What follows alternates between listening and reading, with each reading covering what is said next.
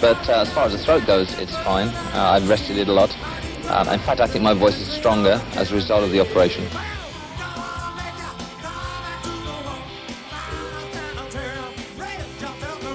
Too much singing, too much strain, and the voice is better than ever.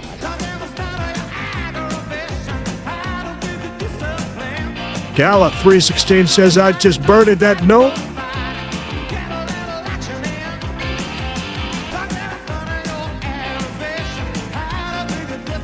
Whenever you have a bad day, the Royal Gala will make it go away. You see that the Elton bootlegs loves the Royal Gala? I think he's off in another solar system.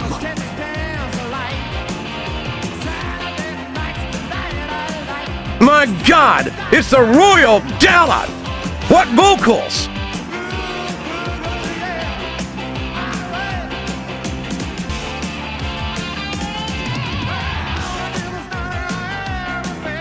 Unfucking believable. I mean, absolutely fucking disgusting. The Royal Gala success. The Elton bootlegs is right. I'm ready. I'm ready to kick the Royal Gala's ass. Fuck Greg!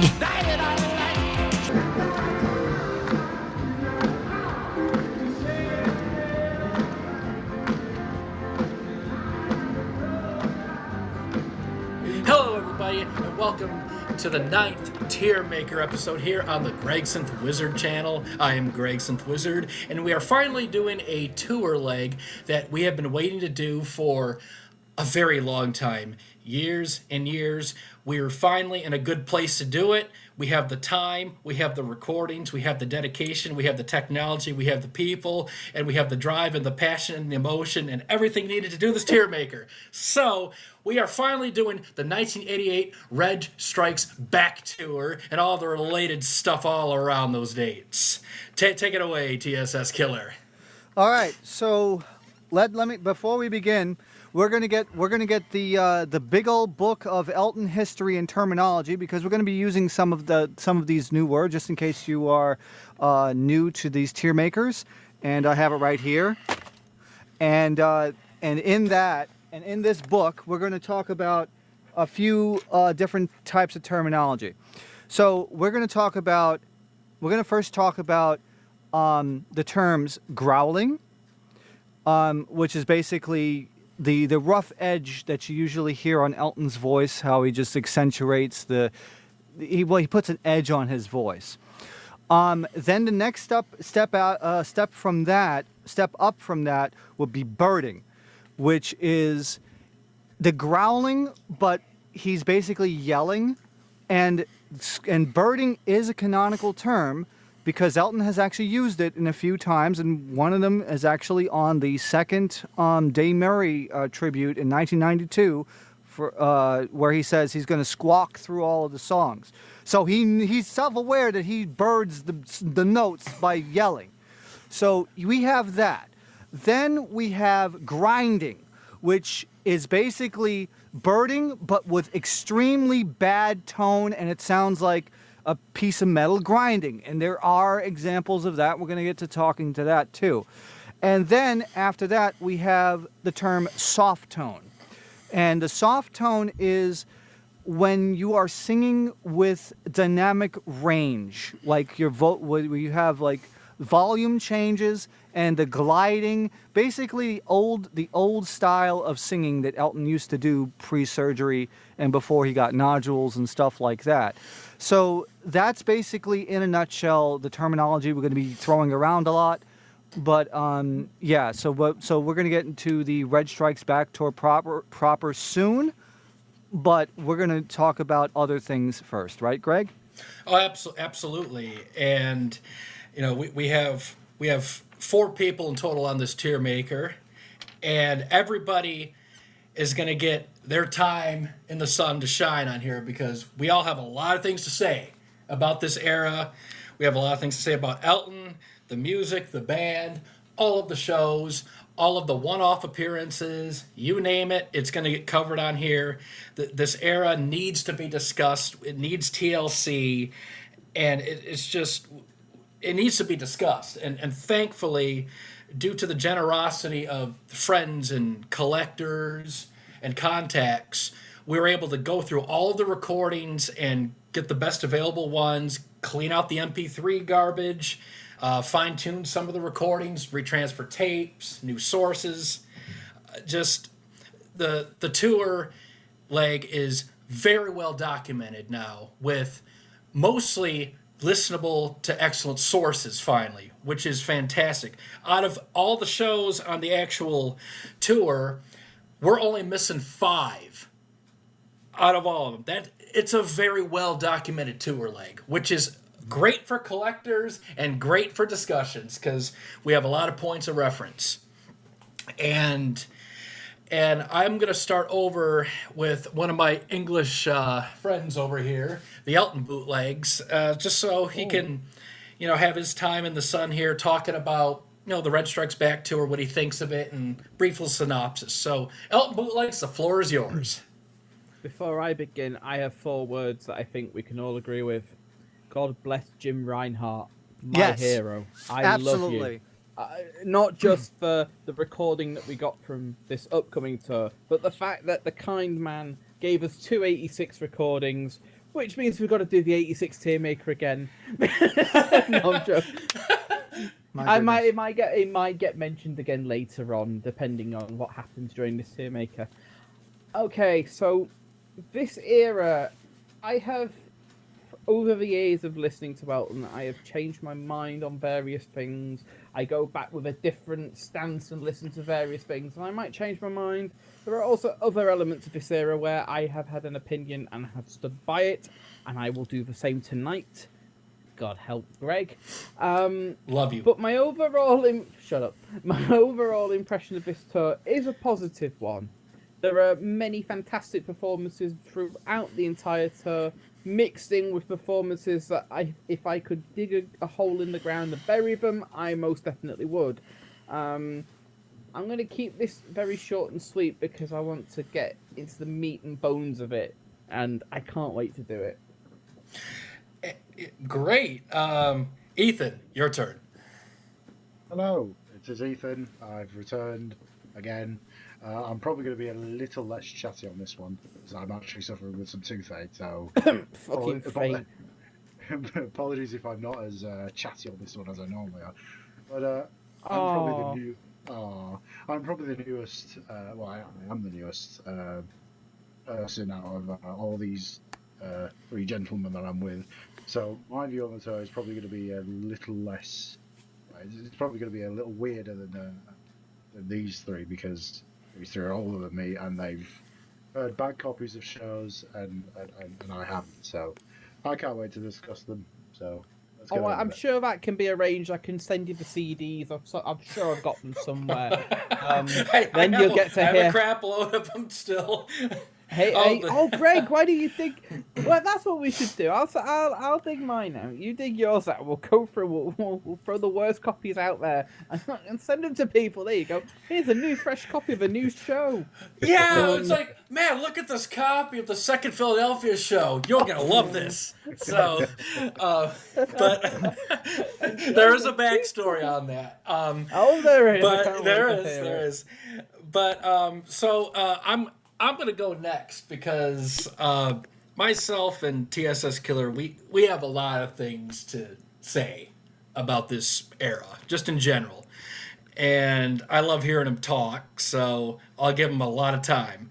But I'll just jump in there and say that my mentality back then, so early 2010s to 2013, 14, so when these shows were first making their rounds, in the community that I'm in, we had a lot of bad copies of shows, like very high generation, missing songs, very hissy, low fidelity.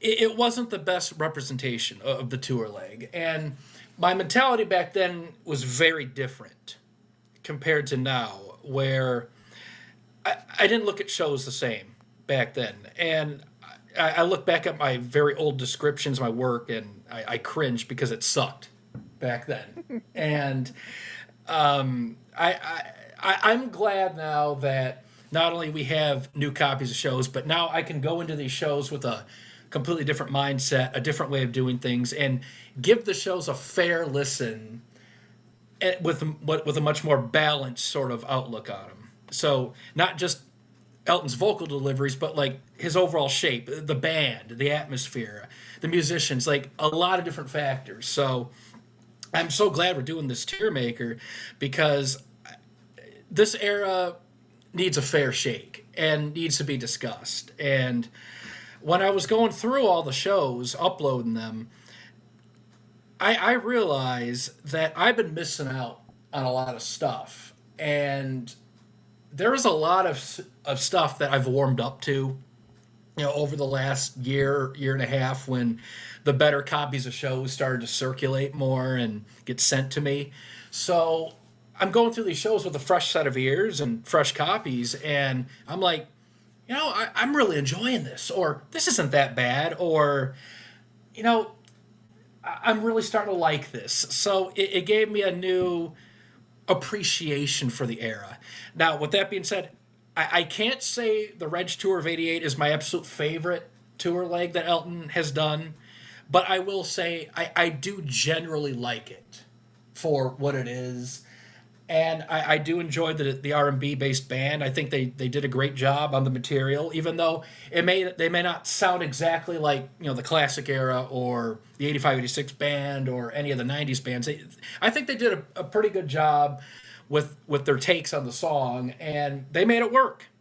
And I like listening to the shows just to hear the different versions of the songs, and also to document Elton's vocal evolution and his performances. It's a really fun era to discuss, and it's a really fun era to listen to the shows, because you don't know what you're getting yourself into. But I appreciate the tour leg a lot more now than back then, and I'm glad we're doing this TierMaker. TSS, you're up. Thank you, Greg. So the Reg era has always been kind of a thorn in my side for a very long time. And if you looked at some of my uploads from like the early 2010s, I went through it like a completely different mindset. Well, first of all, a lot of the tapes, as Greg mentioned, were either like MP3 sourced or from like nth generation tapes, which sound like complete ass. Like the Miamis, for example. Oh my God, that sounded like garbage for a long freaking time. And oh my goodness. But of course I made like all the uploads, like I posted on Twitter X today about the freaking, the I'm Still Standing video I made in like 2013 with the second Philly copy with the old source. And it was really funny, but my perspective on it now versus then was that I was just cherry picking individual songs and not looking at the shows for what they actually are. And now that I've actually had a chance to listen to the shows, especially with the newer quality, on the vocal and also the band as well had improved over the tour. But also you have a situation where Elton would sound different in the front half or the back half or the middle. Like sometimes, we'll get into the details later, but just because one song is bad doesn't represent the whole gig. So you'll be very surprised on where I put things on that, but I will say that I have a better appreciation of the tour now.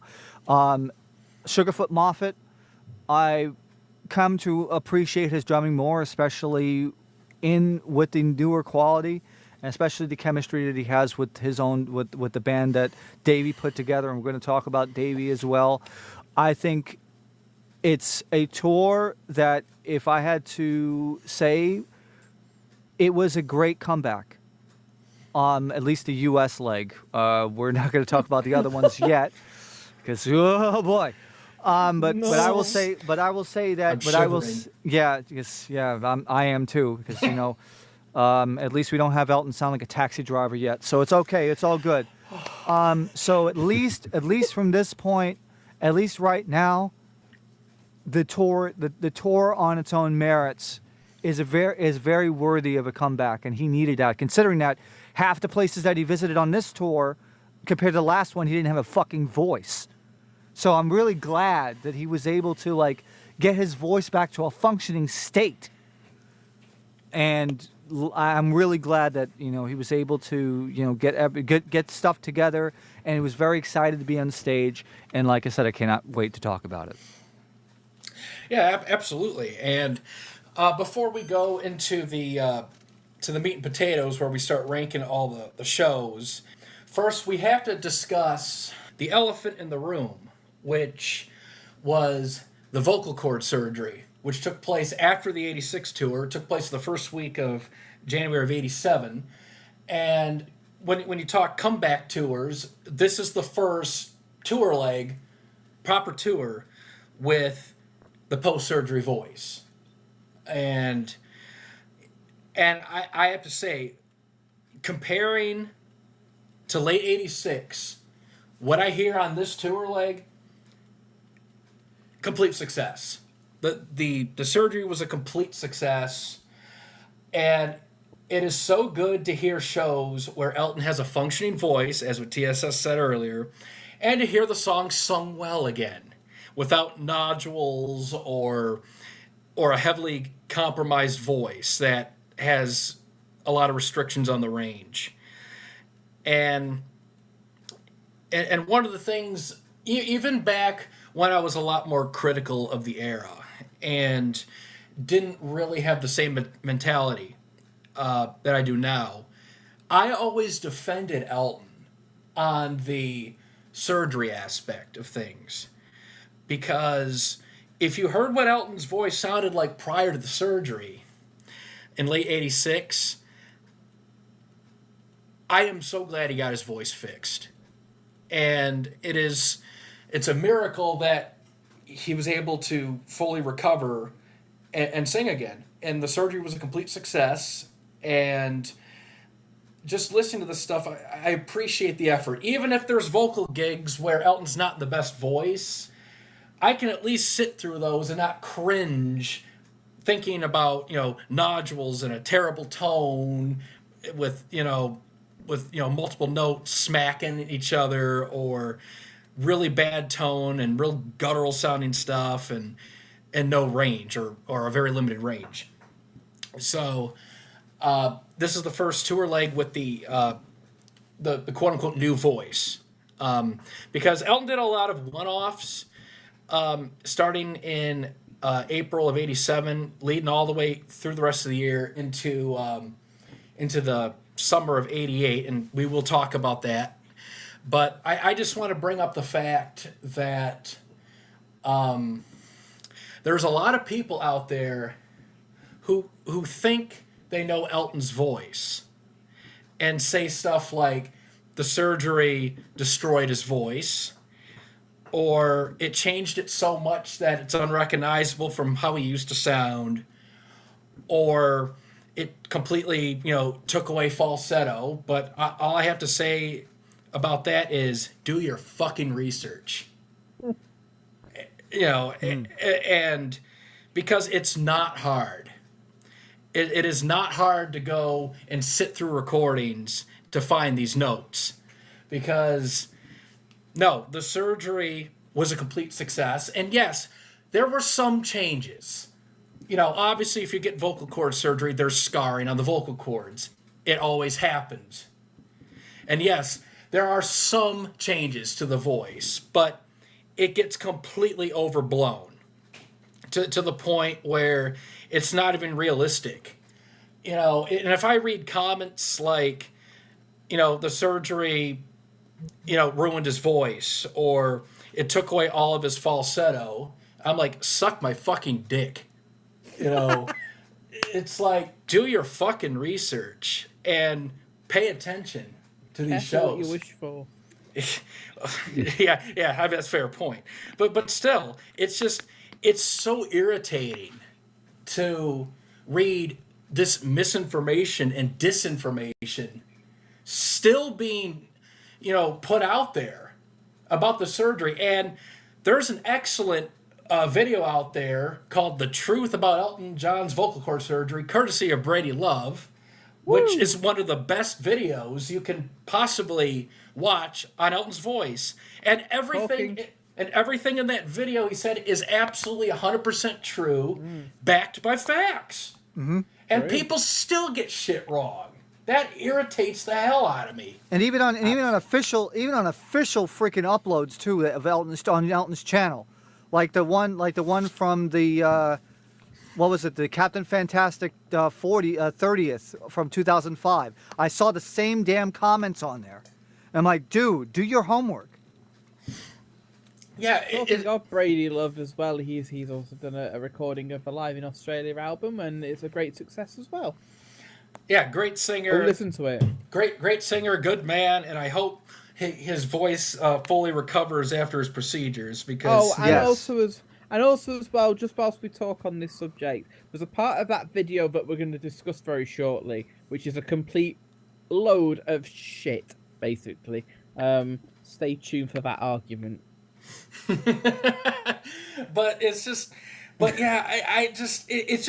so irritating to read comments.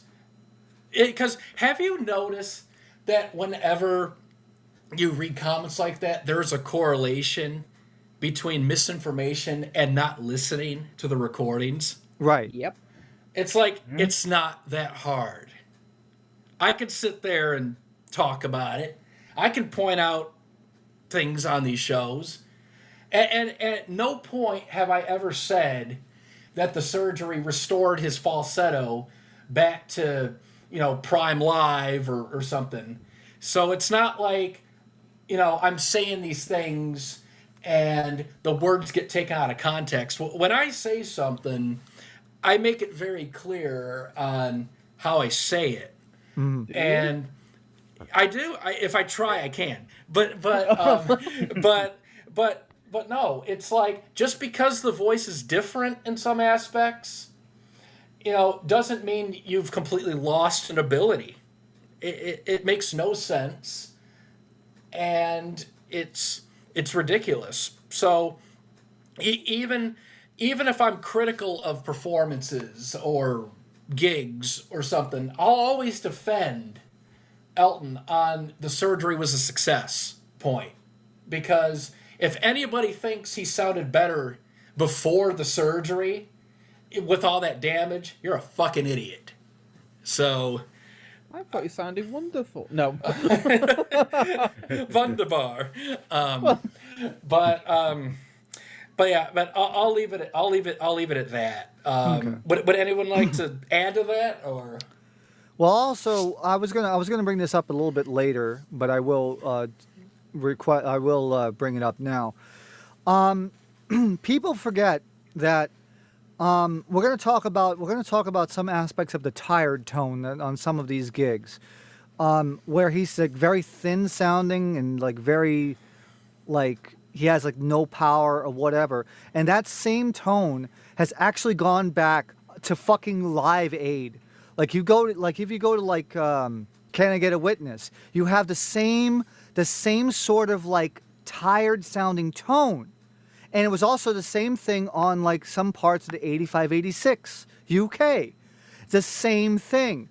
But since the surgery happened, it's still there, but it's obviously has to deal with scar tissue too. But the tone the tired tone on 88 sounds almost identical to the tired sounding tone on some of the higher notes on 85 and 86. So for the people that say, oh, it changed his voice, no, compare those two. Compare Live Aid, where his voice was in great shape, some of the best shape that it was in also UK 85, 86. And he has the same tendencies when his voice is tired. So realistically, you have the voice just continuing on, and it didn't completely change it. That's what we're trying to say. Yeah, absolutely. And it's just, and yeah, I'm not saying that the surgery didn't do anything to his voice in terms of like altering it, but it gets overblown. Yeah. It's like, what are people expecting him to sound like 1976? It's like, no, Elton's voice changed many times before the surgery, before the damage. His voice matured. Do people not realize that the voice of 1970 is not the same as 72 or 77 or 79, 82? Or 75. Yeah, or 75, and fuck you. But still, I'm just saying, these people that claim that Elton's voice changed so much after surgery, do you not realize that his voice changed many times before? I bet you it's probably people that only listen to the fucking golden era of albums from fucking 1970 until 1975, and then never listen to anything on the live spots, on the live shows. Yeah, that might be true. And it's like, I'm sorry, but if you're stuck in an era, I'm not saying you have to know every single bit about Elton and if you want to stick with that run of albums, and just listen to those or just, predominantly listen to those, like, that's fine. I'm not saying that's a bad thing, but what I am saying is venture outside of the bubble, you might learn something. Yeah. Because I have no issues listening to different eras of Elton John. I don't care if it's the classic era.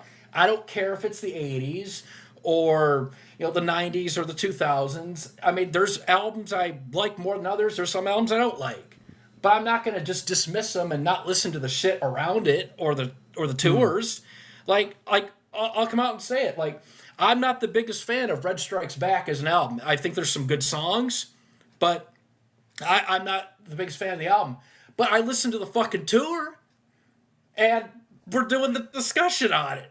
Yep. So, I mean, it's like, don't pigeonhole Elton John into just a golden era.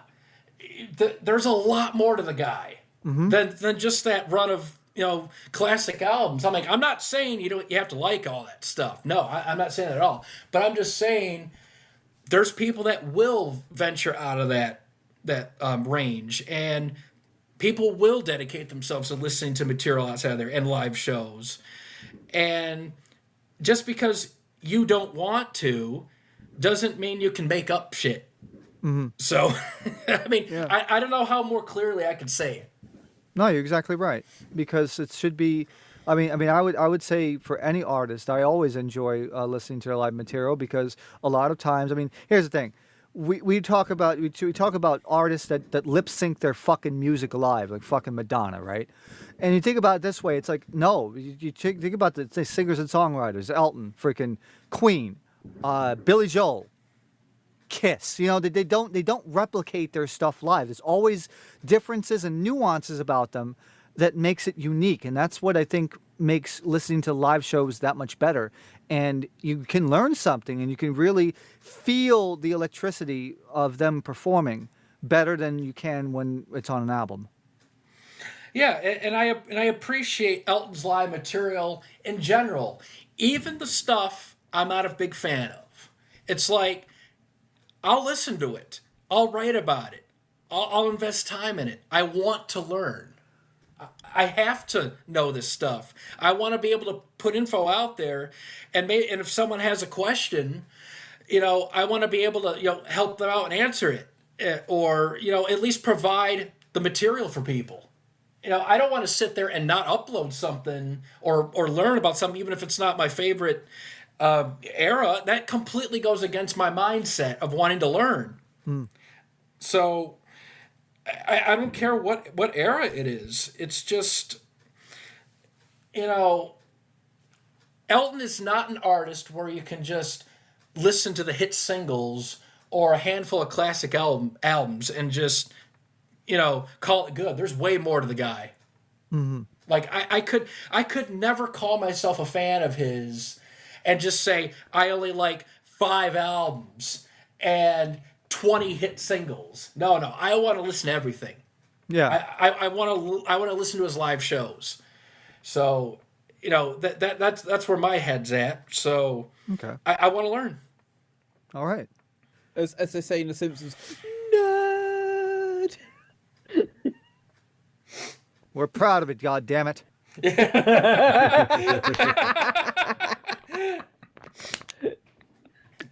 I'm so glad we're doing this. We're doing this TierMaker on this specific era because there's a lot of things to talk about. So, yeah. Anything else you guys want to say about his post-surgery voice before we move on? He needed it. Like he just, I mean, I will say this. I was talking to Greg about this last night. I'm going to make this very brief. We have two people to thank, realistically, that we have Elton today. One is Ryan White, because without Ryan White, he wouldn't have gotten clean, and the doctor who performed the throat surgery in Australia. Without those two people, we would not have Elton like he is today. So I really appreciate just, by happenstance, this happened. And we're able to enjoy many more years of music, after he destroyed his voice. Could you imagine if the surgery wasn't a success, though? Yeah, it'd be like fucking Julie Andrews, man. It'd be like... Well, we wouldn't be sat here right now, would we? Okay, the Reg Strikes Back Tour. What happened? Well, Elton played all his material. They got guest singers in to do everything. Here's Randy Newman doing Benny and the Jet. No, I love Randy Newman, by the way. Sorry, Randy. For an April Fool's joke, I actually took that performance of Benny and the Jets and actually put it against the freaking Toy Story 1 intro, and it actually works very well. It works too good. I replaced "You Got a Friend in Me" with freaking Benny and the Jets, and surprisingly, it works well. It even freaking hits some of the scene timings fucking great. And I'm like, oh my god, deputy! Hey kids, Jake. Oh, that's bullshit! I can't watch the movie anymore now. That you brought back. I would have watched this now. I can't wait. Can you imagine? Can you imagine the look on Sid's face when he was getting surrounded by the toys and that Benny and the Jets performance was playing in the background? Play nice. You can't hear right. What's wrong, Sid? Don't you want to play with Sally? My goodness, that's wonderful. I love that film. So much. Yes, classic. All right, so yeah, we're gonna first talk about the '87 stuff, because I think realistically we got to talk about that stuff even before we talk about the one-off in '88. The one-offs in '88 and the tour, because some of the performances are very interesting. Well, we have that. Well, I'm not sure if we were gonna talk extensively about this, but the first real performance that we have is gonna be like the one from the AIDS benefit, right? Yeah, the one in '87, the April one. Yeah, and then where you have Will You Still Love Me Tomorrow and Blues, where it's like the voice. Yeah, he's very cautious about his voice, and I'd say like this is the era where, first of all, he looks like Stone Cold Steve Austin because of the hair plugs. Second of all, his vocal delivery is kind of reminds me of like a little bit like Stevie Wonder. Because he kind of does like he's very cautious about holding out notes, and kind of does this kind of like twangy delivery, like how Stevie Wonder does it. And I really think that it was a very solid performance. They were very solid performances at that point. Yeah, I always liked them, because they were interesting. From a vocal perspective, and also, there's the curiosity factor. These are legitimately the first live performances he did after surgery, and it wasn't even 3 months, 3 full months. He's out there doing 2 songs, and I think he did a good job.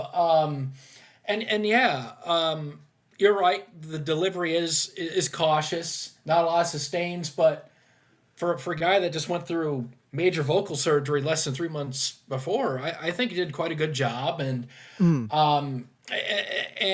the tone is very similar to what it sounded like in mid '86, just a little more mature, but it's not too far off. Euro '86. and you're going to hear that a lot, especially on specific gigs coming up, where you'll hear like Euro '86 brought up a lot because that's kind of like the benchmark, the foundation for where the post surgery voice sat at during this early era.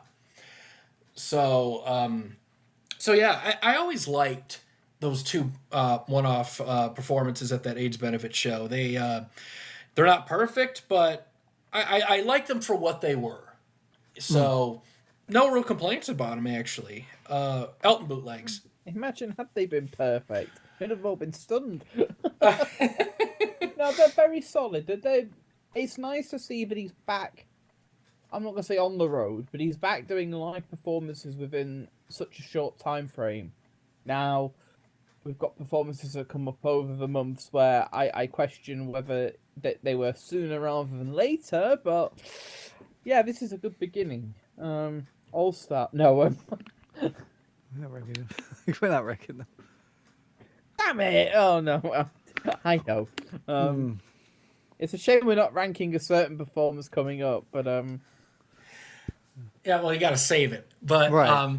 But yeah, and so Ethan, you have any thoughts about it? Yeah, they're very solid.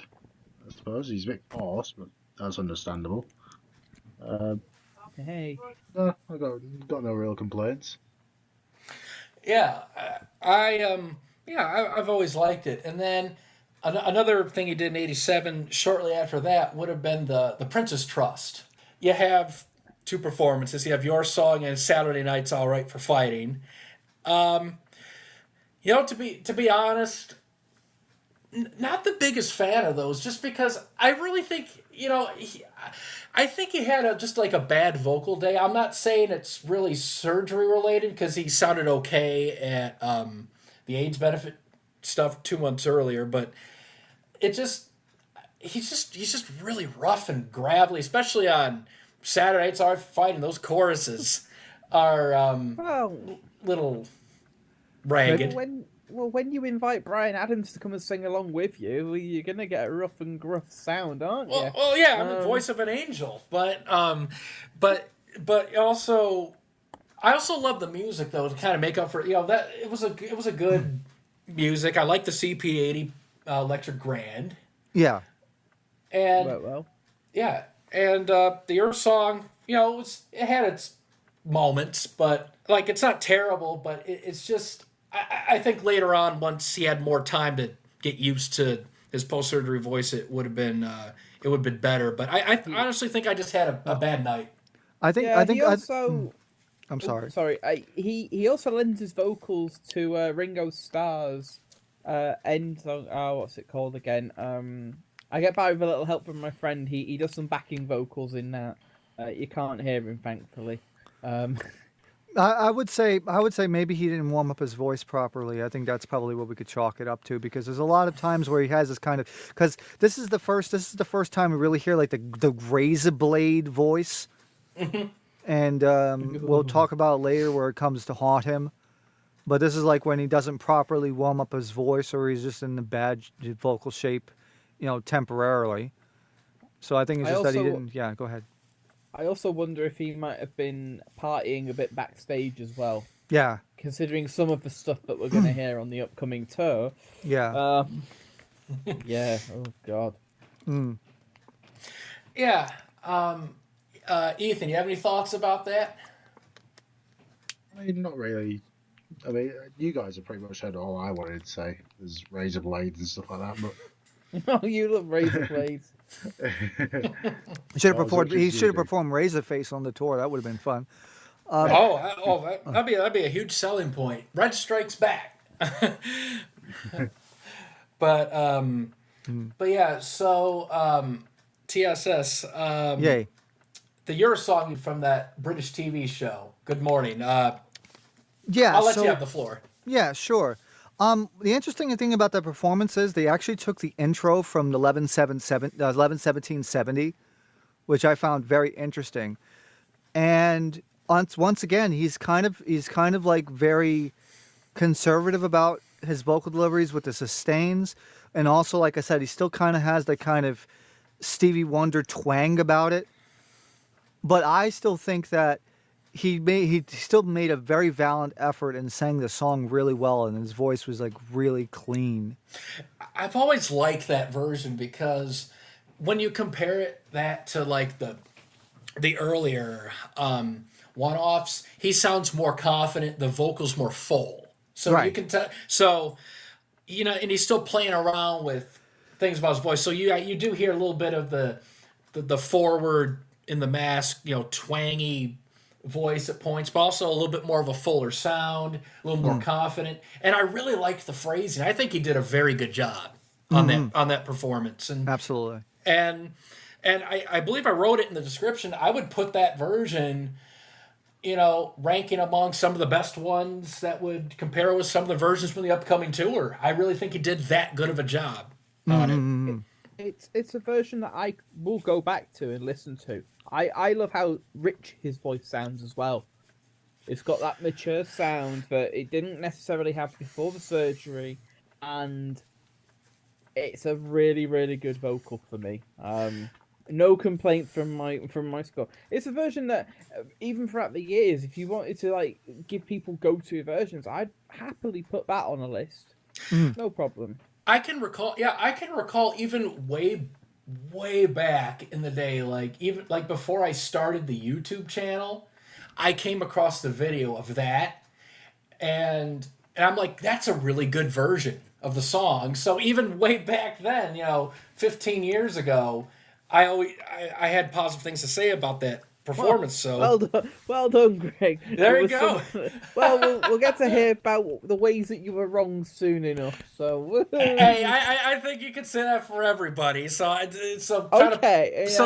Yeah, because you. Never mind. So. Well, look at the time. Nice seeing you. Yeah. So yeah, I've always enjoyed that. That your song performance. And Ethan, you have any thoughts? No, not really. No complaints about it. Yeah. Solid. Very good. It is very good. So thinking about going through everything, I think the next one would be, we're going into December, right? I think Yes, okay. that's correct. All right, I just want to make sure I'm not missing anything important. Correct. Yeah. So Ethan, I know your tooth is bothering you a little bit. Yes. But I'll be nice. I'll take it easy on you. I'll let you start the Royal Gala. Okay. How kind of you. Oh yes, how kind of you. Well, Elton did 2 songs on December 19th, 1987. It was correct me if I'm wrong, a charity event, charity gala for some sort of charity, correct me if I'm wrong. Yeah. It was also a comedy program, and the comedy will soon see is out in full force on the second song. But first of all, he performed Candle. It's okay. There's roughness here and there, and there's slightly flubbed lyrics that he's rushing through, and the second song, one of the Elton bootlegs' his favourites. Saturday Night's Alright for Birding. What? Wait, what? What? One of my fit. No, go ahead, Ethan. Keep going. Yeah, keep going. You're digging yourself an early grave. I mean, Greg said it, so it must be true. So way to throw me under the bus. Well, Good job. Good job. I mean, Greg. So if Greg must have said it, it must be true. Yeah, it must be true. Yeah. Oh my God, that is. Go ahead. but anyway, this performance is filled with the most hideous growling and birding you'll ever hear from a late '80s Elton. I just absolutely terrible. Maybe I don't know why he decided to do all the birding and growling, and maybe he's not warmed up properly or something. I don't know, but yeah, it was passion. It's passion, yes. Yeah. emotion, my arse. I'm gonna let the other Englishman go in now because I think he has something to say about it. All right, I can tell he's foaming at the mouth because I can hear it. So go ahead, let it all out. This is your chance. Right. Where do we begin? Don't hold back. Okay, I'm gonna start positive. The Candle performance isn't terrible. It's a decent vocal effort. Yeah, he does love words, but I've heard a lot worse. And the performance of the second song, known as Saturday Night's All Right for Fighting, features one of my favourite bands doing a stellar job of the song. I mean, I love the chemistry between Ray Cooper and Charlie. I mean, you've got David Payton thrown in, Davey doing a great job, and Elton on the keys doing a great job. But the main problem, the huge elephant in the room, is the fucking dickhead who thinks that he's going to squawk his way through the song, throw his voice around like a toy, and expect it to sound good. Well, unfortunately, don't give us none of your aggravation. It doesn't sound good. I meant Saturday night's all right for fighting. No. And then the third chorus where the fucking ostrich comes out. Just it's awful. And then you've got this dickhead here who tries to defend it and say that it's not too bad. It's awful. Wait a fucking minute. You're just And this version of Saturday is just horrible from a vocal stance. Yes, there are worse coming up on the Reg Strikes Back Tour, but this performance is just it's unhealthy, it's unhinged, it's just not my cup of tea. It's like Restless from 10-10-86. TSS is performance from hell, basically. This is one of my performances from hell. Like, But Charles Morgan said you were. It must be good. I knew that was going to get so this fucking dickhead tells lies. This fucking dickhead. Apparently, I had a really bad day, and I get home, and I turn my computer on, and I open Facebook, and I had a notification. Charlie Rock Morgan has written on your wall, and I thought, what the flaming hell is that? We recorded this performance, blah, blah, blah. I heard you had a bad day. I was like, what? And then I commented, and then Charlie's response was, uh-oh. And then even better is that David Payton joins in the conversation. Fred Mandel likes the post. He couldn't be there. His words. He said he had to have Swedish meatballs at a wedding. That was it. Might have been on that version. Yeah, man. But Elton shared the stage with Prince Charles. That's what his name was at the time. Princess Diana. Robin Williams was on the stage that night. Rowan Atkinson was there. An all-star cast. Yeah. Suddenly.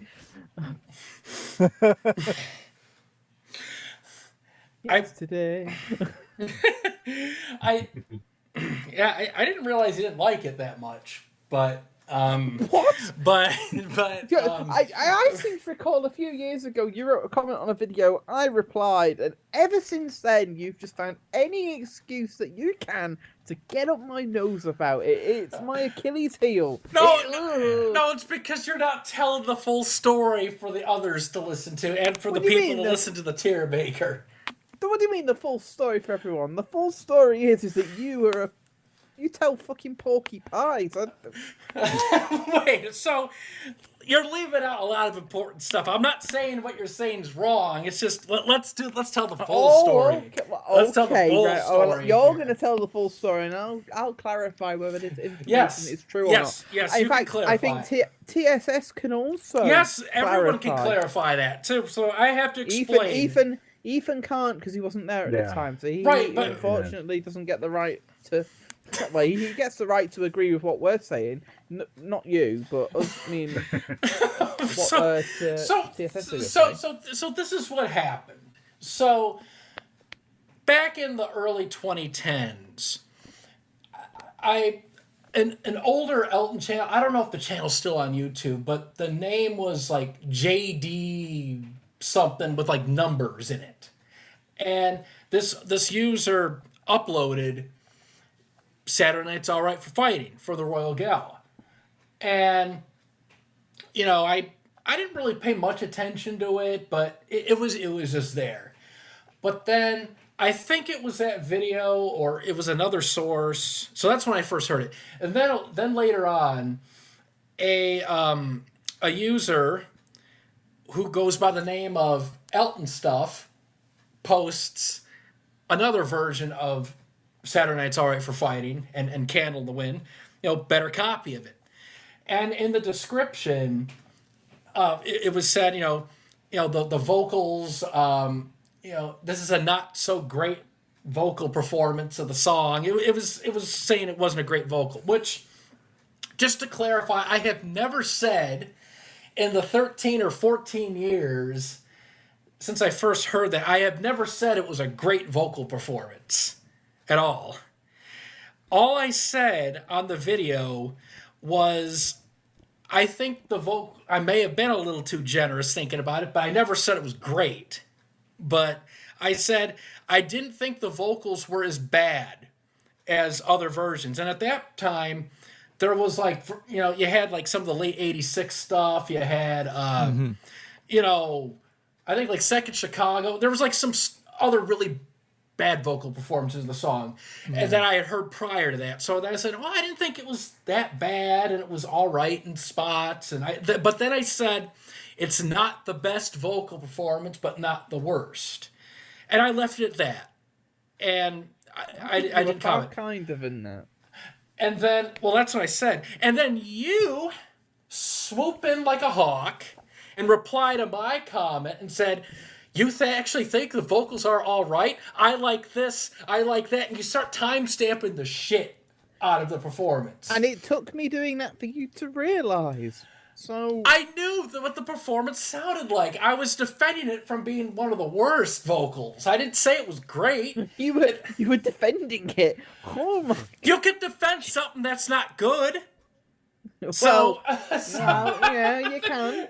You can. So that was my mindset. I was only saying that it wasn't as bad as some of these other notorious ones. I never said it was good. At least you don't defend 75 like Ethan does, so I can give you that. Thank you. Give me a freaking smiley face and a star and a peck on the cheek. Thank you.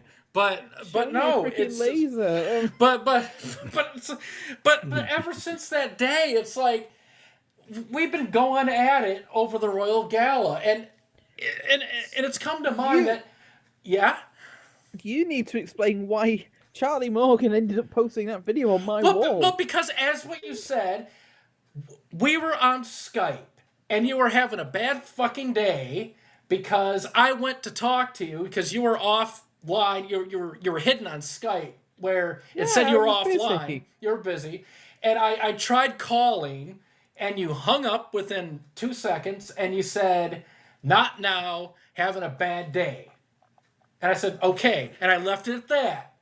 So I thought, well, maybe he needs a bit of cheering up, or I'm thinking comedy here. So, yeah, I went to, I asked Charlie, he goes, hey, my friend, he's this person right here, and he's having a bad day. Can you cheer him up? So I had him post the Royal Gala version on your wall. And you thought that was going to cheer me up? Yeah, I thought you were going to laugh and stuff.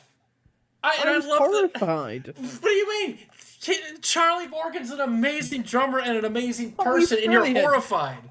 Oh, he's brilliant, but the problem that I've got is that you knew it would rile me up, and then you knew how I was going to respond to it. And you responded with hate and intolerance. You said, "I hate you, Barnes," on the screenshot. Absolutely, and it was warranted. Yeah, but the fact that David Payton and Fred Vandell loves it too. Well, he could have shared something from Live Aid. He could have shared something from 85. He could have shared something from 86. But those aren't funny. Something from 86 is funny. Well, the Royal Gala, there's more backstory on that. But still, I thought you needed cheering up and needed a laugh after being down in the dumps there, but I didn't realize that it had a negative effect on you. So Wow. so it was like, okay, I'm sorry. I was trying to think positive, but ever since that, it's been back and forth. Like you like this? No, I don't. It's like we've been going at each other's throats for years over this, and it was just but it was just a one big misunderstanding. Well, I'd like to point out, when I started uploading again, and I said to you, I gave you the control of what I was going to upload, you made me upload the Royal Gala, opening all them wounds again. You also made me upload an 8-song source of San Diego 75, only for it to then drop a number of days later, the whole bloody thing. Oh. Well, I apologize for that, but I had a plan. But it's just the fact that I do that out of the love and kindness of my heart to make you laugh, because I don't want you having bad days. I don't want you being depressed in this depressive world. I want you to stay positive. So yes, I will link you funny performances and stuff.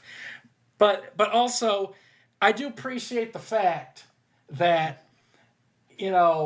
we were able to strip the vocals out of the Royal Gala, and I was able to hear those vocals raw. Oh, and it took you that long to realise. No, I didn't realize. I'm not saying I didn't realize that they weren't good. I just saying, oh wow, they are pretty rough. You're not hearing the music on there, but I was acknowledging that. Yeah, I get it. I totally understand that the vocals aren't great on that. It's just when you make your passion and love for the Royal Gala that public, it's ammunition. But I never said that I loved it, though. That's the thing. You love the music? Yeah, I said I love the music. That's all I said. I didn't say I enjoyed the bloody voice on it. Oh, never mind. But still, going to the Royal Gala. I think we know who's won. I think we know who's won the argument. No, there's more to this. I'd like to bring Mr. Killer in on this, because I'm sure there's one more. There's one more. Okay. There's one more thing, because Go on, then. You have to understand, at that performance, at the London Palladium, the acoustics were not good. Elton was having technical issues with his equipment. Did you see the video? He's fucking leaning forward like an old man with spinal stenosis over a shopping trolley. He can't hear himself, so he's got to put, his ears closer to the Roland, and he's got to adjust the mic. So you have to forgive him for not sounding pretty. I'm amazed you said that with a straight face. I'm just explaining what's on the video. Oh, right. So there you go. That's my argument. TSS Killer, I'd love for you to chime in. The crash out was worth it. So the Royal Gala. So what we have here is an example. And by the way, we did intentionally mess up the chronological order, because that's what I'm going to talk about next. But in terms of like the Royal Gala, a lot of people originally attributed this date to May of 1988, and that's the reason why was it was recorded on December 19th, but it didn't air in the U.S. until May 25th, 1988. So that's why a lot of people had the date wrong. As far as the performance goes, I have my own theories, and we're gonna get to that in a couple of moments, or after this particular performance. Very not great vocally. Like Candle, the birding on "I Was Just a Kid" at the end, it was really bad. And the phrasing during like you could tell that Elton was trying to do like the original phrasing, but then he realized, oh shit, my voice is not good, so he had to back off, and then that's why we have all the goofy phrasing in the second and the third chorus. But the first one is so iconic that it actually is the raid notification on my Twitch. Don't give us none of your aggravation. That's the soundbite that when people raid into me, that's what they're gonna hear, and there's a reason for it because it's like, well, I don't want any freaking spam or anything, so it makes sense. But no, the musicianship is cool. Seeing Davey playing a Steinberger guitar was pretty cool, and with his own name on it, that's nice. But at least everybody else was great. You know, Ray Cooper banging his tambourine and his fucking his bongos and shit. Great stuff. You know, and Charlie drumming up a storm and freaking Tank Top. Great shit. But and of course David Payton hitting the A4s on the choruses at the end. They're very nice. But like Elton, no. Like no, he's not in great vocal shape, and I would rather. I watch it for the comedy. I don't watch it for the vocal performance. You don't? Nope.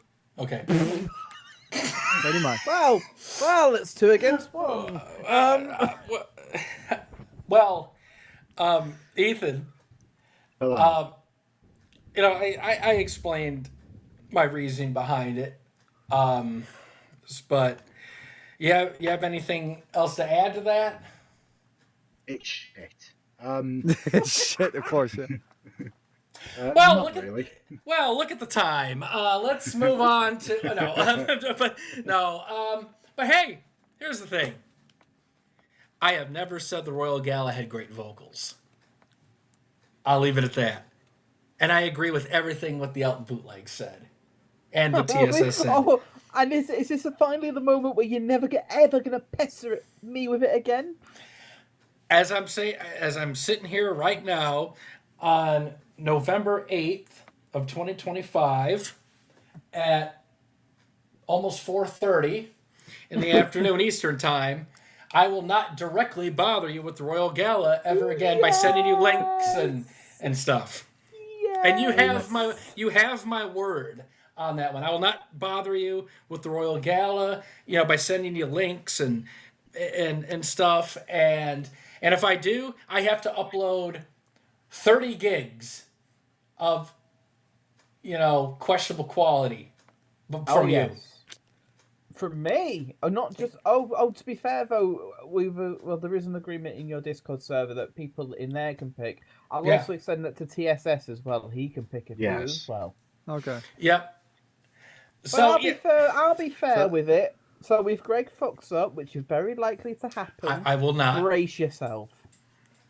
Get your break. Yeah. Smack them drums, Jack. Oh no! Oh, I was kidding. About that. Change of plans. Look at the time. We got the Royal Gala discussion. I think that went better than I thought. So that's good. I taught Greg how to dance. But yeah. So, TSS, the Japanese performances, and you were a big help in figuring out the dates here because I didn't know any of this. Yeah, so for the longest time, for probably about over a decade, maybe even 10 or 15 years, there was an upload floating from this particular program because Elton performed 2 songs. He performed your song, Candle in the Wind first, and then your song. And the issue was that it was attributed to 1988. However, because I know a bit of Japanese, I went online and I found a database. Well, I found a website that actually put in chronological order all of the Urano Hit Studio stuff from like the 70s, 80s, and at the end of the 80s. And now, originally, when Greg uploaded the source, the title was Urano Hit Studio. That is actually incorrect because in 1985, the series was renamed Yorano Hit Studio Deluxe. So this performance was recorded for Yorano Hit Studio Deluxe, and it was aired on December the 16th of 1987, which means that it was probably recorded maybe the week before. And I'm so glad that we got this. Got this straightened out because it was really for a long time it was attributed wrong because Elton did appear on the show 3 times during its run, 4 times. Three times. August '87 when he did the lip. No, this was the first one. It's 12/16/87. Then again in August, I believe August 8th, '88, and then again in October 26, 1988. So we're going to talk about the one from 1987. So, Elton looks visibly confused when the footage starts up because he was asking something off stage. Because he probably didn't realize which song he was performing first, so he ended up performing Candle first. So the weird part is the bulk of the song is okay, but towards the end, like the climax of the song, he just like goes ham and hits like lots of mid-4th octave stuff that doesn't sound good. Like he tried to do, he tries to elongate the "but I was just a kid," but he just does it. He just like birds it out and grinds it out slightly to where it doesn't sound good. The rest of the song is fine, but that one part is bad. And then you have your song where Quite Simple is fucking birded, and it's really weird because he definitely shouts the upper register and it doesn't sound the best. It sounded like he just wanted to like do the song and get the fuck on the plane to go back to England. But that setup that Roland RPX 8P the RX 8P setup would appear another time. Well, it only appeared pretty much like only a few times, and it was all during December 1987. because consistent. It is consistent, but it isn't the best. But at least the tone, the overall like vocal tone is okay. It's just that his aggressiveness is a little bit too much for me towards the end of both of those songs.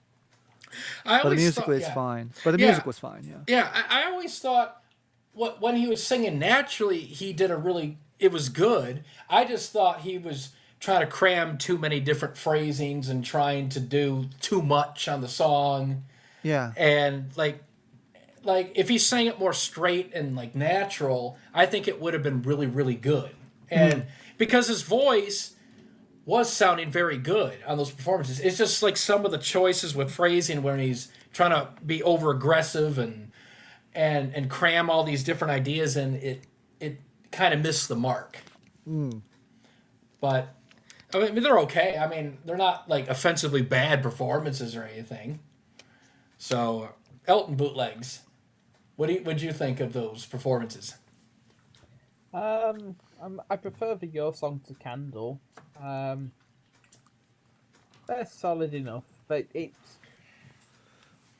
they're not performances I necessarily would go back to.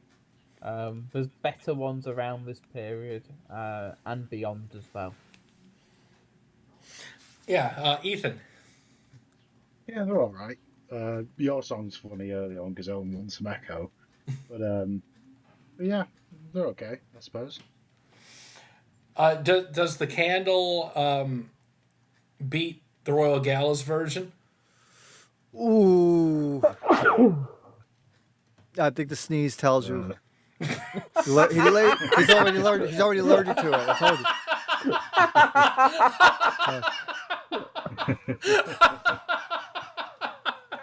I tried to suppress it and I couldn't. I'm sorry. That's great. Elton bootlegs. Is the Candle better than the Gala version? Yeah. Okay. But neither version are one to write home about. So. Well, you wrote a lot of comments to me about one of those versions. Absolutely. So the next one would be last for 87, I believe, would be the two Ronnies. Yes. Yeah. I'll start this one off. Candle in the Wind was performed on this. That's a great version. That's a great Candle. Voice is clean, and an interesting part about the timbre is it's lighter. It doesn't have the aggressive style that you hear on some of the previous performances, and he kind of introduces back the little twangy thing. So it has some elements of some stuff he was doing on the '79 tour, where he would kind of put his voice a little bit more forward just to, project more and to make it easier to, sing. It's like it's a technique thing. But it kind of reminds me a little bit of '79, but obviously with a much more mature voice. But I always liked that Candle. I thought he did a really good job with it. The phrasing's good, and I like the Roland synth and the RD1000 combo too. That's underrated setup. So I like that performance a lot. Elton bootlegs. A really, really nice performance.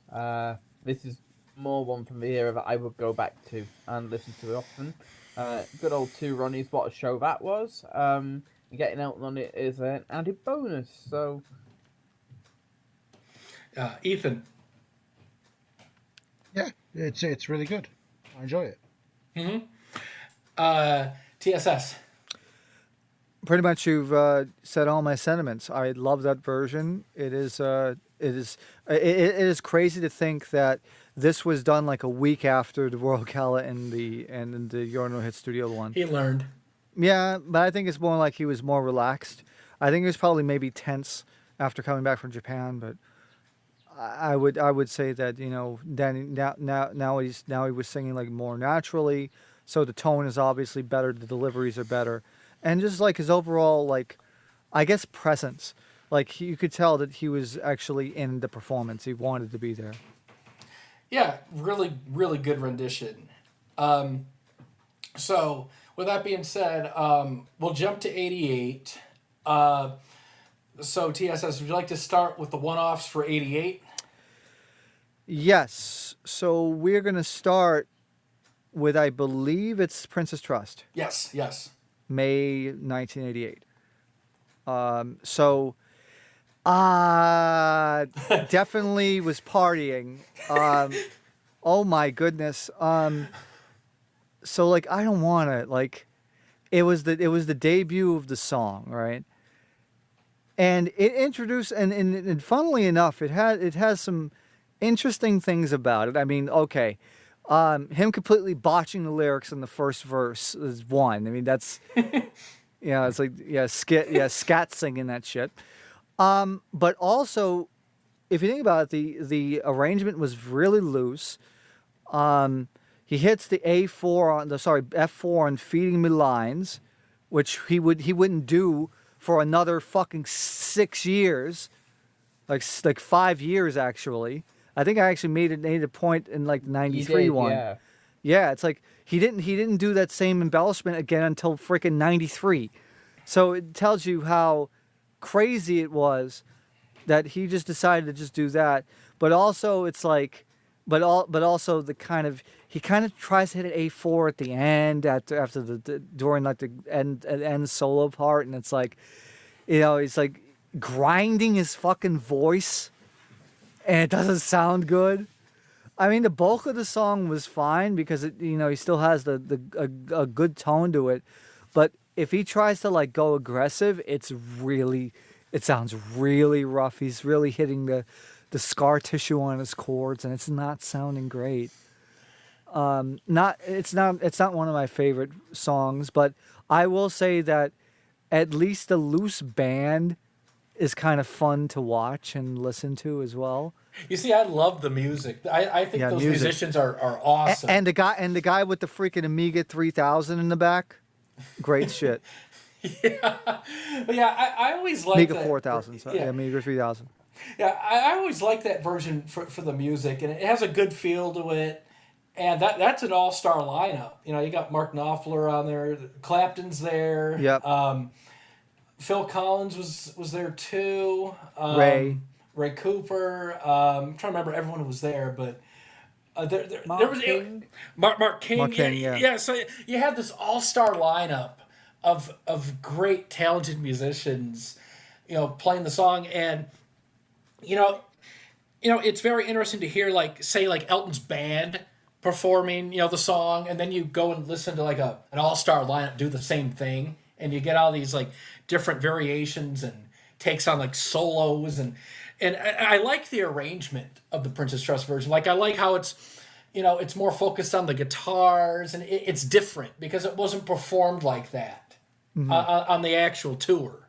So it's a good and the vocals they're okay. I mean, they have their rough spots, and of course Elton flubbing lyrics scores lots of points, but I gotta say I agree with the sentiment that the June 5th version, June 5th 88 version of I Don't Wanna is it's not the best, but I think the music saves it from being really notoriously bad. I'm not bad, but I think the music saves it so you can say a lot of positive things about it. I like the energy, but yeah, Elton's not in his best form, but the music saves it for me. Elton bootlegs. Yeah, the guitar work's fantastic. This is sounding great on the record, but this is sort of like the proto version before Japan '88 to me. And Elton is a bit more focused on them versions, and we'll discuss them a bit later. We also have to remember that one of our favourite musicians who didn't play with Elton at this gig is also here in Dr. Brian May. Woo! Yeah, Brian May's there, and that's an all-star lineup. Absolutely. Well, I mean, to be fair, I quite enjoyed the Princess Trust concerts. This wouldn't be my favourite one, but it's still a really good one. Mm. Yeah, Ethan. Yeah, I can't really complain apart from the vocals being a bit iffy, but yeah, music's great. Like Elton Bootleg said, it kind of reminds you of Japan '88 because you got Eric Clapton being there, and yeah, I mean, yes, and Mark Knopfler as well. Oh yeah, Phil Collins was a version of "You Can't Hurry Love." That's it. Yeah. You put sunglasses on. That's great. Mm. Oh, and Ethan, did you like the demo lyrics? Oh yes, I did. Yes, I guess it's kind of things to sing blah blah. Be blah blah blah blah enough. Yeah. Hey, just hey, that's how to do it. You go where your heart desires or your mind, but he makes it work. So, for the major one-offs, I believe that ends it. Yes. Okay. So now we're going to get into the meat and potatoes of the TierMaker, where we start ranking gigs. Who would like to start with the AIDS benefit show from Los Angeles? I guess I will. Yes. Okay. So this is an AIDS benefit concert, charity concert. Features Ryan White towards the end at Candle, and this is the first show. So this is the first proper show Elton's done post-surgery, not counting any one-offs or anything. Even though there's some dates earlier in '88 that say Private Party and release party for the Reg Strikes Back album. In terms of an actual concert, this is the first one that we have at least on recording.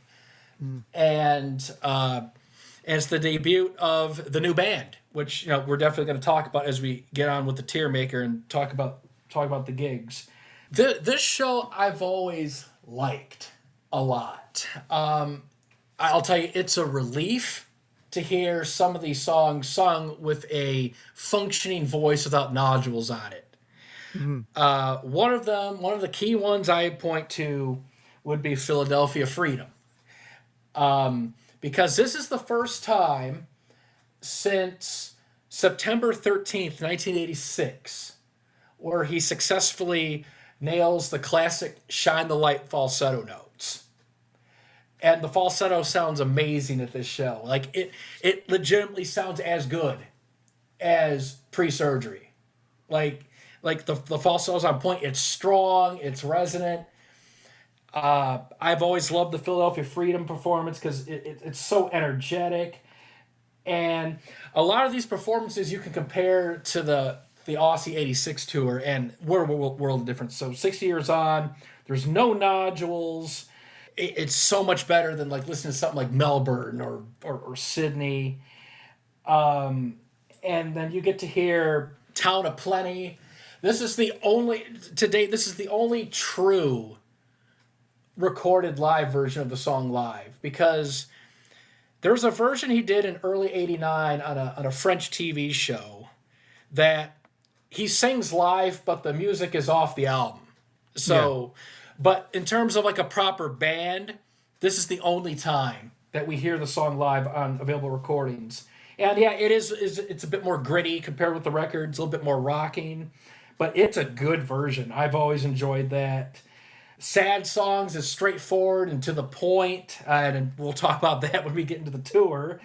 And it's a very energetic version. Burn Down the Mission. The bridge vocals are so good. It sounds like it could have came off the UK '85 tour.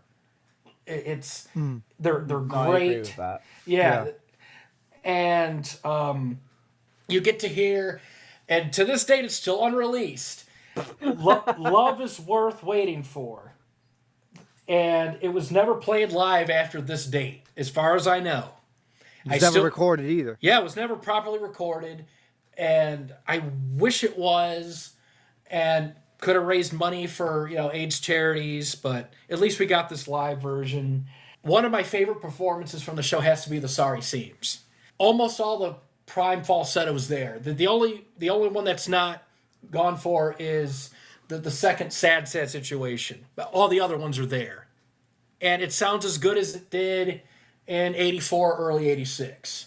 Soft tones there and everything. So a lot of props there. A couple other performances I'll talk about.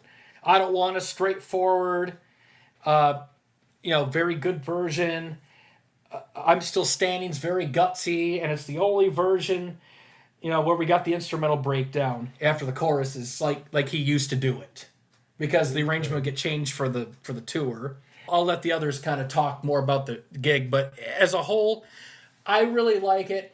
And Elton's voice, this kind of gets brought up sometimes. Like the mix is really kind of weird at this show. Like there's like a slap back echo or something, and Elton's voice does sound a little rough in places, but it sounds like it's amplified or exaggerated or something due to the slap back or the quality. Like you guys know what I'm talking about, right? Yes. Oh yes. yeah. Oh, okay. It's like his voice is super flexible. Like he's hitting all these high notes on songs and everything, but it's like I don't know if his voice is really that rough or if it's playing tricks on me, but the vocal shape and what he's doing doesn't seem to correlate right. But I'll kind of leave that as wiggle room in case there's a better mixed copy out there that eliminates that. But yeah. I've always liked it. I'd love to get your thoughts on the show. In terms of me ranking it, straightforward and good stuff. Good start for the band too. We'll talk about the band. I'll start off. I'll drop it in the A tier. I'll stick it at A, and I'll start off with that. So, who would like to go next? Me. Go ahead. All right, I agree with Greg. Really fantastic show. It belongs in the A tier. One thing that he did not mention though is the fact that not only in Philadelphia Freedom he hits a lot of great falsetto, he also ad-libs an E-flat 5, which is actually the highest note that he would hit post-surgery, which he would not do again. It's really fun to go back and listen to all these performances. Thank God he did not perform Town of Plenty on the tour, because God forbid, oh my God, the potential of like the birding in that song would have freaking made me throw the fucking cassette tape out. Like, God damn. Imagine the bridge. Oh, Jesus Christ. Yeah, I could just imagine that. Thank God he did not perform that on the tour. Thank God. So at least we only have that one version, and I'm really happy about it.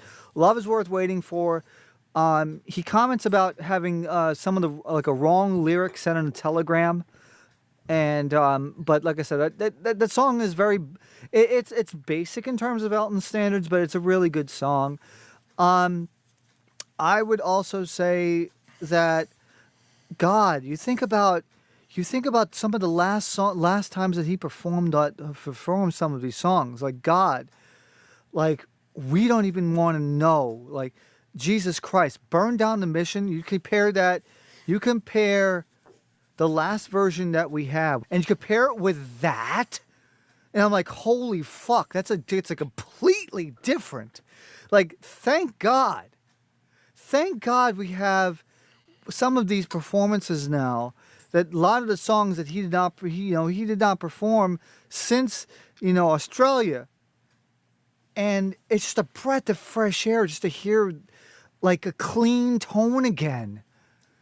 Like this voice was completely destroyed, and that was one of the points that we wanted to bring up earlier.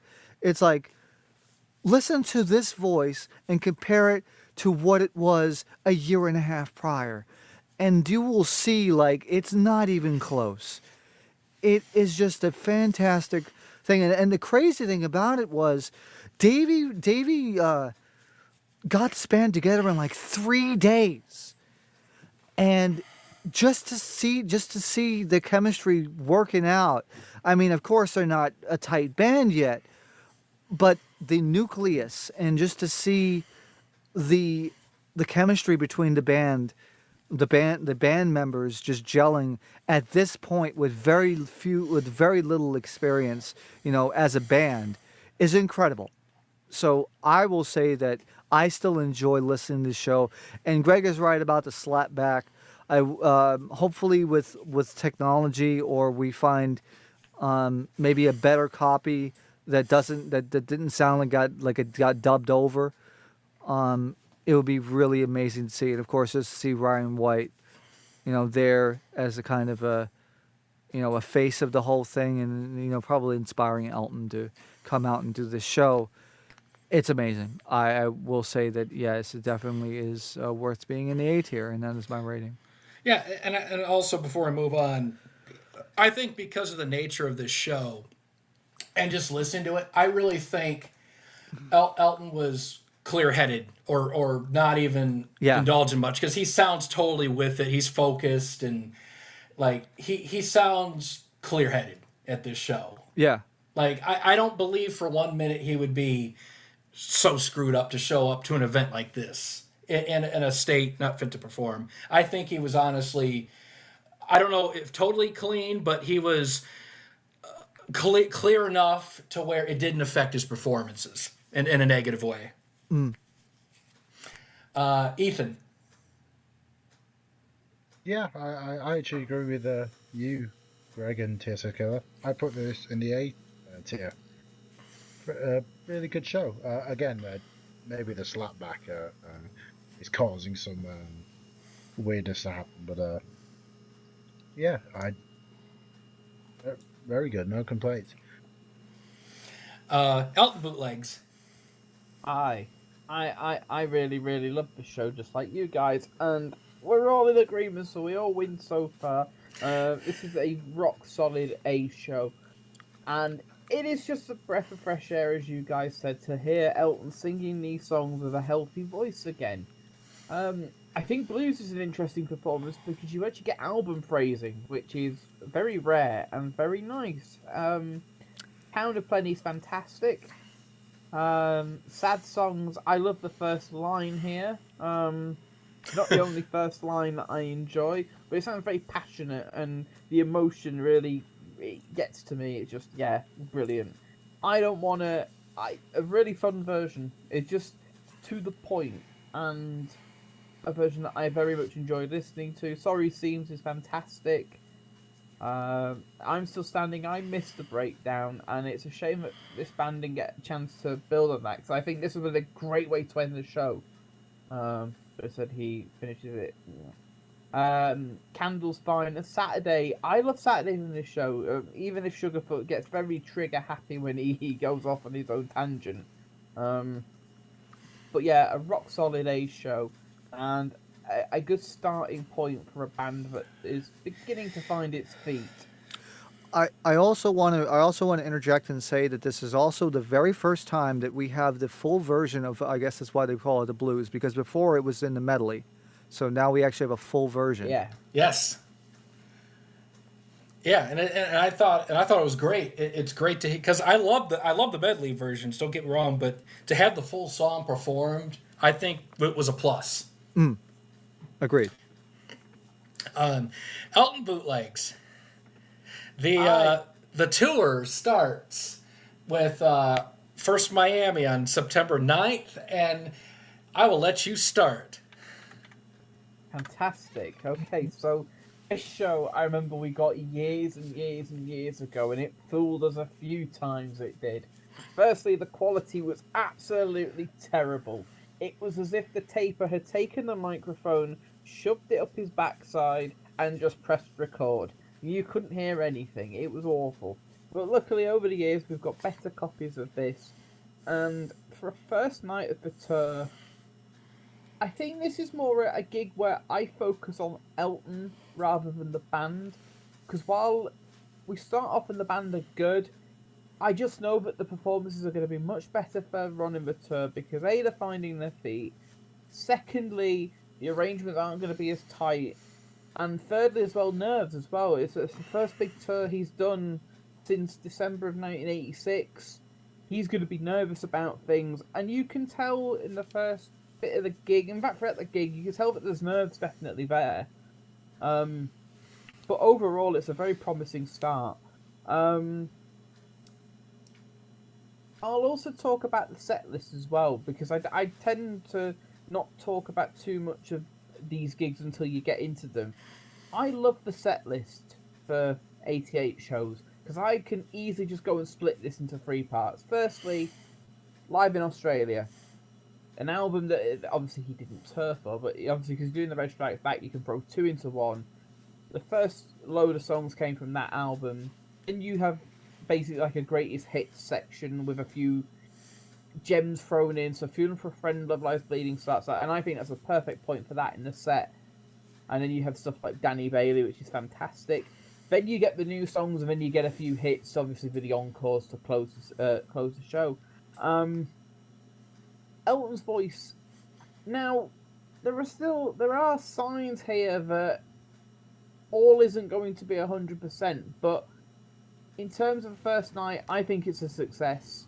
The early songs sound particularly good here. 60 years on, even though he uses the song to warm his voice, there's a great confidence behind how he sings.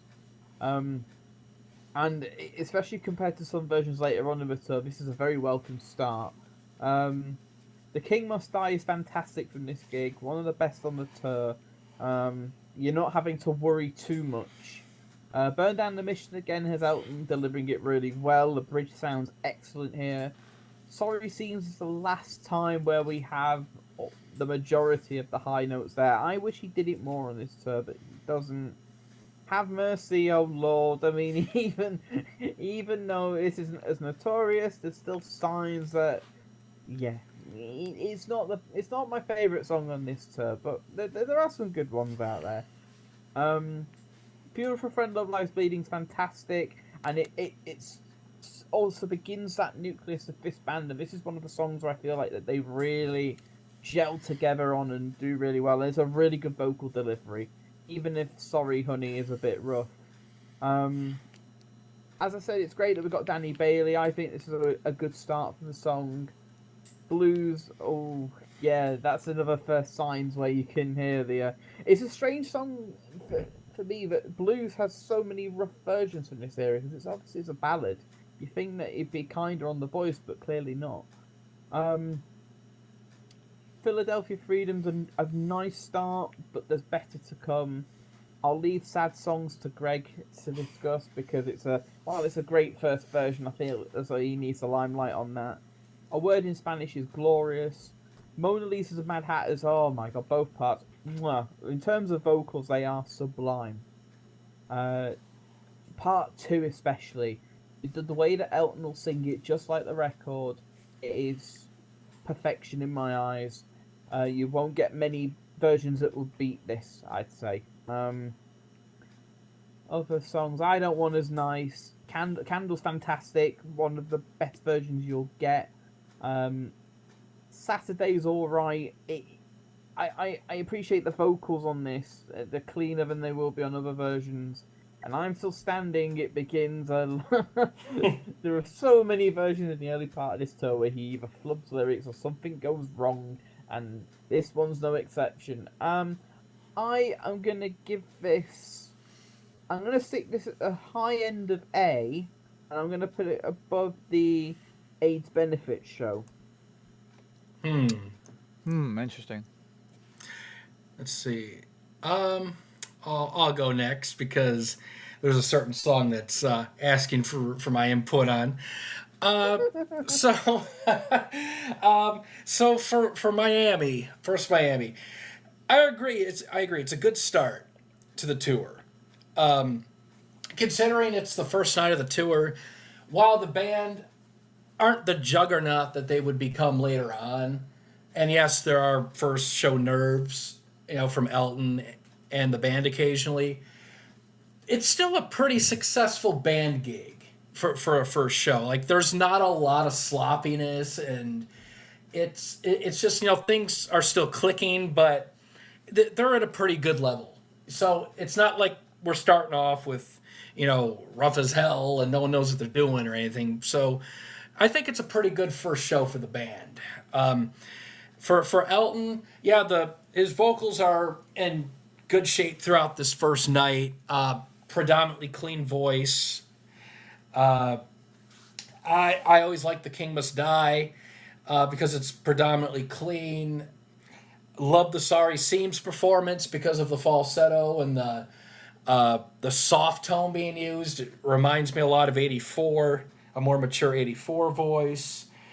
And Have Mercy, you do hear some overdrive in there and kind of foreshadowing what's going to happen later, but at least it's not notoriously harsh.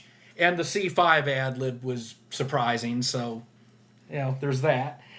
Danny Bailey, this is a song that it wasn't really played a lot before this. It was played on some shows in late 73, early 74. Even though Elton says, they never played the song live, probably forgot. But to be fair to him, it didn't get played live a lot back in the classic era. So I can understand why he made that comment. But I thought the tour was very good for the song, especially on a musical level. Like, it's a different feel than the classic era, but I think they did the song justice in their own way. Like, I have no complaints about the way it was performed. Like the keyboards and Elton's more mature voice, especially when it's healthy sounding, really suits the song well. Like, that mid range is like just perfect for him to sing in on that song. And in Philadelphia Freedom, so this is the first version we got for the tour, obviously, and things are still being worked out. While Elton's voice is pretty solid and pretty clean, he doesn't have the confidence and that assertive sort of push to his voice that would happen later on. So he's kind of figuring out things with the song. Like, he's not totally confident with some of the phrasing choices.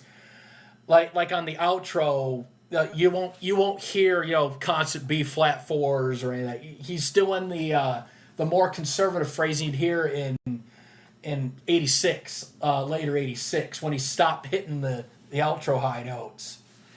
But at least his voice is better here. And that's sort of a theme with the gig where it's good, it's a good start, you see the foundation, but confidence is still being worked on. Things are slowly getting fleshed out. And, things will get built upon. So you hear these early renditions of songs, and it's like, okay, it's good, but, where's this at? Where's the confidence? Where's this note? Well, he's got to figure it out. But the base foundation of the gig is pretty solid. And then sad songs. The first line's fucking amazing. Just the fact that he is able to combine lyrics together and flub the first line like that will never get old. Guess there are times like these, like we all need to share a little pain. Takes some talent to do that. Yeah, oh yeah, but he plays it off like a pro. Like if you didn't know the words or weren't paying attention, you wouldn't think twice. But once you hear it, you can't unhear it. But it's a really funny flub. I remember years ago when you found that and you sent it. I think you sent it to me, and I was like, well, "What am I listening for?" And he said, "When you hear it, you'll hear it." And then I finally got what you meant, and I was like, "Oh." But yeah, that first line never gets old for me. And I always love the word in Spanish. Nice, clean voice. You mentioned Mona Lisa's Mad Hatter's sublime vocals. The jam isn't quite what it would be because they're still figuring things out. But for a start of the song, really good foundation. And but overall, very solid start to the tour. I will disagree, though, on the ranking slightly. I do think it is A tier, but I would drop it below the AIDS benefit, and I'll put it more on the low to like mid A, because and the reason I think it, because what you said was absolutely valid. Like I agree with a lot of your points, but I just feel that as good as Elton sings at this show, the confidence isn't 100% there yet. Would get better. And the band, although they're good, it's not like later on. But they're not sloppy, really. So it's a good, solid starting gig. I'd put it kind of like low to mid A. So underneath the AIDS benefit show. TSS. I'm actually going to agree with Greg here, but not for but I have my own reasoning for it. My biggest problem with First Miami is that Elton does a lot of hesitative phrasing, and there's a lot of times in this gig where it's like sometimes he's like rushed. He could be rushing phrasing. He's like very cautious. And that's the only thing that I would say. It's like, he's not confident that he could like sustain a lot of the notes. And that's why he's kind of like hesitating and rushing some of the phrasing in a lot of the songs. His vocal shape is fantastic, no doubt.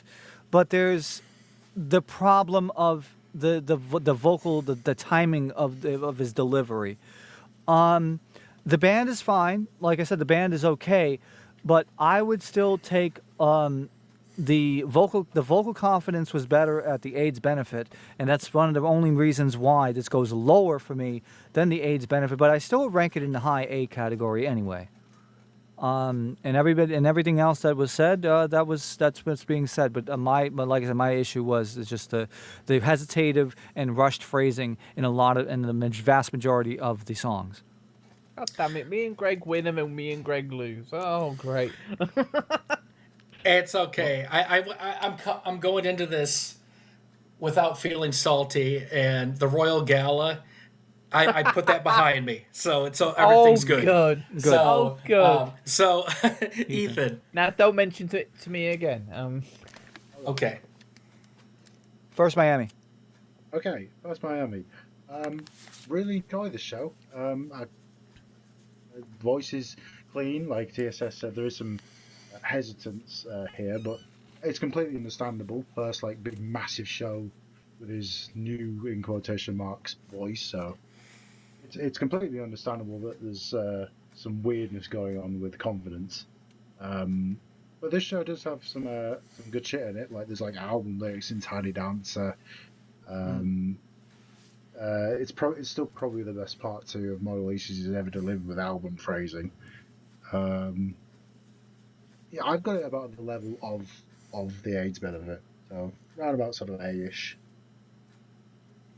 Okay. Yeah. Well, we all agree it's in the same tier. Yeah. So That's good. Yeah, rock solid start. Let's see if it'll last. Ethan, I'll let you start the second night of Miami. Okay, the second night of Miami. It's clear that Elton's voice has gone a little bit downhill since the first show. There is more roughness on this show. Burn Down the Mission, he's going to have a fucking hideous voice crack in the middle of it. And you get like weird little synth mistakes in Mona Lisa's part 2. I'm trying to think of other things off the top of my head because I made notes for this show. No album lyrics in Tiny Dancer, unfortunately. Yeah, just general like roughness and things just going on at this show. So I'm going to put this at low A. Maybe high B, but at the moment low A. Okay, I dragged it to furthest A to the right. I loved your Queen's English there, Ethan. That was very, very royal and regal. What? Tiny Dancer. Tiny Dancer, yes. I didn't realise the King was visiting you soon. Hey, he came to my town a few months ago. Oh, did it? Oh, God. Good old Charles. So, Charlie! What? Charlie! Oh, you want to go to Candy Mountain? Oh God! That's no, that's not for a couple of weeks. All right, so we'll go to Charlie. Fucking hell! Sorry. We'll go to the Elton bootlegs. You want to talk about Tiny Dancer and all the? Well done, Greg. That's a great British accent there. It's one of your best for a while. Yeah, but it's not. Yeah. So go ahead. Go ahead with second Miami. Yeah. Well, if I think the first gig is a mid to high A gig, more than a high A, this is a significant, not a significant downgrade, but it's a definite downgrade. And personally, this wouldn't be an A tier show. This would be into the B tier for me. Well, we start off with 60 Years On, and we have Magdalena playing the guitar, which I think is very interesting. The King Must Die is fascinating because Elton does this kind of hybrid phrasing between trying to bird the note out on Call Best Friend, but instead he does it in the style of as if he hit the note in the 70s, which I find fascinating. It's not. It does foreshadow what we get on the next version and beyond, but it's not terrible. Further down the mission, obviously, Ethan mentioned the Flame Torch. Oh, that's 2 shows into the tour. That does it creeps me out. Have Mercy as well has some. It's not as potent as you're gonna get, so it's a version that I particularly enjoy. Love Lies Bleeding has Elton's voice. He loses control on the first A4, which towards the end of the song where he goes, ah! And it's one of the. It's still a really good version to start up, but there are better ones to come. Danny Bailey is a strange version from this show. I remember it being particularly sluggish, especially compared to the first night. The first night's version is, for me, a better performance overall than the second night.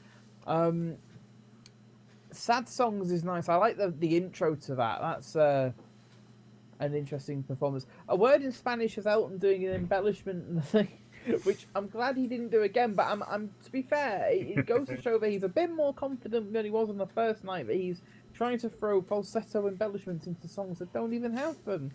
That's how to do it. Mona Lisa's part 2. Well, the Jam. If you took the Jam and stuck this on night 1, you'd have probably one of the greatest performances of a song ever. Unfortunately, in the main song itself, you have either Guy's or Fred's keyboard's going completely haywire and it sounds completely off for about 15-20 seconds. Then we have towards the end of the gig, you have I'm Still Standing with some lovely Angry Birded A-flats. Your song is lovely from this gig. That was a surprise, considering the amount of times where he'll growl are quite simple at the end. There are good moments on this gig. Unfortunately, the negatives do bring it down to the B tier for me. Yeah, I'll agree with you. This is a downgrade from the first night in a lot of aspects, so I do believe it is a B tier show. Is it the worst show? Absolutely not, because we have a lot coming up. But so for the second Miami, the thing I noticed most about this show is even on the first night, you got the first tour nerves, like first tour, first gig, you got those nerves there, but the band were pretty rock solid, considering everything. The second night is really weird because there's more consistency issues with some of the band members. Like, there might be technical problems going on, because I know somebody wrote to me on one of these videos that the AC wasn't working right at the Miami Arena, because the Miami Arena where the shows took place was pretty much a brand spanking new arena. So he says it on the first night. I think it's after the King Must Die. He says something about it being really hot in there. Yeah, so that it might explain it. Yeah, but oh yeah, that'll get brought up. But yeah, there's just more mistakes at the second night, and just in general, Elton and the band, and it's like you'd think on a second night things would get tightened up, but there's just a lot of like looser, sloppy playing on some of these songs. Like, you have like Romeo flubbing bass lines on occasion. You have the Mona Lisa's problem with the synthesizers. I've just remembered the bass intro to Mona Lisa's problem. Yeah. but yeah. So it's just really weird that there's more mistakes musically throughout this gig, and it's not a bad show, and there's still moments of greatness, and Elton definitely has some good vocal performances, and to his credit, there's a little bit more confidence in places at some of the performances, but there's a cost of like consistency with like the tone is not as clean in some aspects. He still sounds okay overall, and like Your Song is. And it's really weird because you'll have a song like Your Song, which sounds great at this gig, with good tone and the passion's all there, and then you have like stuff like Bitches Back, where the backing singers in the band get out of sync at the ending, and like everyone's trying to figure out where to go, and it sounds really disjointed. And then Candle's fine, that's also a good one, and then Daniel has some unique phrasing in it. Some people like it. Some think it's a little bit strange, but it's a unique version. And I'm Still Standing's got that beautiful growl tone that just people love to death. So I forgot he forgot the words again. Yeah, but yeah. Oops. And then also a song that wasn't brought up before, a Nikita. It's still a pretty good version. I would take the first night over this one, but it's still fine. But yeah, for a second gig, it's not bad. It's decent, but I would take the first night in general. There's just less mistakes, so I'll put it in B tier. TSS. Going to agree with Greg and Elton Bootlegs here. I'm going to put it in mid B because, as we mentioned, there's a lot of mistakes. At least the tone isn't completely in the basement, but the problem is when you just have the band not focused and making all of these like non-professional mistakes, it really proves that if he would have like kept the growling under control and maybe had the band been more consistent, it would have probably been like in the lowest of A's. But since we had those improvements, like I said, I still remember the times where I would consider this to be an A tier. But now that we have a better understanding of the show, and especially being able to hear all the intricacies and all of the faults, it definitely belongs in the B tier. Without a doubt. Is it better than? Well, of course, it's going to be better than a lot of ones coming up. But for a second show, the quality dipped down like a crazy amount. And as you can see, the roller coaster ain't done. So that's what I'm gonna say. It's like the mid to upper portion of B. It is in my rankings. So that is my ranking of second Miami. All right. Well, I love your passion. So TSS, you can start Tampa, the hot show. All right, I'll tell you exactly where it's going in for me. C tier, because the biggest problem with this gig is that the first 12 songs have the fucking phlegm on it and rough sounding. It takes them half the gig to clear it out. And one of the worst things some of the worst performances, one of them that really sticks out is fucking Mona Lisa's Part 2, where you have him like the fucking birding on the B flats on the album phrasing is just so bad. And they have intonation issues, and I'm like, what the hell is going on? It is even worse than the previous show, and it's like, this is just the third fucking show. Gotta get warmed up. Yeah, but it's like, but even so, at least the band make less mistakes, but Elton's voice is just fucking bad for a third show. This is just the third show on the tour, and it's like, yeah, it's like all fucking phlegmed up. I don't understand. I just don't get it. Especially since, like I said, it's the third show. I don't get it at all.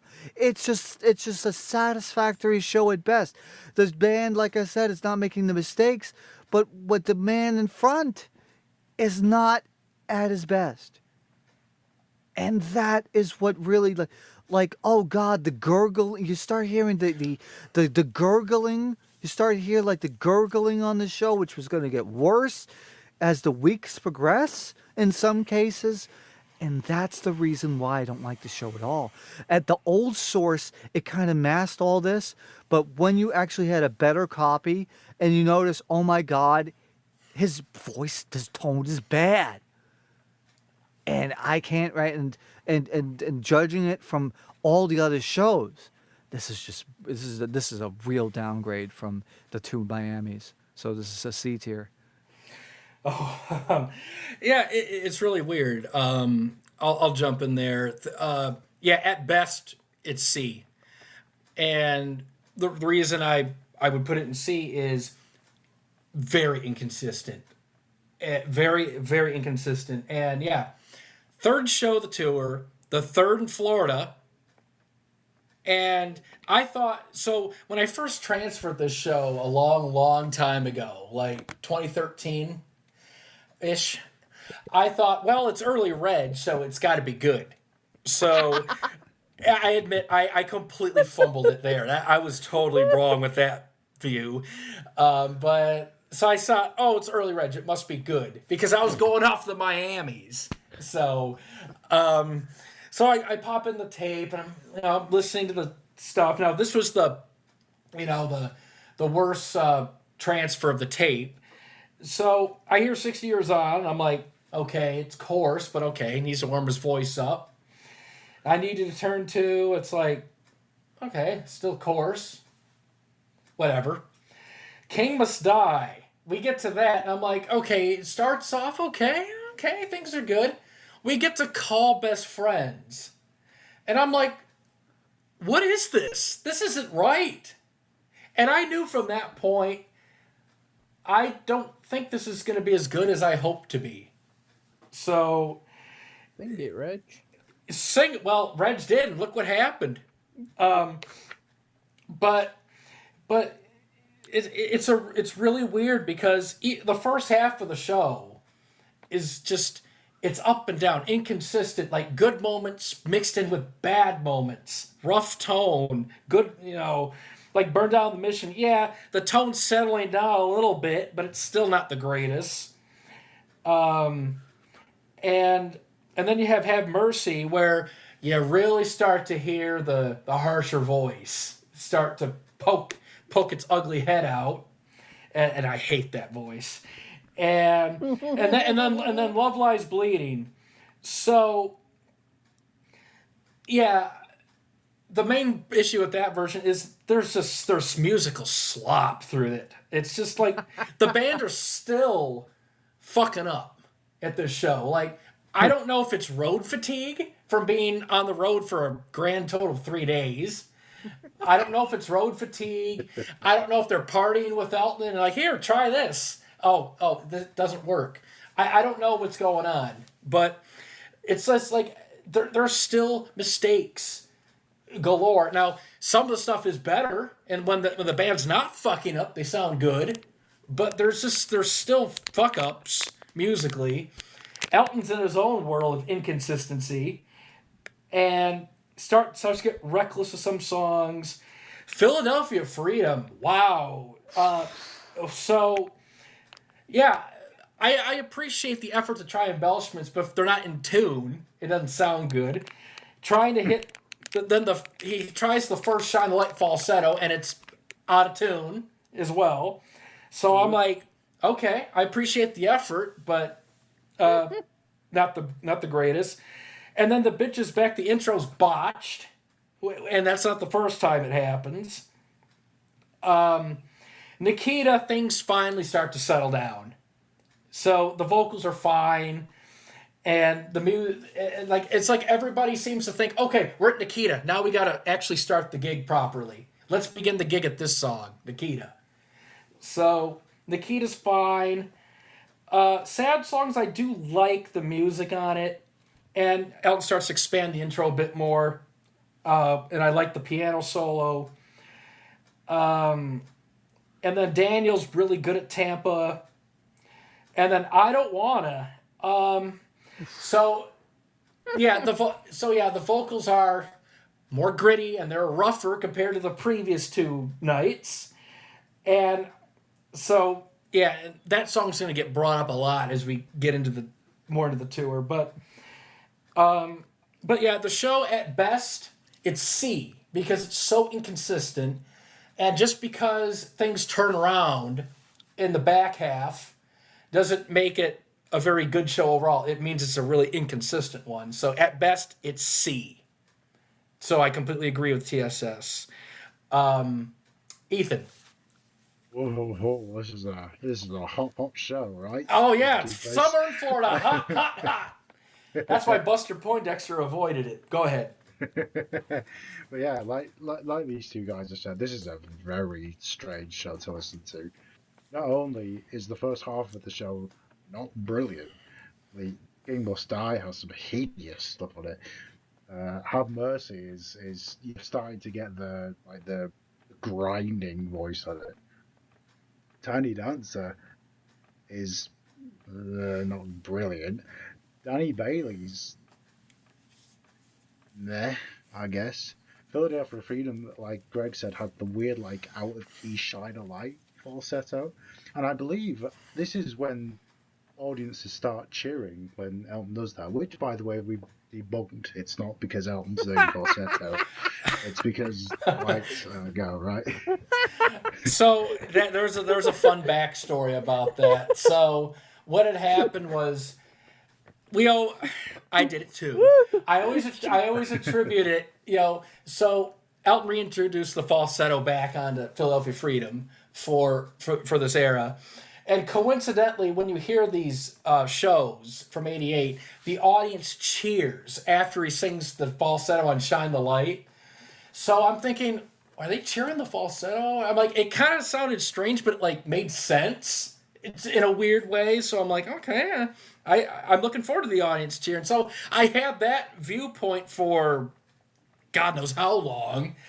And what started this was a while back, like last week or something.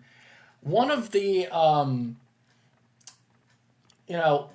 of the Discord members said something about the cheering on the falsetto, and there was a point where they cheered non-falsetto phrasing, and I'm like, okay, that's odd that they're still cheering.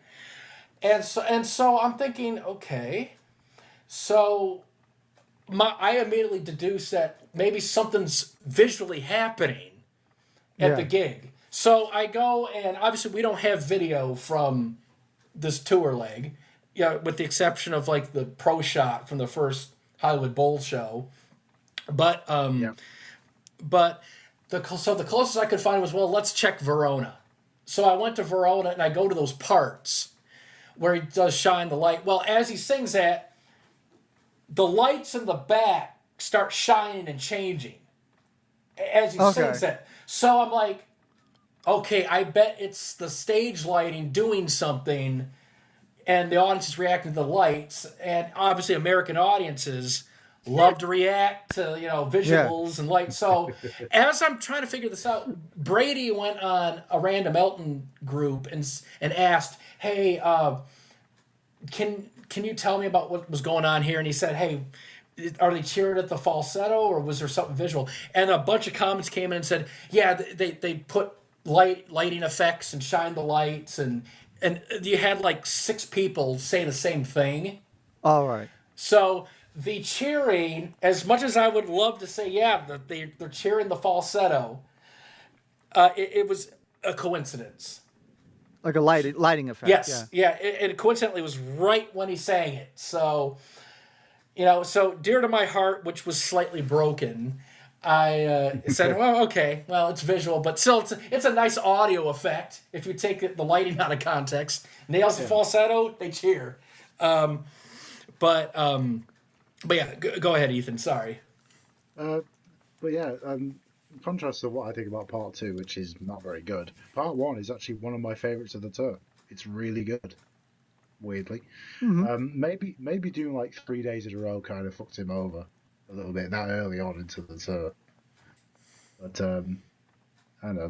There's dates later on where he does like 4 or 5 nights in a row and he's completely fine, I suppose. So I don't know what was going on. Well, I really don't know. It was probably too hot in Tampa, and maybe the partying was already taking a toll. Yeah, I mean, there's. Yeah, I was gonna say maybe there was like a party after the first Miami, like I'm back kind of party. If you get what I mean. Oh yeah, you're back. Don't forget, you got to do 3 nights in a row. Yeah. So yeah, I've got this show in like C because it's just it's a struggle to listen to the first half. Sounds like a dying sheep. Shaun the sheep. Well, he's not dead. Thank God. All right. So Elton bootlegs. Do you think Tampa is hot, or do you think the show is not? Well, I am agreeing with all you guys. It's a C show. So unfortunately, it ain't hot. It's more not.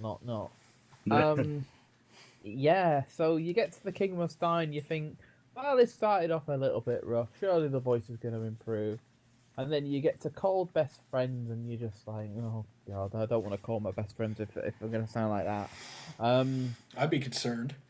Yeah, I would be. Have Mercy is also very concerning when you're 3 shows into the tour and you beginning to push your voice too much. Love Lies Bleeding, as Greg mentioned, has that great instrumental moment where the band don't know where they are. So they extend a little bit and then they come back in and it's like, yay, at least they know where they are. Danny Bailey has that horrific moment in A Lifestyle He Lived By where he just growls it out and it's just like, oh thank you. Bitch is, bitch is back. Okay, we're gonna move this. We're gonna switch the set round, play a bit of rock and roll for you, and then you go and flub the intro completely. Sad songs. I like sad songs from this gig. This is where the point where Elton's voice is finally warmed up. When I say warmed up, it's better than it was during the early part of the show. Saturday is interesting because Elton actually doesn't attempt any C5s. But yeah, compared to how we started the tour, it's like we've just taken 2 steps down each. Like, yay, go on, Elton, things must get better. Well, thankfully they do. And so I'm going to say that I'd say my ranking would be a high C for this. All right. Yeah, once again, we're all agreeing with the same tier, which, so far we're pretty harmonious. Considering. Well, apart from Ethan thinking that Second Miami is better than it is, but we'll let it slide. Nah. Come on. Come on. Come on, he's entitled. He's entitled. We're all entitled to opinions, but I just thought I'd mention it. I did put it in like high A, maybe low, like. High A. No, he didn't. Well, he was right. Well, he was right. He said he did not put it into high A. He did not put it. Yes, I didn't put it there. Yes. Low A, high B. So I mean, I'm not that far off. But to be fair to Ethan, at least Saturday night doesn't sound like the Royal Gala. So there you go. I'm glad we didn't have to rank that. Oh, yeah, but where would you rank it? I know where I'd rank it. Go on then. C. Fucking. No, it'd be lower than C. All right. Well, Tampa, definitely not the best. But 3 shows in. But Elton bootlegs. Yes. Elton has a night off on the 12th, and then on the 13th, we have another show come up, Columbia. Would you do the honors? I would. So this was a show that we got years and years ago on a tape, and it was an inferior copy. Now, we enjoyed the show at the time, but it was sort of one of them that got put on the shelf and not touched for years.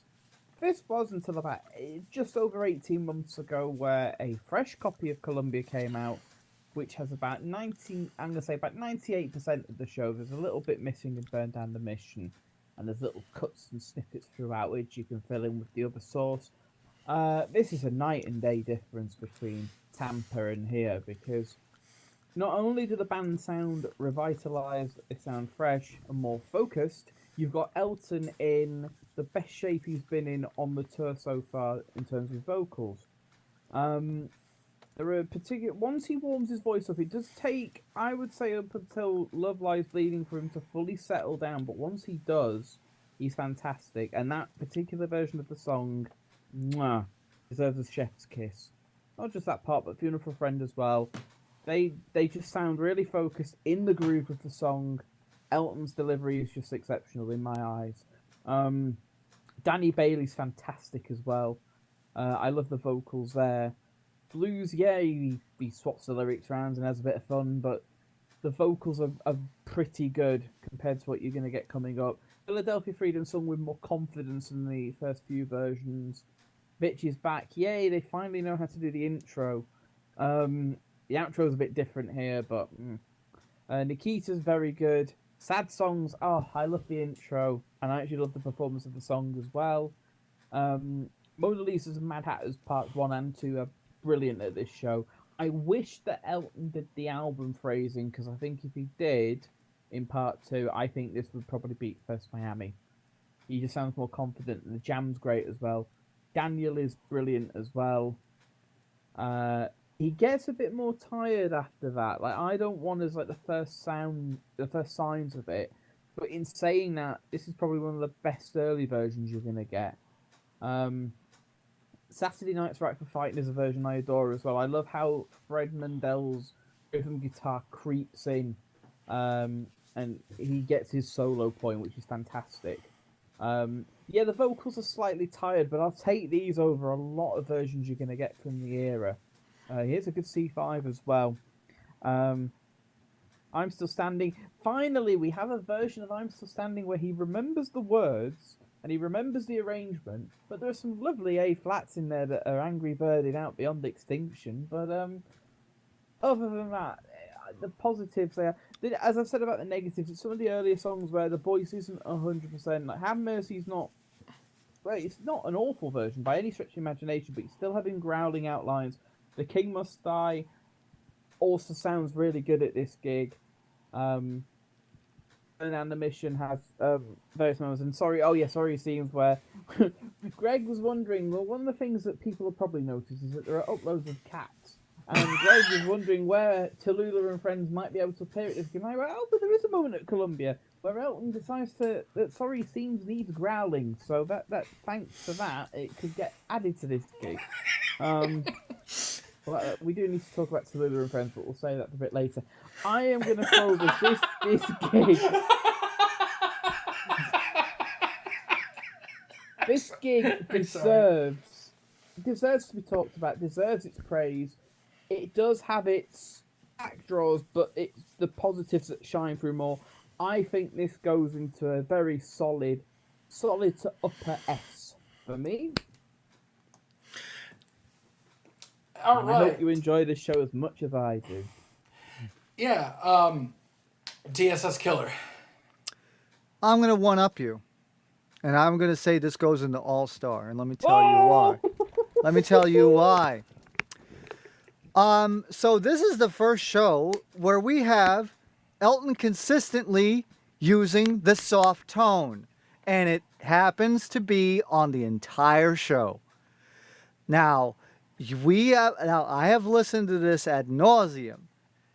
And you listen to the sustains, you listen to the gliding, and yes, it's not perfect by any means. I mean, he fucks up words in Spanish, and there's a couple of other birded moments. But in terms of, like, if you want Elton's voice to sound like it did before the surgery and before the damage, this is the one. Because you listen to a lot of the vocal deliveries, especially in the Sydney section of the set, Burn Down the Mission, Sorry Seems, even as late as Daniel, you have him with the gliding soft tone. And that, I think, and of course, him being in very good vocal tone off a basis by having the night off, it's just great vocal performance. Nikita legitimately sounds like it came off of 85, 86. It's that good. It's no hesitation. The gliding is there. The sustains are there. It just works, and that's the main reason why I give this gig all of its praise. It's in terms of like overall vocal shape, this is the top. This cannot be beat because this is the closest that you're going to get to pre-surgery. In terms of like an entire show. There are moments in like 1990, 1981 that could come close to the way that he delivers this stuff, but in terms of like an actual band show on a tour, this is the closest to his old voice. So this gets top billing All-Star for me. Oh. Yeah, it's like unzip the pants. Ethan, go ahead. Wow, that's an interesting way of saying it. Yeah, I wouldn't quite put this in All-Star, but I do agree that it is probably the best show so far.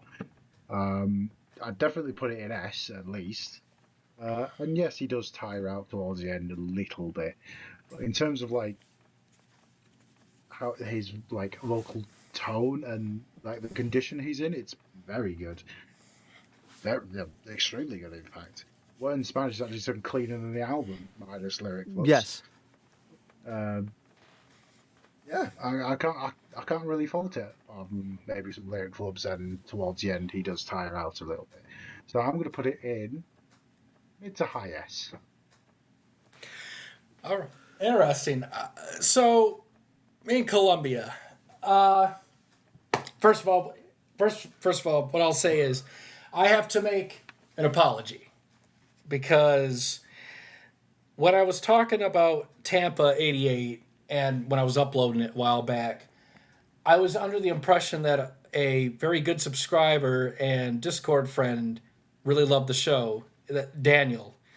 But I then realized that I was given faulty information, and it was actually Columbia was the show that he really gave you loved. that information? I think I'll take the fifth on that. I want to protect the person's identity. But It wasn't me, by the way. But yeah, I apologize to Daniel for that. Because I asked him, I was like, man, you really love the show? And he's like, no, it's mid. I'm like, I'm sorry, I was given wrong information. But back to Columbia. Right. We all think it's mid. Yeah, so he was right.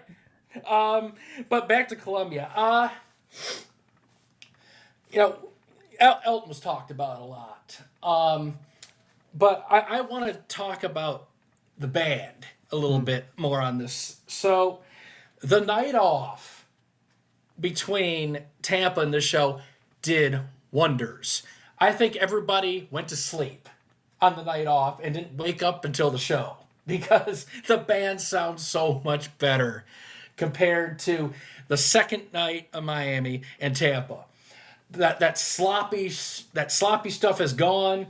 The band's much tighter, and now you have a foundation here for the really, really good band performances that are going to be coming up. So this is really the first gig I can honestly say we have a very, very rock solid band that isn't really nervous and is extremely tight.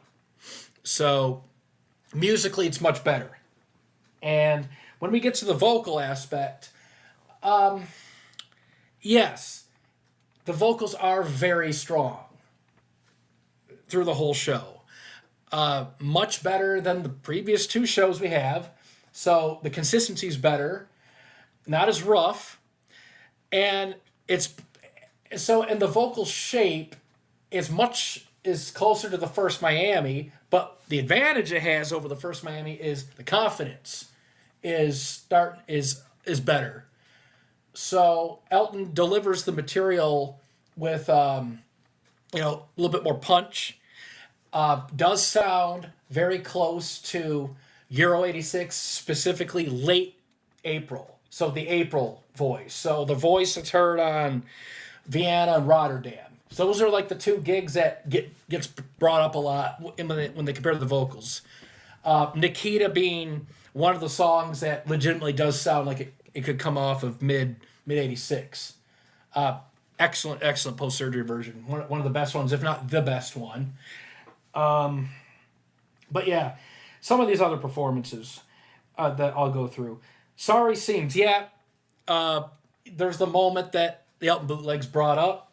But something to make up for that, the end, what have I got to do, has been restored back to the original phrasing. So we get that back. Sounds really good. Love Lies Bleeding. What a version of the song. Like, the vocals are excellent. The band is in sync. If someone were to say, show me a post-surgery version of that song that's great, that is immediately the first one that I'm going to go to and say, here. And we got an A-quality tape, too. Danny Bailey is amazing. I love that version. The music on Bitch's Back is fantastic. The arrangement's a little different, I'll say, but it works. Nikita, as I said, is amazing.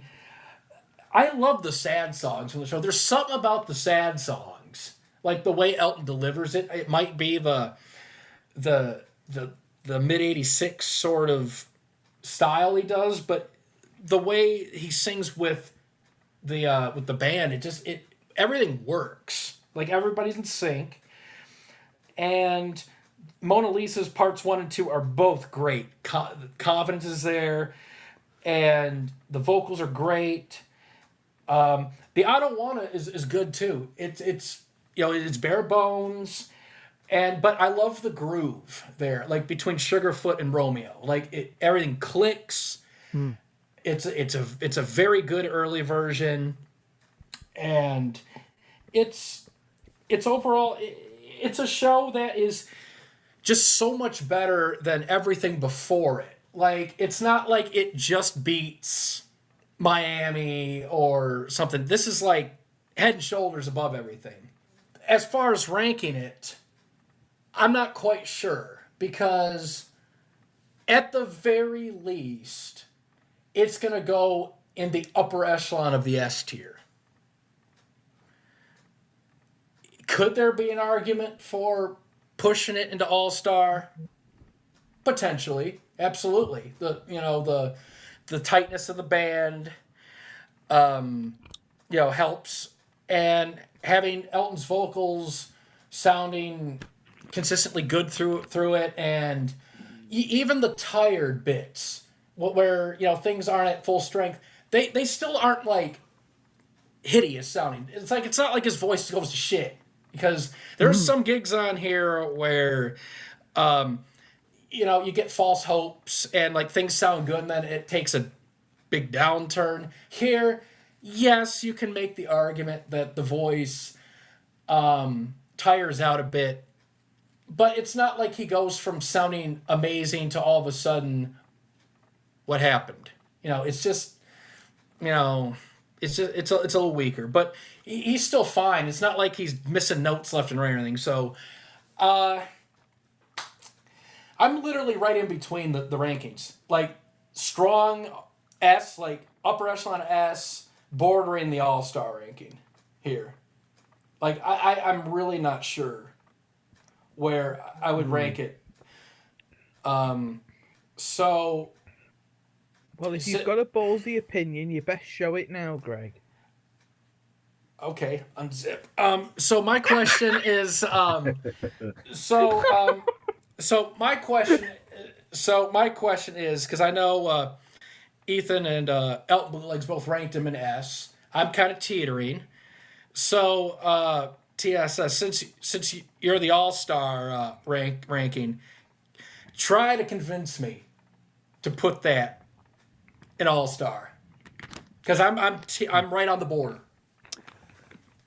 Listen to the verses from "Burn Down the Mission."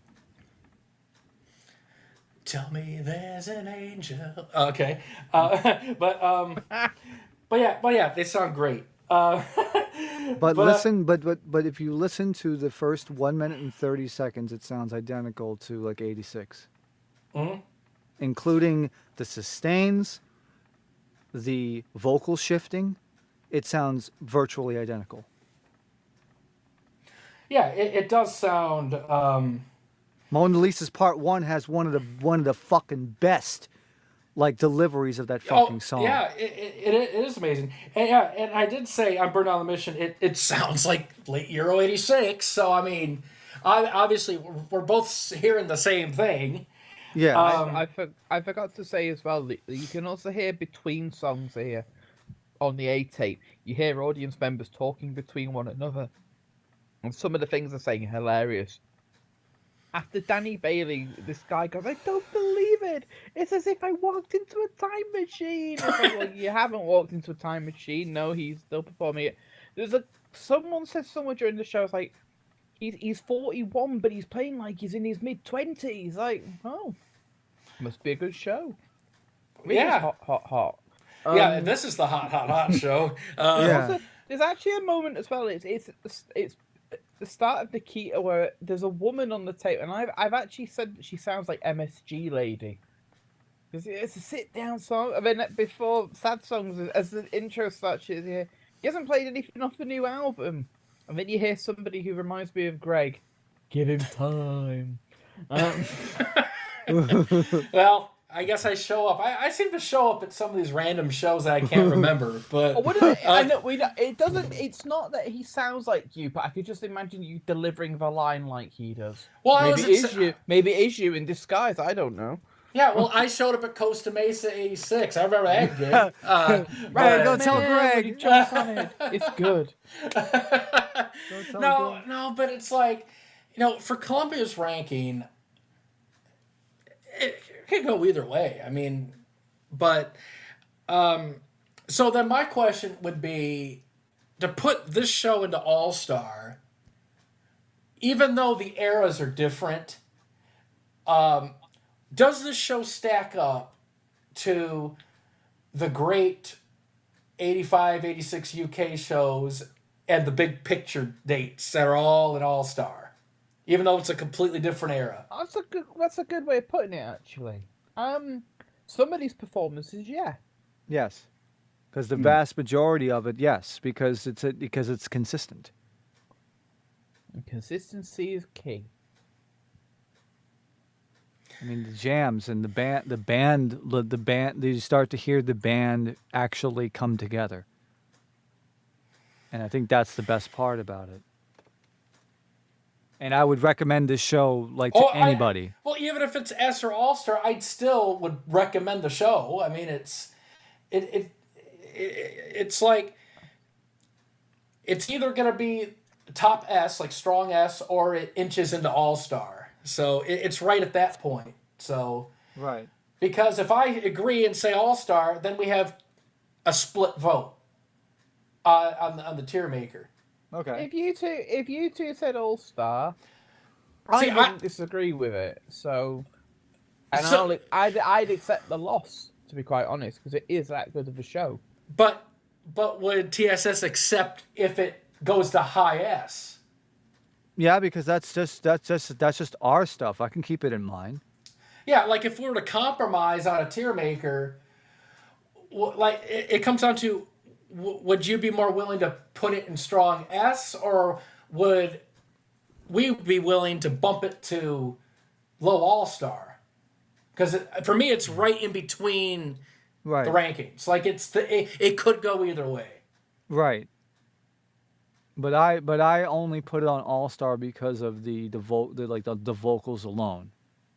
Like if we're talking about the vocal shape, that's the reason. That's my reasoning behind it. How about the band? The band is still better later. Mm-hmm. But like I said, but it's still consistently good. That's my thing. Yeah, because here's the thing: if you had the band that was in October with those vocals, I would not hesitate to throw it into All Star without even debating it. Right. Now, however, if the band were worse, then then it wouldn't go in there. Then I'll be fighting to put it into S. Trying to keep it out of A or something. So right. Yeah. So we're at that point where we have a rock solid band that isn't making a lot of mistakes. They're tight as nails. They're gonna get better. Yeah. But is Elton going to get better and more consistent at these gigs and certain performances? Wow. No.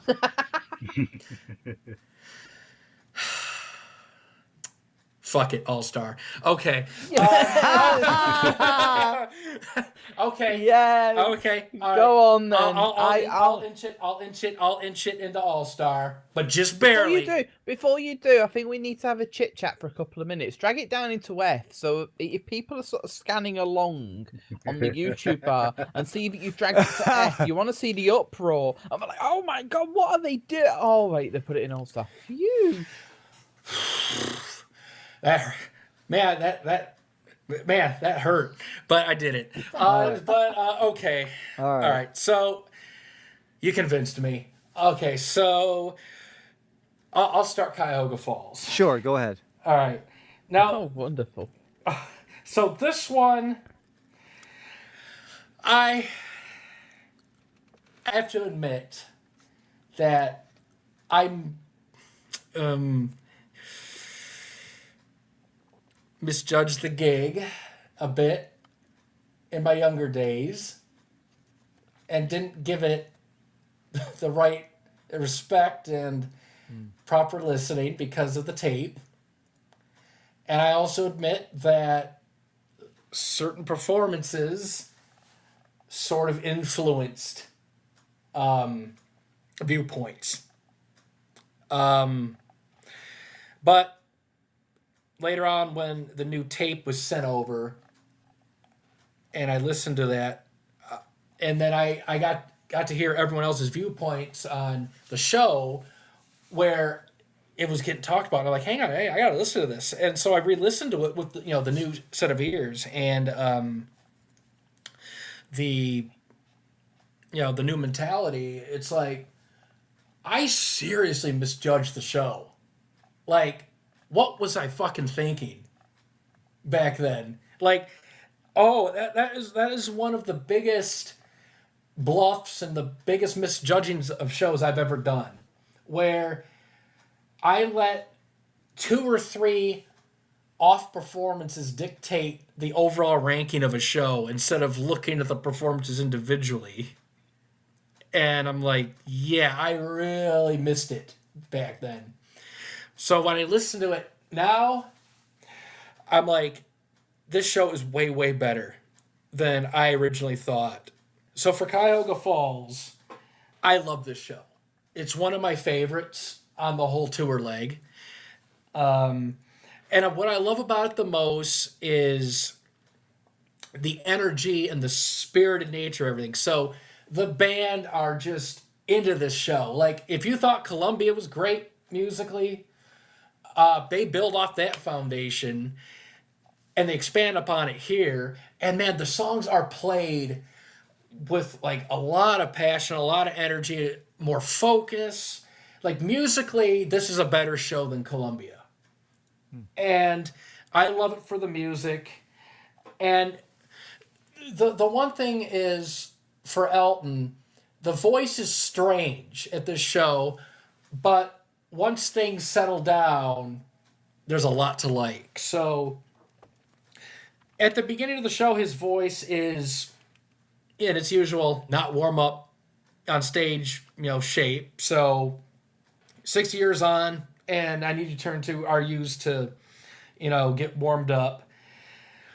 If we get to King Must Die, which is a very notorious performance with really off tone on the sustains. The call best friend is harsh. And the kicker is the if my hands gets mistimed so badly and then held out with that tone. It's like, ooh. And there's just a lot of these moments on the songs where I'm like, ooh, this is not good. And I made the mistake back then of using that as a benchmark for everything else after. So, The King Must Die is an off performance. But to be fair, Burn Down the Mission, everything seems to settle back. So it's fine. And then Have Mercy has, some potent sections. But all of a sudden on Love Lies Bleeding, something switches on with Elton to where all of a sudden he backs off of the overdrive and the rough voice and goes back to singing the song more naturally, and it's fucking good. It's a fucking good version of Love Lies Bleeding, and the musical chemistry is on point. It's almost as good as the Columbia version. Tiny Dancer is punchy, and it's assertive, so you don't get the same kind of gentler tone, but it's still a really good performance because he's not overdriving his voice. It's just more more punchy sounding.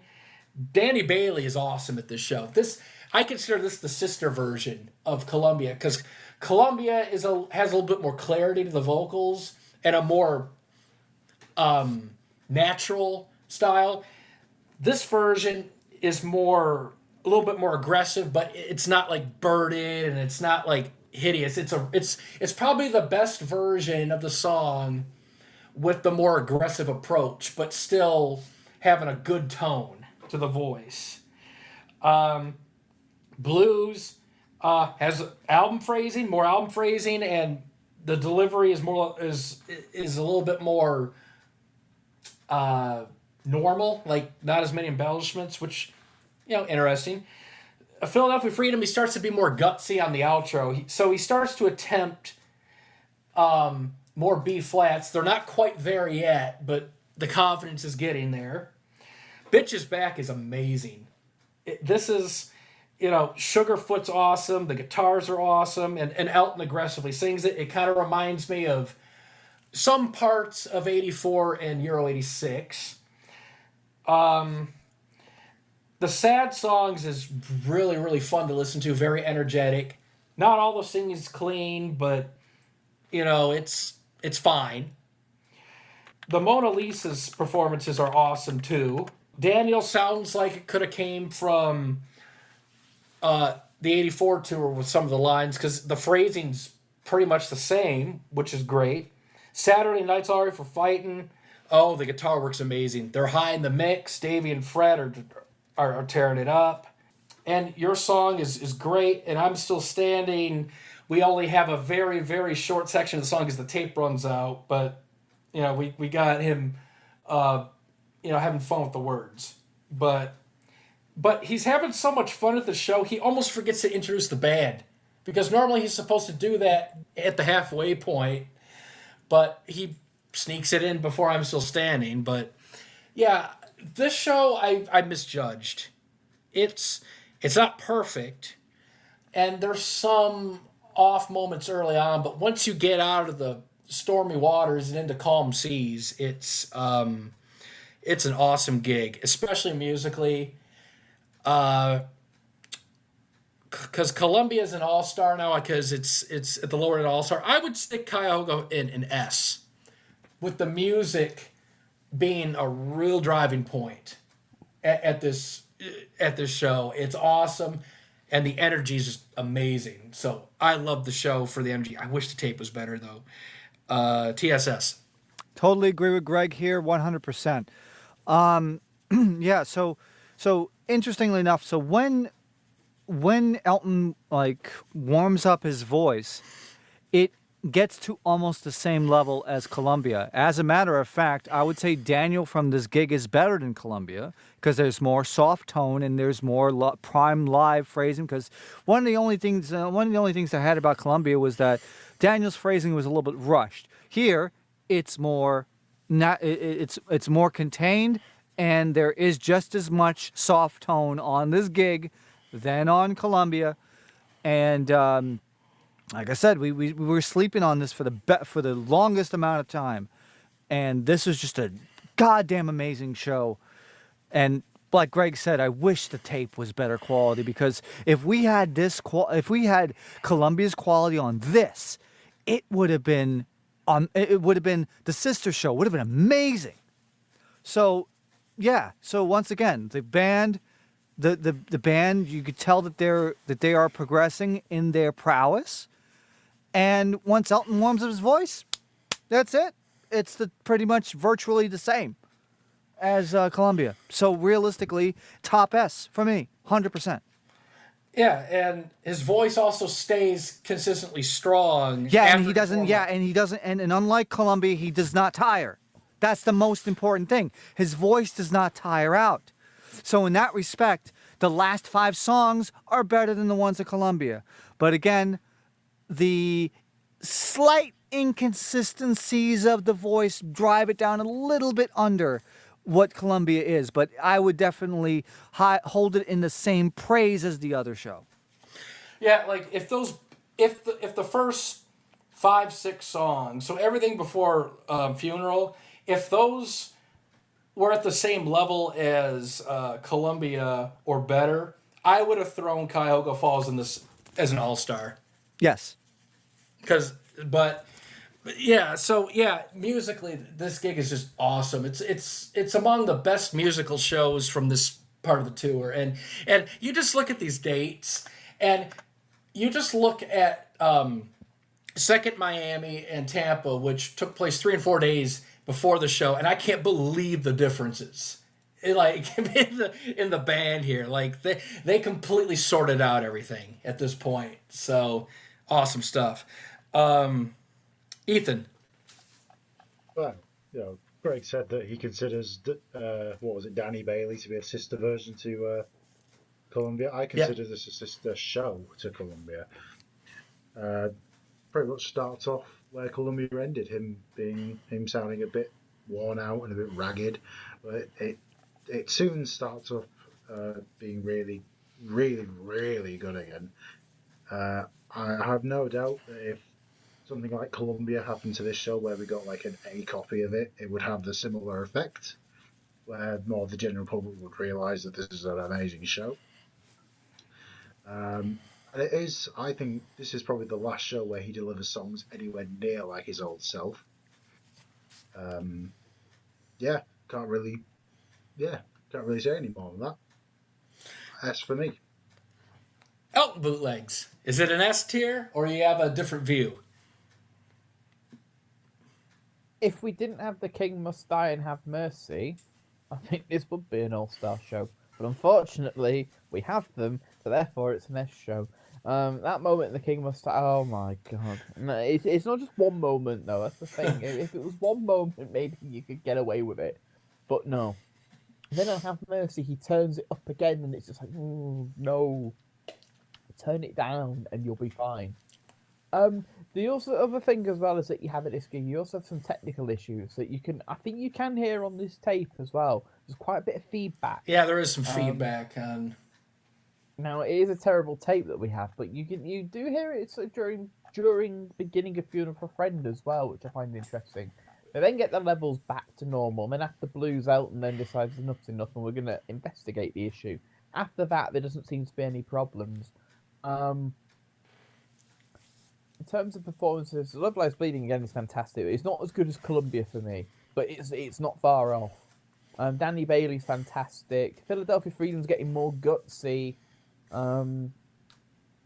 Sad songs. I guess there are times when we all need to share a little. He's so excited to sing it.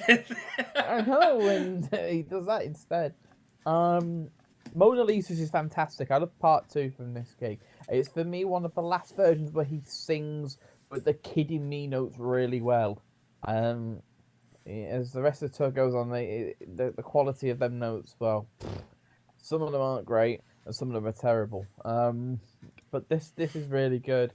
I love Saturday, and I'm like Greg, listening. I wish there were more versions, but Davey and Fred were really pumped up right as they are in the mix. I mean, we've got versions later on where you've got 4 guitar players, but even like the sound of them 4 together wouldn't emit the sounds that them 2 made here. Wowee. Oh yeah, and then as Greg also mentioned, with the band intro, it's quite interesting actually, because there's at least 2 shows where I have a feeling he didn't do the band intro, because Second Miami, there's no reference to it, and it feels like the whole show's been taped. Same with Tampa. I don't know if Your Song or I'm Still Standing were done, but I get the impression that they were. But there's no point where you think the tape's been stopped or the band intro has been done, which is why at Columbia he walks around with a radio mic, which gives you the impression of, they're thinking of Goodbye Marlon Brando already. And then at this gig he forgets. Whoops. But by the next gig he's got the point where he knows where the band intro is, and then he has to do that lovely song that's going to come up. But yeah, I do really appreciate this show. I wish we had a better tape of it as well. Strong S. But underneath Columbia. Yeah. So you brought up Goodbye Marlon Brando, and the next gig starts our relationship with the song. So I will let you start first. Chicago, the Elton Bootlegs. Oh, fantastic! How kind of you. You are so welcome. Well, you dedicated this show to me, so... You deserve it. Oh, thank you very much. How kind. Now... Pleasure. This show was recorded officially. I say officially. It was recorded by the same good folk that recorded LA 86 for us. What was it called again? I'm trying to remember. King Biscuit Flower Hour. That's it, King Biscuit Flower Hour. I had a momentary memory loss there. That's not good. Not good. I'm getting old. Have a drink, chap. No. But this gig, I really enjoy this gig, and it's a gig that over the years it's something that I've always gone back to, and it's something that when I began to do the prep for it, I was half worried I was going to listen to stuff and hear things that I didn't want to hear. But overall, this is a really good gig. Obviously, there is a difference now in the voice compared to the earlier gigs, but there are still songs here that I still think have fantastic vocal performances. So stuff like Love Lies Bleeding, for example. This is a really strong version again, and I'm glad that we have it in this really pristine quality as well. I will say though that towards the end of the song, his voice does begin to get that little bit more rougher, but it doesn't take away from the performance. Other examples that are fantastic. I still think Danny Bailey has pretty good vocals for the time period. I mean, they are going to get rougher as the tour goes on, and then they will recover again. But for me, even though this wouldn't match the previous two, Elton still gives a really good effort, and and you can tell that he's really getting into the song as well, which I think is fantastic. Philadelphia Freedom's really good. Nikita, it's a shame with Nikita because that's beginning to get a bit rougher now. The outro in particular. Sad Songs is brilliant. I love the intro. It's more extended here, and it's just Elton singing along. And the main song itself is fine as well. Yeah, some of the vocals can get a bit on the rough side, but it's not. I'm not cringing as much. Then you get towards a section where the voice does get a little bit rougher. I mean, Goodbye Marlon Brando's good. At least we start off with a positive version. But unfortunately, I think it does have an effect on his voice because then you've got a word in Spanish where he's getting a bit more growly. Mona Lisa's Part 2, the jam's great. You can tell that Elton's putting the effort in with the vocals, but some of them Kidding Me notes are beginning to sound a bit harsher, and I'm not as keen on them. I don't want as a fun version as well, especially with the way that Elton will throw his voice around and with a varying degree of results. At least it's not as rough as the next night's. Oh, good God. Saturday's fine. Your song's really good, actually. This is a performance that I nearly threw into my list at the end, actually. And I'm still oh my God. I'm still standing the ending, oh Lord. Where he doesn't know the words, completely shows off his love of Angry Birds. Oh, fucking hell. Oh dear, oh dear. The earlier songs as well, I know. I mean, I didn't really mention them because he's using them obviously to warm his voice up. The King Must Die. It's not the worst version. I've heard worse. Burn Down the Mission's not terrible. That's coming in the following week. Have Mercy was surprising as well, actually, because the final chorus in particular sounded really good, and I'm thinking, why don't you sing the song more like this? But he doesn't. The band are also really good here. You can feel the energy that they're really beginning to hit their full stride on this tour. I am going to rank this show towards the upper end of B. All right. Yeah. I'm above Miami as well. I thought I better put that in. Yeah, yeah. I would also rank Chicago, the first night, as a strong B show above second Miami because band are a lot tighter. The band are great at the show. And even though Elton's voice isn't the prettiest and, it's rougher than, the last couple gigs, he still doesn't sound too bad throughout. I mean, yeah, you got your off moments, you got your growling, you got harsh stuff. But I'll defend this show, especially compared to the next night and then some more Notorious gigs later on. As rough as his voice can get at this show, at least his tone isn't shot. It still has that sort of that natural little brightness to it that gets lost later on, on the tour leg. But here it's still there. It's just, the voice is just more tired and ragged sounding, but the voice isn't shot. It's just there's just more speed bumps in the road. But yeah, the music again is great at this show. Have Mercy is an early highlight because the vocals are actually pretty freaking good considering the song's reputation on the tour leg. And love the solo. And I also really like The Bitch Is Back from this gig. The music is awesome. And Sad Songs is another great version. I like this arrangement where, the intro is fairly short and sweet, and it's just Elton, and then and I like that arrangement a lot. Goodbye Marlon Brando is one of the few versions of the song that isn't full of that hideous, stupid growling crap, and it's among the better versions of the song. You debuted at such a high ranking, so yeah, I like Brando at this show, and the band sound good too. For a first performance, they're pretty tight. I like the jam and the music on part 2 of Mona Lisa's. I wish the breakdown was longer. Like, I really was getting into it, but then they had to end it. But that's just me. Your song, as you said, great. Yeah, so there are some rough vocals. There are some inconsistencies between performances. And like some performances, like Tiny Dancer, have like parts with a clean, nice voice, and then it gets really growly mixed in there. But voice isn't too bad. Music's great. This is a strong B show. Better than Second Miami.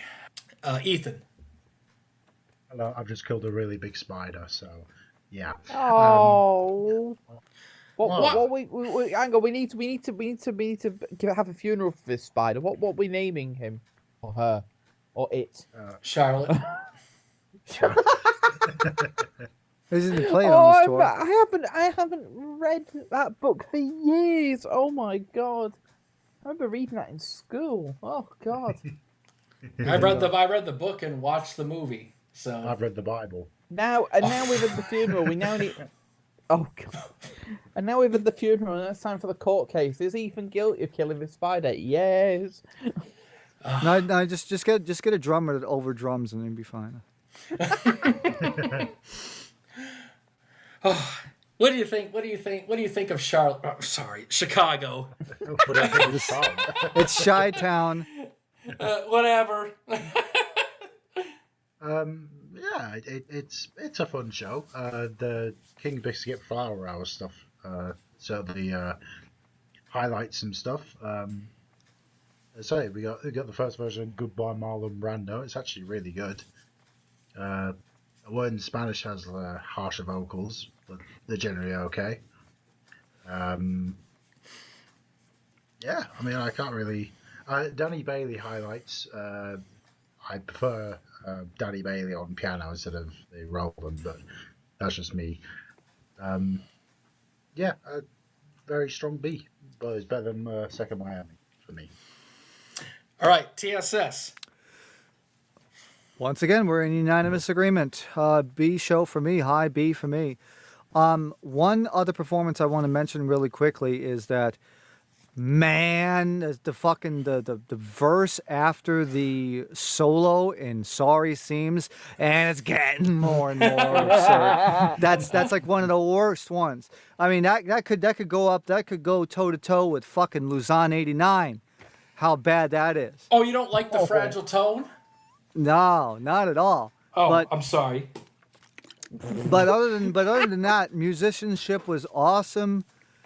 You could definitely tell that there's the tired tone here, but at least he has enough strength in his voice to deliver the songs effectively. It's just that it's still not, it's not as good as the last two shows, but at least it's still usable, serviceable, and at least still okay to listen to. So I'm just gonna leave my comments at that, and then we're just gonna rank it as high B. All right. So the next night in Chicago, oh boy, would you also rank this among the same ranking as the first night, or is it a little different? Hell no.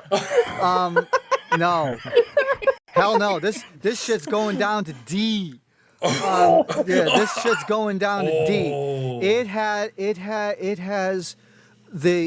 is one of the gigs that is plagued with this squawking, what I call the squawking phlegm tone. And it's really bad. Philadelphia Freedom. We talk about the "Oh Shine a Light." No, at the end, the outro, he goes, "Don't you know I love you, ah." That shit. And then you get the razor blades. Yes, I do. It's like no, it's not good. It's not good at all. The whole show is just plagued with this fucking phlegm tone, squawking everywhere. King Must Die is disgusting. Saturday is disgusting. I'm Still Standing. Oh my God. It sounds like he's gurgling and shit. No. Absolutely not. Hell no.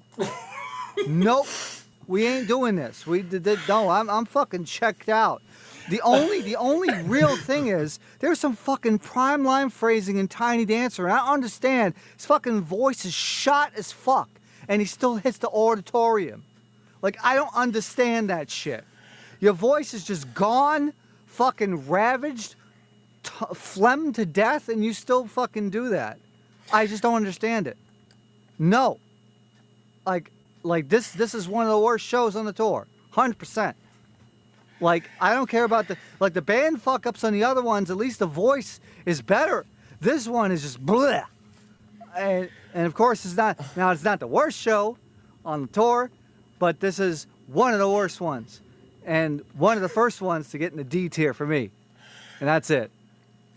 So, the prime live phrase on auditorium, that won't push it into C or any of those other higher rankings? No. You stirring. Actually, I have a question for you, TSS. Yes. Greg. Shut up, you. Where in the D tier would it go? Top D. Top D, okay. because regardless, there is still it's not like it belongs in E or F where there's like almost like there's literally nothing to save it. I would say that if there are a couple of moments where the phlegm isn't as bad, but at least the instruments are good. The band is great. But again, and also, and thanks to Greg at least, we got rid of that fucking slapback, because originally the slapback on that that and it's like the vocals were like behind it by like maybe a few 100 milliseconds or something like that, and it really made it bad. And also, like I said, in that Philadelphia Freedom, you hear the fucking gurgling, and the gurgling is actually worse when you take the slapback off of it. Oh my God! The sustains on the A flats with the gurgling. That is some of the worst. You can even hear it on the audience source too. So. Yeah, so it's not just that. Yeah. Anyway, D tier. All right. Yeah. So. Yeah. First of all, I'll say about the show, it's not quite as good as the first night, because this has a few more problems. No shit, Sherlock. Jesus.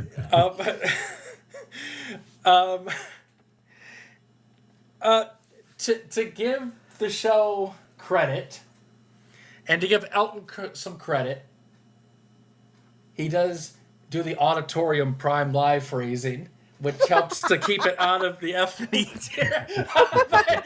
No, okay, I'll be serious for a minute. Okay, so yeah, as what was mentioned earlier, this newer copy of the show was posted on Wolfgang's Vault not too long ago, and it still had the same slapback problem as the older copy, so I spent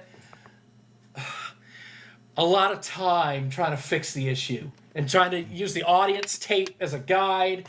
Oh, and I tried to get it as accurate as I can, because I hated that slapback. And then I ended up making the vocals sound worse because I had everything right. So I feel horrible for well done. Yeah, I feel horrible for making a show go into D tier because of my efforts to try to clean it up. But well, it was never gonna go into the C tier anyway. So you're all right. Okay. Thanks for that. But I want to mention one performance that was not talked about that just absolutely destroys my mind. That goddamn Saturday Night's All Right for Fighting. The hideous singing. Oh my God. That final chorus is hideous. The grinding. It's so bad. It even makes the Royal Gala sound good. And it's hard to do that. But, I wouldn't say it makes it sound good, but the Royal Gala is better. I can sleep at night, thank you. But still, but it's just, it's so bad. And I'm thinking to myself, what did this guy do between the first night and the second night. Did he not go to sleep? Or did he medicate too much? I don't know what happened. Maybe he medicated too much. I don't know. Yeah, like if he was that sick, he should have stayed home, not gone on stage. But still, it's just this is like we give Second Miami shit, you know, for the inconsistencies and the band being sloppy. And we give Tampa shit for the same thing and being worse. But I can at least defend those gigs to an extent because Elton's tone isn't shot out. It just is rough or ragged or something. Here, the voice is just shot, and it's unpleasant to listen to. The first truly bad vocal gig, I would consider this. Like, a couple of those other ones are a little bit rough, but this one I can honestly say is an off night for Elton vocally. And I feel sorry for the band because they sound really good, like the first night. But yeah, that Saturday night can fuck off.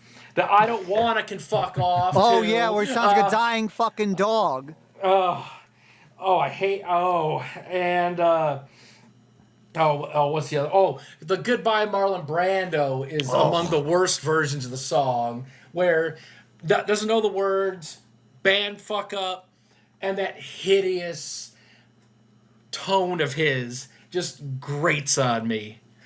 And it's so bad. What a difference compared to the first night. And like even Romeo's fucking up on it. So it's like, yeah, it ranks among the worst versions of the song. Some people say it's the worst version, and I understand why people would rank it that like that. So yeah, and the ropey vocals on Nikita's outro don't do the song any favors. Oof, yeah. Do you know that I was guilty of this. I used to say that Nikita in '88 wasn't good, but the problem was that was the version that you'd hear the most, and it's horrible. But the other ones before it are so much better. This is the version that used to make me think I'd much rather listen to late '86 because, at least in the outro, his voice is more flexible. Surprisingly. And then one more song I gotta just bitch about. No pun intended. Is The Bitch Is Back. Oh God! oh no! The intro, the vocals in the first verse are questionable, and that the hideous outro vocals where the vomit phrasing just doesn't. It's like. Oh, it doesn't do anything for me. I'm sorry. I know there's people that don't mind that, and everything, but I'm like, that does nothing for me. I'm sorry. I get Elton's trying. He's definitely trying his best despite his compromised voice. But I'm sorry, those vocals just irritate the shit out of me, and I feel sorry for the band. So I agree. It's D tier. In fact, no. Let's not put it ID. Let's put it to mid D because it sucks. The vocals suck ass. Yeah. So yeah, D tier. So, who would like to go next? Me. Go ahead. Fuck high D and fuck mid D. This is a low D show. Some of these vocals, some of these vocals are just fucking hideous. This, oh my god, where to begin? Now, first few songs, and The King Must Die does sound rough, but this isn't the worst one for me. And you get into the point where you get to Burn Animation, and that's not great. Sorry Seems gives you some hope, but then Have Mercy on the Criminal just blows everything out. When he sings that second, saying, Lord, you gotta help, and he just completely burns it to smithereens. That's the moment for me where he blows his voice out.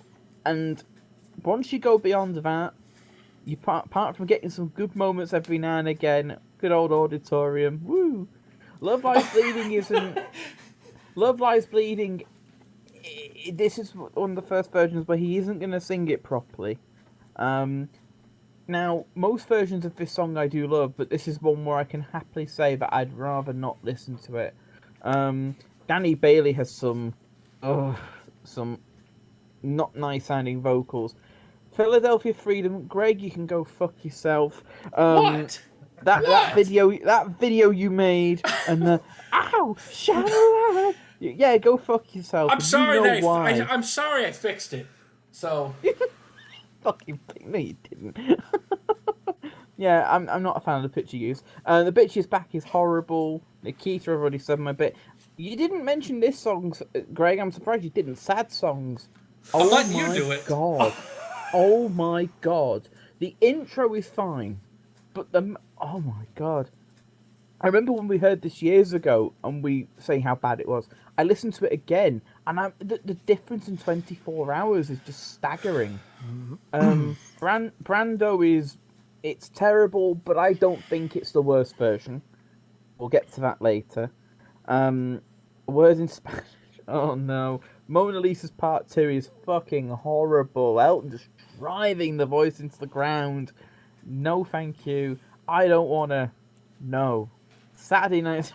Alright, the third chorus is just. Oh no. But again, I don't think this is the worst one. We've got worse to come. Your song, the Quite Simple. And I'm still. Oh no. Yeah, this show is low. You could make an argument to throw this into the E tier. I'm not going to, but I'm throwing this at low D. The band are good, I will say that, but this is a low D show, and I'm. Ugh. And by the way, I am going to say this now. There are worse shows than this on this tour. So one question Which tells you about my TierMaker. So one question before we move on. I appreciate the passion and the review, but is it fair to say that the band saved the show from being in the lowest tiers and Elton caused it to go into the low D tier for you? Yes, correct. Absolutely. There you go. Yeah. There you go. But also he nails auditorium. So I have not put. Listen, on fucking. If you want to take positives from gigs, at 9:14 he sings a line clean in a song, but I didn't pull it out the fucking F tier. Right. Yeah. Oh, sorry. Go ahead, Ethan.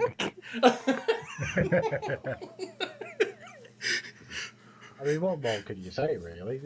Dreadful. Absolutely dreadful. There you go. D for dreadful. There you go. There we go. Something we agree on. Welcome to Sesame Street. What a difference in 24 hours, though. Jesus Christ. There must have been a hell of a party afterwards. After the first night, Jesus wept.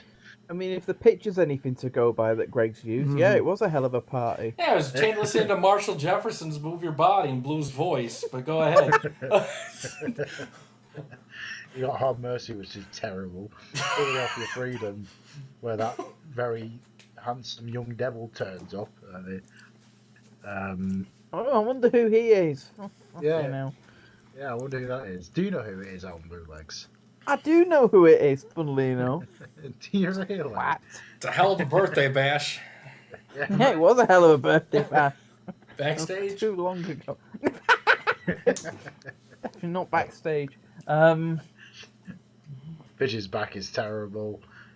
Marlon Brando has those two young fellas coming up, which are always God, that was nice to fucking see. terrifying, that. Jesus. Not what you want to see when you're eating your cornflakes.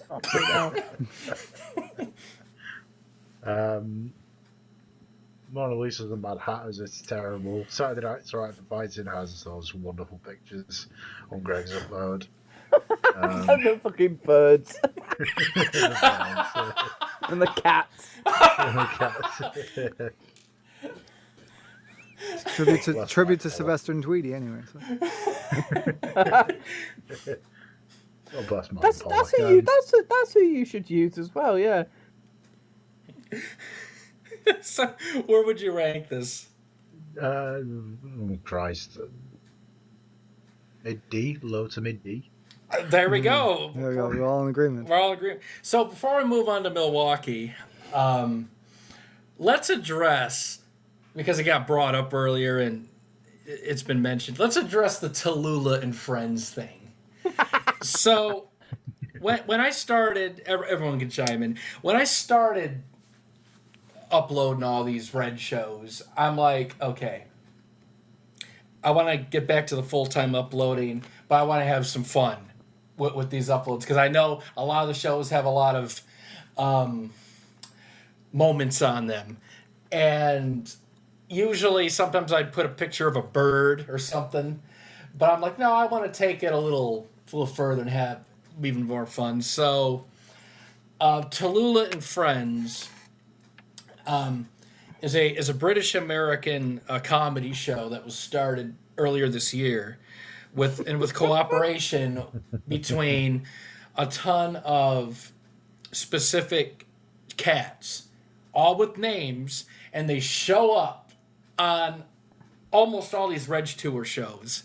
And this is a Reg Tour gimmick. So it's going to be in 88 and 89, but it's not going to go beyond that. So it's only for Reg, but I figured, it got such good feedback, that, if people want to view the videos and it's helping the views when I put, all of our favorites on there,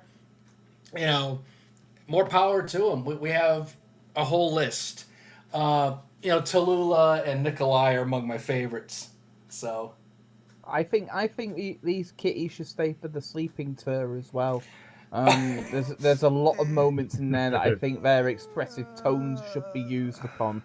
I love most of these cats, by the way. Some of these are terrific. Tallulah's a favourite. I love Meatball. Gustav is a favourite.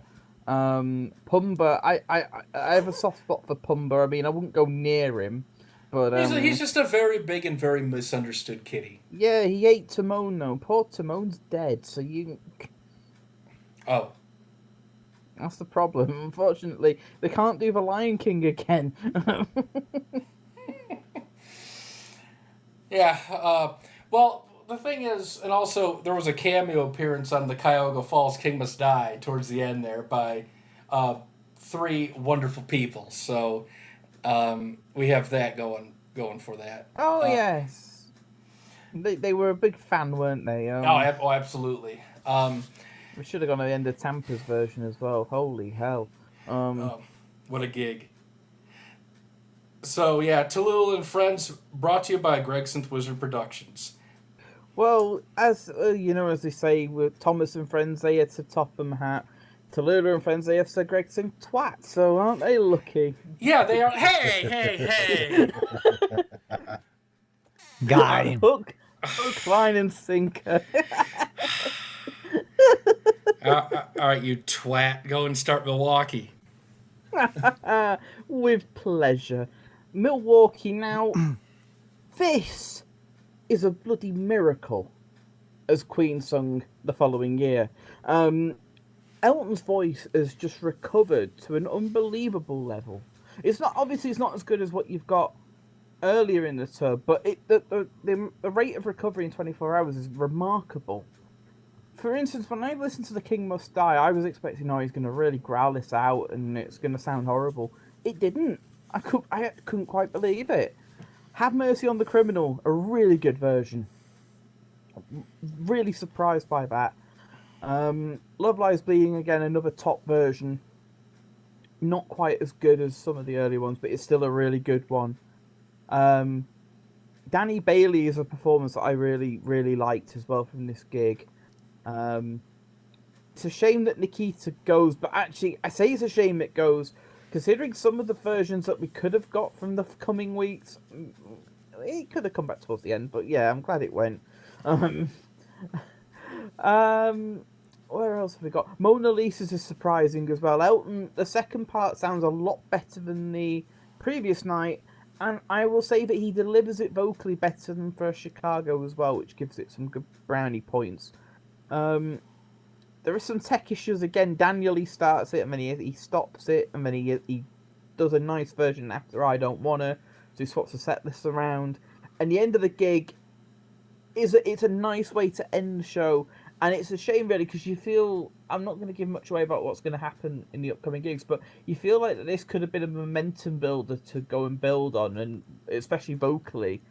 Band-wise, yeah, the band are good here, and they're going to get better, but in terms of Elton himself, I think he makes a few changes himself for the worse.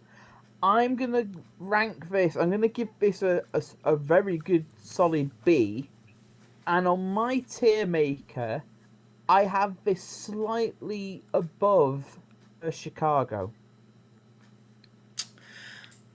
Interesting.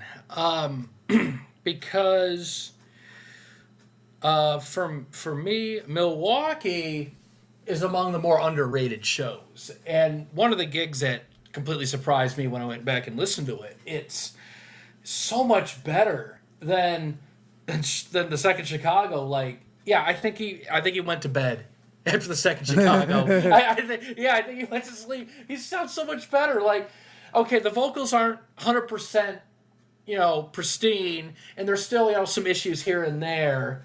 But what a difference. Elton can sing properly again. He sounds so much better than the second Chicago. He's arguably more consistent and better than the first Chicago. So you have that. The vocals sound almost as good as some of the earliest shows pre-Chicago. Now, obviously it's not as good as Columbia, but I'll take those vocals over like Tampa and parts of Second Miami. So it could fit nicely among the better early tour shows. Strong musically as well, very good because the band is still tight, and Elton's really focused, much more focused on the deliveries. Very good stuff here. I love Have Mercy. That is one of my favorite versions from the whole tour. Like, the vocals are surprising in all the right ways. Like, where was this voice on the tour for this song? It's like sung almost naturally, and he doesn't overdrive his voice into the ground. I'm like, where was that fucking voice? It's here, thankfully. Tiny Dancer's a great version too, vocally. The one fault with that was he flubs the chorus lyrics towards the end, but he saves it and nobody gets thrown off, thankfully, so he quickly fixes it. But there's a lot of good vocals throughout these performances. I love The Bitch Is Back. It's aggressively sung without being overdone.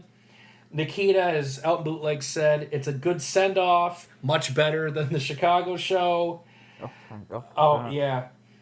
And there's the tech issues with Daniel, but at least it gets salvaged. One thing I'll disagree with you on is the ranking. I do think it's better than the second.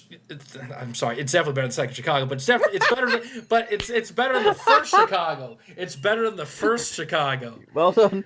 It's better than the first Chicago. Yeah, it's better than the first Chicago, but I want to bump it up a tier to A. I really think it's good enough to kind of go over the hump there to get into the A tier, and so then it competes with the AIDS benefit show and then First Miami. Now the AIDS benefit show is its own one-off thing, so I'll just compare it to First Miami. Now First Miami, the vocal shape is better. The deliveries on this show, however, are more confident, and the music's better. And I have First Miami on like the low to mid A. But so I'm going to put Milwaukee a cunt's hair above First Miami. Oh, just by a bit. Okay. Just a little. It's a little better overall. Not by much, but it's a little bit better. Ethan, what do you think? I was really surprised by the show when I went back and listened to it, because I listened to the original copy that was on Greg's YouTube before he deleted it and re-uploaded it. And oh yeah, that was an interesting description, wasn't it? But no, I do remember thinking to myself, wow, this is actually really good. I mean, obviously, like you said, Miami is the fresher tone and whatever, but delivery is actually more confident in Milwaukee. You got Have Mercy, which is actually sang somewhat clean. Philadelphia Freedom's good. Richard's Back's really good. Yeah, it's a really good show. Where have you put it so far on the TierMaker? Well, Elton Bootlegs has it at B above for Chicago. I say it's better than that. Upper B. Upper B. I say it's better, and I think it's A above First Miami. So where do you think it goes? Well, I'm going to go in the middle and say it sounds good. Oh, well, I think we agree it sounds good. What tier are you putting it in? Are you going to have it at low A or high B? Low A. Oh, damn it. Yeah, but I have it higher than that. So TSS, I'd love to get your input on this. Yeah. All right. So first of all, Milwaukee, nice send off for Nikita, as we said. Also, we got Picture My Hand in Your Hand on blues, which is awesome. Also, we have the final time that Elton hits Auditorium, and it sounds fucking amazing on Tiny Dancer. I Don't Want is really fucking good. Very straightforward, very nice vocals on that. And overall, just a great show. It's like, what a fucking difference 24 hours makes. It is an awesome show. It is one that people have been once again sleeping on, and this one in particular. If you haven't listened to it, you got to listen to it. It's really surprising considering where this is in the tour, and I'm gonna actually agree with Ethan here. I'm gonna put it low A. I still say Miami has the fresher voice, but the performances on Milwaukee are more confident. But like I said, the technical issues, and there's more the flubs that Elton does. It's worse for me. Like I said, the technical fault, and Daniel, where he just fucking starts playing the song, plays a minute of it, and then fucking stops. That's not something that I would really consider very appealing, but I still would put it in the A rank anyway. So it would be you'd put an A under First Miami. Correct. Yeah. Okay. Yeah, I'll compromise. I'll move it below Miami, so it's low A. Okay. Very good. So Mr. TSS Killer LA88. Oh God. 923. Yay. Here we go. Worst show on the fucking tour. Let's go. Oh. Okay. And this one is lucky because I have all the fucking details why this is the fucking worst show. Oh, I can't wait for this. Oh my goodness, because Jesus Christ, what the fuck is going on? Holy shit. I was listening to this with the better quality, and I was like, Jesus fucking Christ. First of all, we have the same hesitation and rushed phrasing like in Miami, but this show is just fucking grinded and birded to hell. We have bad intonation. We have mistimed things. We have Mercy on Have Mercy on the Criminal, where he holds out a fucking birded note for no fucking reason. Also, this Philadelphia Freedom is the only version where he doesn't go for a shine of light in the first one. And he does random fucking phrasing too. Yeah, that's what cued me on. Why are they cheering when he doesn't hit them? No, see, that's the one. That's the one. That's the one. That's the one that someone told me about. You bloody Americans. Oh my goodness. And and then we have sad songs where it's just he birds out. I guess there are times so fucking bad. Oh my God, it was just like fucking bad. Goodbye Marlon Brando has like the bad tone and the birding, but his vocal delivery is like unstable. It's like his voice just is about on the verge of giving out. But the weird part is, Mona Lisa's part 1 is fine, but then in part 2, This is the last gig where he tries to do the album phrasing on Part 2.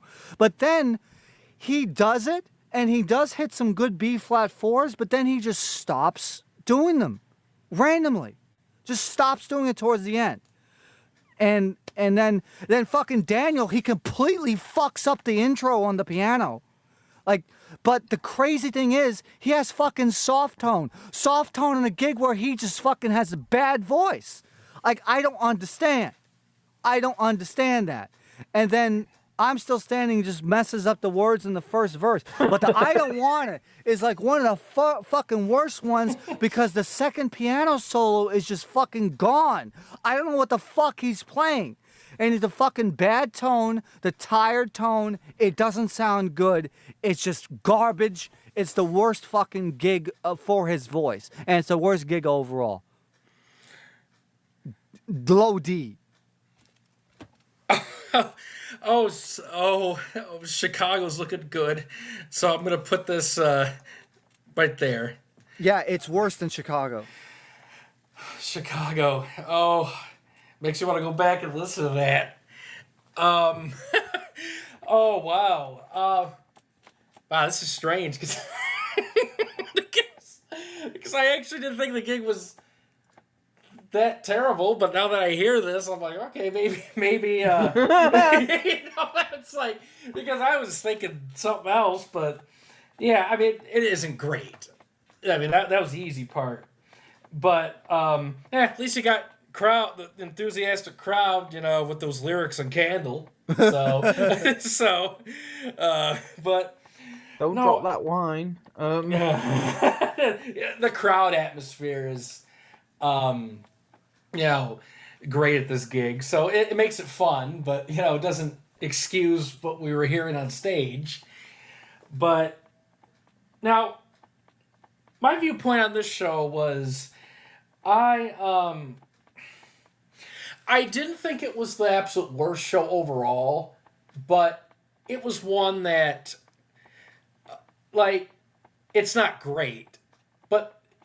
And there was a lot of, so bad, but it's funny to listen to moments. Plus, the crowd atmosphere kind of kept me from pulling my hair out. But the thing that struck me about the show is we last heard Milwaukee, and Milwaukee's great. We don't have the show in between Milwaukee and this one, which took place in the Denver area, I believe. Mm-hmm. So, listening to this show, I'm not sure what happened with everything because the voice is extremely inconsistent through the whole thing. And the thing I was listening to was there's a lot of bad moments. There's a lot of growl. There's a lot of hideous phrasing. But when he backs off and sings naturally, there's still I don't understand why he's choosing to do this bad thing for his voice where he just over aggressive and compromises his natural tone. It didn't sound good. For every moment where he sounds good, you have 3 or 4 where it's rough and growled and intonation suffers. And the band. Now, the band are fine, but they're more loose compared to Milwaukee. And it's the weakest band show out of the LA shows. There's more looseness, and they're not full on sloppy or anything, but things aren't as tight as what you would think. So it suffers. Having a few days off hasn't helped. No, yeah. So I'm curious what Denver would have sounded like. It would have been high. Yeah, but I just think the vocal, when he sings naturally, he's fine. But there's too few instances of that, and it's mainly compromised vocals that run the show. The King Must Die sounds bad. But that's in contrast to the first 2 songs. 60 Years On, Need You Turn to sound fine in comparison. So it's what is he doing? And then Burn Down the Mission's awful. especially the sections that have the grinding and the rougher tone. Sorry Seems is back to the natural voice, which is welcome. But Have Mercy on the Criminal causes ED. It's terrible. And it's just it doesn't make sense. The gig doesn't make sense. There's definitely drugs throughout this show. It's inconsistent. And it's a gig I wouldn't go back to, not only for the vocals but musically. I don't think it's up to par with like Milwaukee and the later LAs, especially the last one. But I didn't think it was the worst show on the tour, but I wouldn't have rank it high at all. I had this at bottom C because it was just lackluster and just it's not a poor gig, but it's a very lackluster show that should have been better than what it was. So I had it at low C. Okay. Elton bootlegs. Weirdly, I'm actually in the same camp as Mr. Gregsynth. When I first listened to this show years ago, I wasn't a fan. But when I listened to it in prep for this and listened to it a few times, I do think this is one of them weird shows that has a bit of charm to it. In terms of the recording, obviously it's a mile away, and I must give kudos to Taper, by the way, because this is the first of 7 shows that he got from this tour. He recorded the 3 LA shows. The last show, obviously, we have a different recording on YouTube, but he did record that show as well, and he also recorded 4 nights at Auburn Hill, so kudos to him. And he also helps with a story later on that Greg's got to tell. Yippee! I love story time with Greg. Performance-wise, oh lord. So we start off pretty well, and you think, a few days off, it's freshening them up. And then you get to The King Must Die. Jesus Christ. He drives his voice into the ground. It's horrible. And then Burn Down the Mission likewise. This is where you get him thrashing his voice. It's horrible. Have Mercy's the same. It's just, ugh. Love Lies Bleeding is a better effort. It's one of the last versions where I think you've got that fresher tone, but you still get the growly voice in there as well. Danny Bailey's beginning to get rougher. Philadelphia Freedom's bizarre. You can tell he's having fun and throwing his voice around. The audience cheer like mad when he doesn't hit falsetto. The end part is really weird. The bitch is back. I love the intro because they completely botch it. Sad songs. The actual song itself, no. I didn't mind. I'm like Greg. I didn't mind Brando from this gig. I think there's a lot worse to come. It's not. I think I get to the point now where I expect his tone not to sound great on the song. So it's sort of, I'm looking for things that will make it a pass rather than a fail, and I prefer this one to a lot of the others. Not by saying it's a good version, but yeah, a word in Spanish. Oh God, the voice. Oh, what a juxtaposition. Davey on this song is fantastic. By the way, the Spanish guitar solo is sublime, and then Elton comes in birding away. It's like fantastic. Mona Lisa's, I don't mind this version. Part 2, the vocals, he gives it a good go, and then just as TSS says, he can't be arsed anymore, so he stopped. Oh, I didn't. I don't want to. Oh my god, the Angry Birds all over that, and that piano solo. Oh my god, I think isn't it? There's another piano solo from this leg that is. I think it might be the next night. Oh, that one's fucking a joke. We'll talk about that one shortly. That was a fucking joke. Saturday Night. Oh good god. And I'm still standing. Continues the botched lyrics. Yes. So many versions. I don't get why he keeps forgetting the words on the song, but oh well. It's a strange version now. There's some interesting phrasing and yeah. Low C. But it's not a show that I'd be writing home about. Ethan. Yeah, I'm actually in the camp of Greg Synth, actually. Bloody hell! Oh no. I don't think this is the worst thing in the world, but it's not brilliant. Yeah. I mean, it's like Greg said. It's almost like he can't make up his mind on what he wants to do. One song he wants to sing it clean, then the next one he doesn't, then the next one he does. It's like I think I know the answer. I think this is one of the first shows on the tour where he's medicating, because as these shows go along, it just shows a change in mindset with him, and it's something, especially on the next show, that I'm gonna hone in on. I know Greg is as well, because there's one song in particular. It makes me so angry. Right. Anyway, continue. And I believe it's around this point of the tour where he dyes his hair again. Oh, it is. Yes. Not this night. Yeah, not this night, but it's the next. It's the next night or the last night, because there's pictures from. It's definitely the last night. Well, it's one of the nights. It's not this one. He dyed it in early '87, because you can see it on the Wembley footage, and then he dyes it again for the 88 tour for whatever reason. So, I mean, the picture Greg's used for 925 looks absolutely thrilled that he's dyed his hair anyway. Gives him extra powers. I don't know about that. Yeah, it's not really a show I'm right home about, but I don't think it's the worst thing in the world. I think there's two shows in particular that are worse than it coming up. Yeah, I'd chuck it in the low C. It's not really a show I'm woo about, but yeah. Oh, so you won't Ric Flair it? Whoa.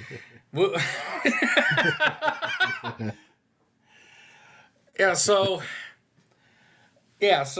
we have a low D ranking and 3 low C's. Like, I don't think it's a great gig by any means, but it's like, to be honest, I wasn't even thinking. I kind of toyed with the idea of putting it in D when I was hearing it, but I'm like, I'm listening to stuff around it, and I'm like, if it goes in D, then I'd have to change stuff around with other gigs. But I don't know. Is the gig really like deserving of D? Again, it's my opinion. Yeah. So, because I'm more critical. I'm more critical about it because you think about it.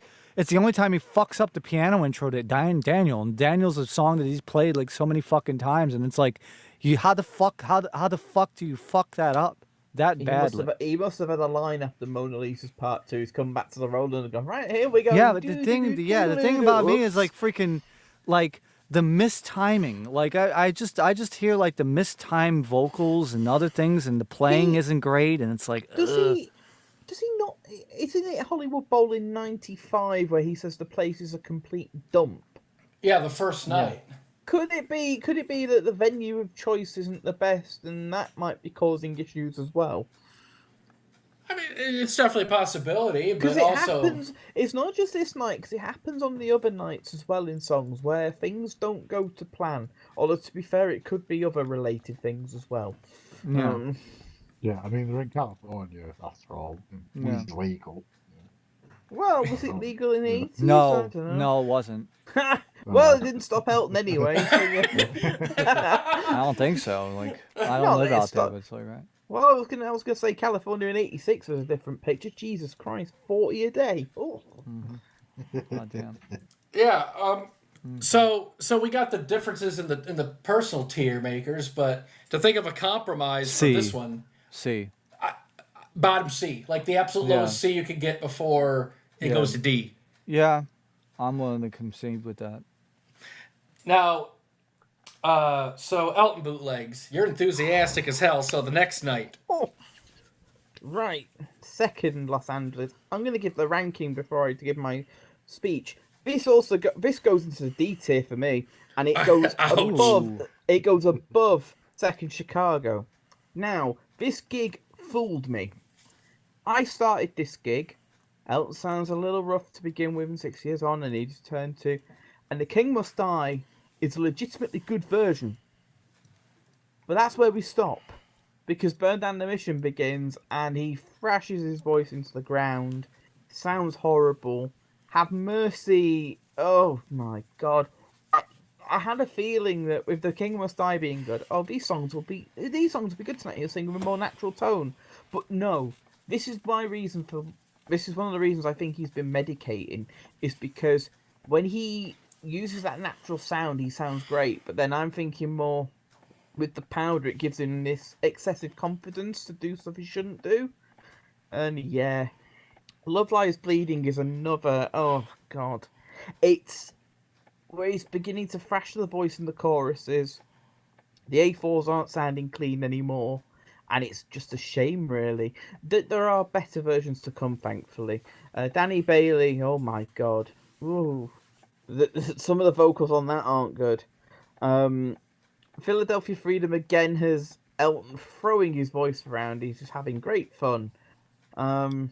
Sad Songs, this is where we get to the point where I was enjoying the intro until Elton decides that he's going to go, like, why?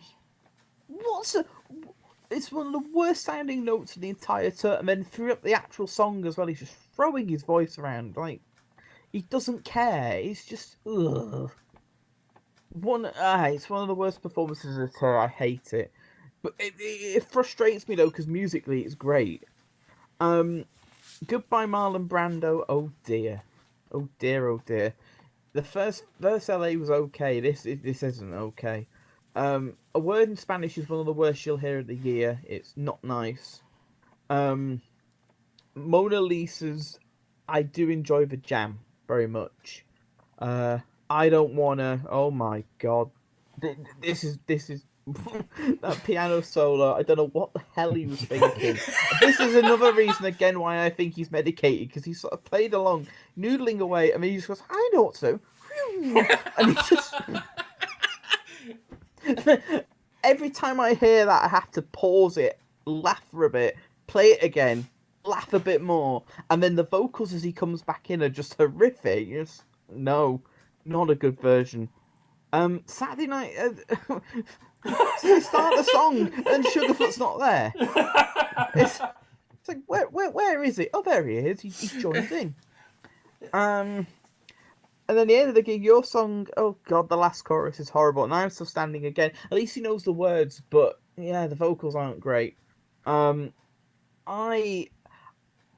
reason that I put this lower than the first night is just the way that Elton now is at this point where he will just drive his voice into the ground, and it isn't going to get much better in the coming gigs. So therefore, for me, this was a mid-D show. It will go above Second Chicago. For me, I agree with your ranking, but I'm going to be more harsh on it, so I'm flipping it. I'd flip it and put it on the other side of Chicago. Because I hate this fucking gig. I hate it for a number of reasons. One, it's frustrating because the band sound better this night. So that's a positive. And I feel so sorry for the Discord member Gar. I wanted to dedicate the show to him, and I pulled his name out of a hat, and this was the gig that came up. But what is it? His name's now Bum. Yeah. Well, he probably feels bummed out listening to this now. But so what makes this show just bad and frustrates the hell out of me is the musicianship is better overall. So you got that moment on Saturday night, which is like, what are we doing? But mainly it's better. There's more stuff going on. It's tighter. But the fucking voice just kills me at this gig, because you think it's gonna be a good gig from the start. Like, okay, first couple songs, warm his voice up. King Must Die. Okay, that's not bad. It's not that bad. There's worse on there. Not great, but there's worse. And then we get to burn down the mission. And he just does everything in his power to kill that voice. Just he thrashes it to death. And then Sorry seems he's back to singing more naturally. Oh, and Have Mercy on the Criminal. That guitar solo by Davey's awesome. Davey's great on this tour. And his solos are awesome. And I hate the vocals on that Have Mercy. The rancid singing, off intonation, terrible. Love Lies Bleeding. The whole show, especially on the rockers, is very, very reckless sounding. Like there's no care. Just to see what's going on. Yes, coke to the gills.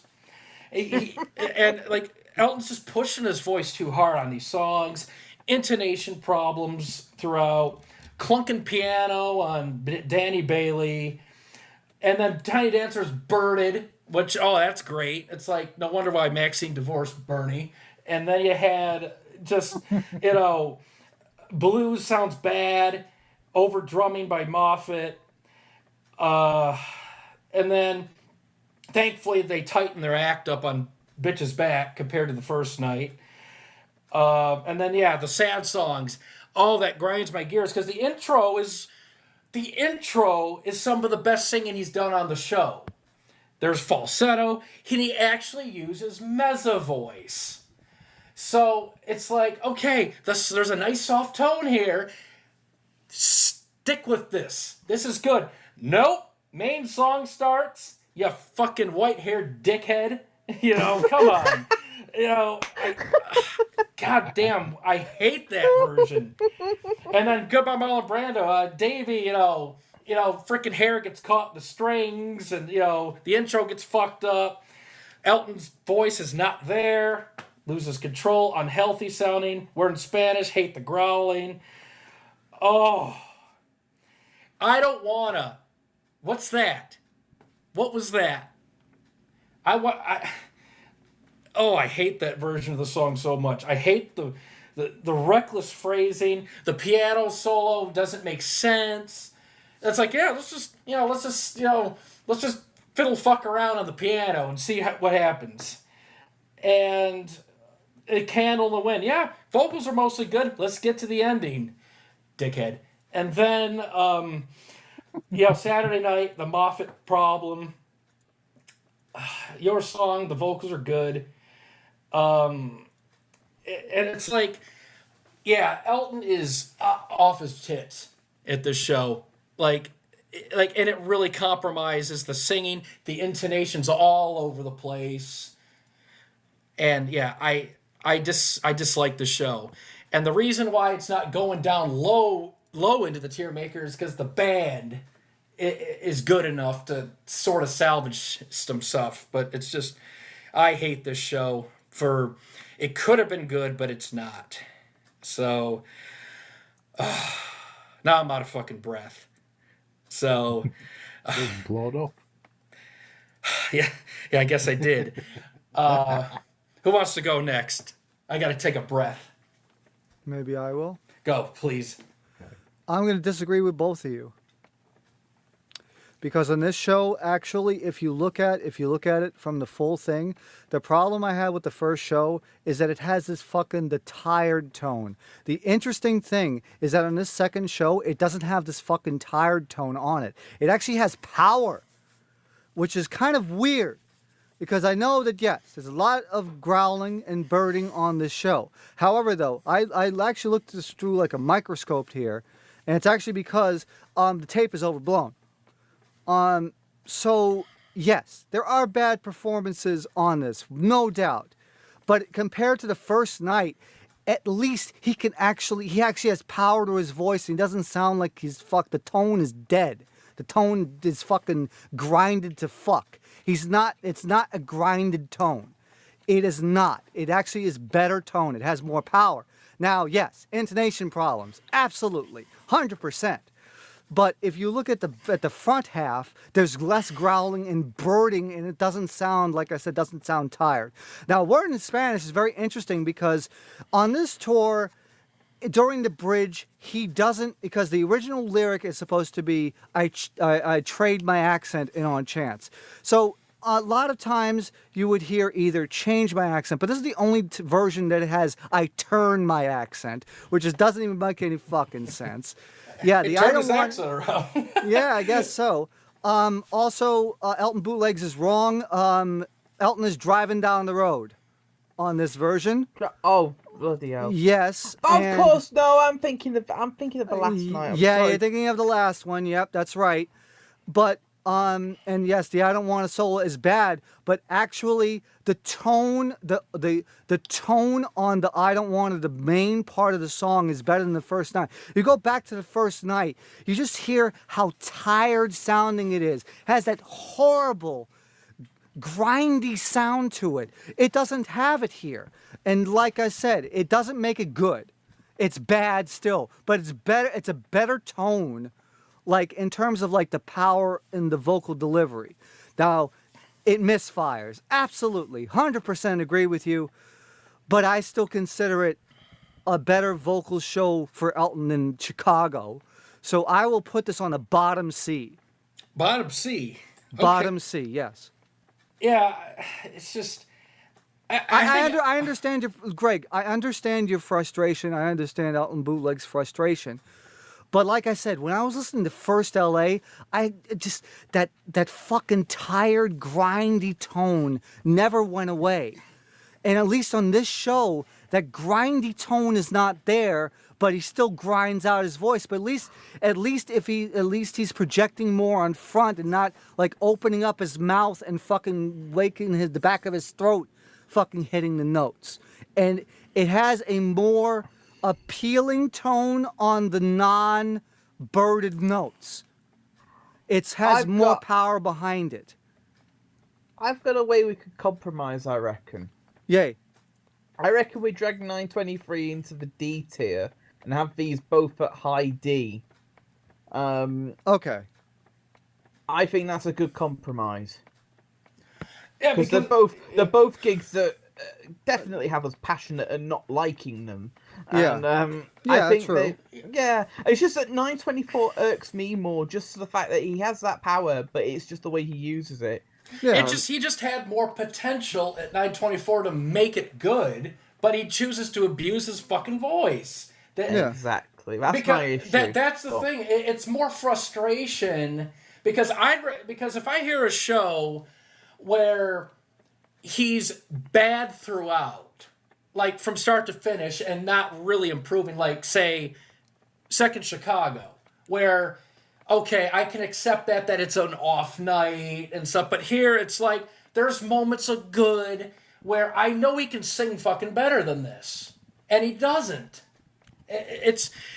So it's like it's frustrating in that aspect because I know he could do better, and the main thing is the intonation is fucked up at the show. Like if you're flat, if you're sharp, if you have that many intonation problems, even with improved tone and better moments, that's a problem because it's easy to hear that and it's like, oh wow, he's not doing well. So yes, like I Don't Want to, for instance, I can accept that there's worse shit on the first night because the second, like the back half of the second night's vocals are hideous. So I can agree with that, with the first night having all those issues and everything. I can agree with that.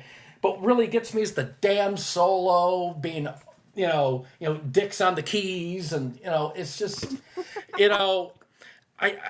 it's absolutely frustrating to hear a show where he could have done so much better, and it's a disgrace to hear that.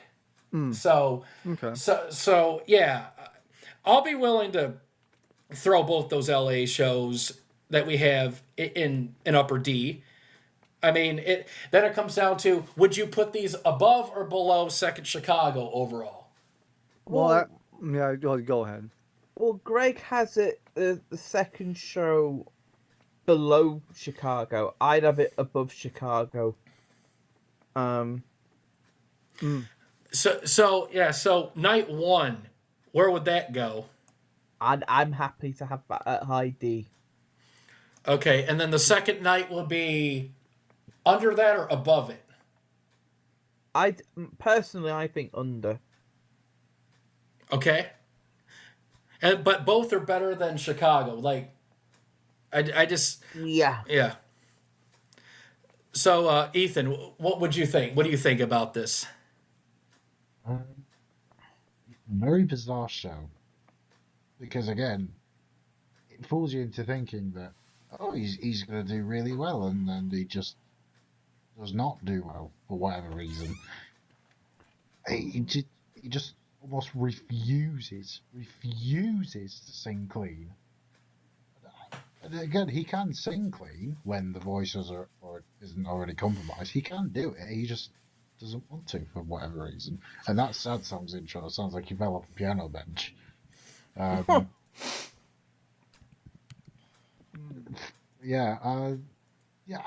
generally happy with where you guys have put it. Sort of D tier-ish. Brilliant. Yeah, it's just so frustrating to hear a show where it had so much potential to be like up there, and you get this.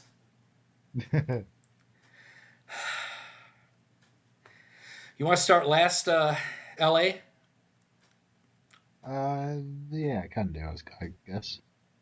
Right, last Los Angeles. God bless Jim Reinhardt. Thank you, Jim. He taped this show, and the quality is fantastic. He also taped a couple of other Elton shows. But that's beside the point. I think this show is an improvement to some degree.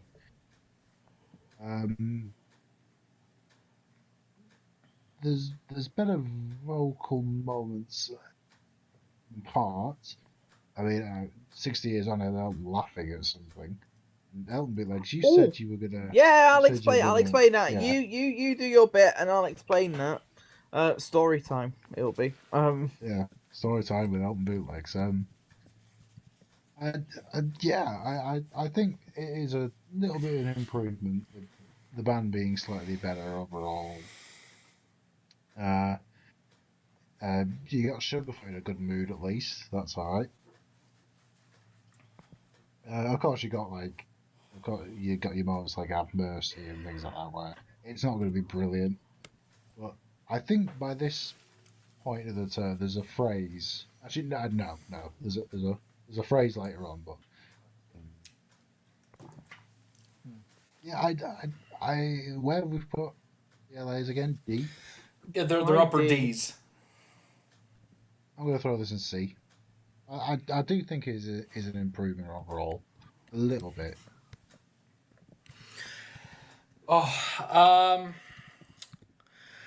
For me, this last LA show, would you put it above Tampa or below Tampa? Where is Tampa? C. I didn't realize you were Spanish, Greg. Sí. Sí, señor. Un palabra en español. Or as Linda Ross say, below, I want to say. Okay, I'll move it there. Mm-hmm. So, all right, so...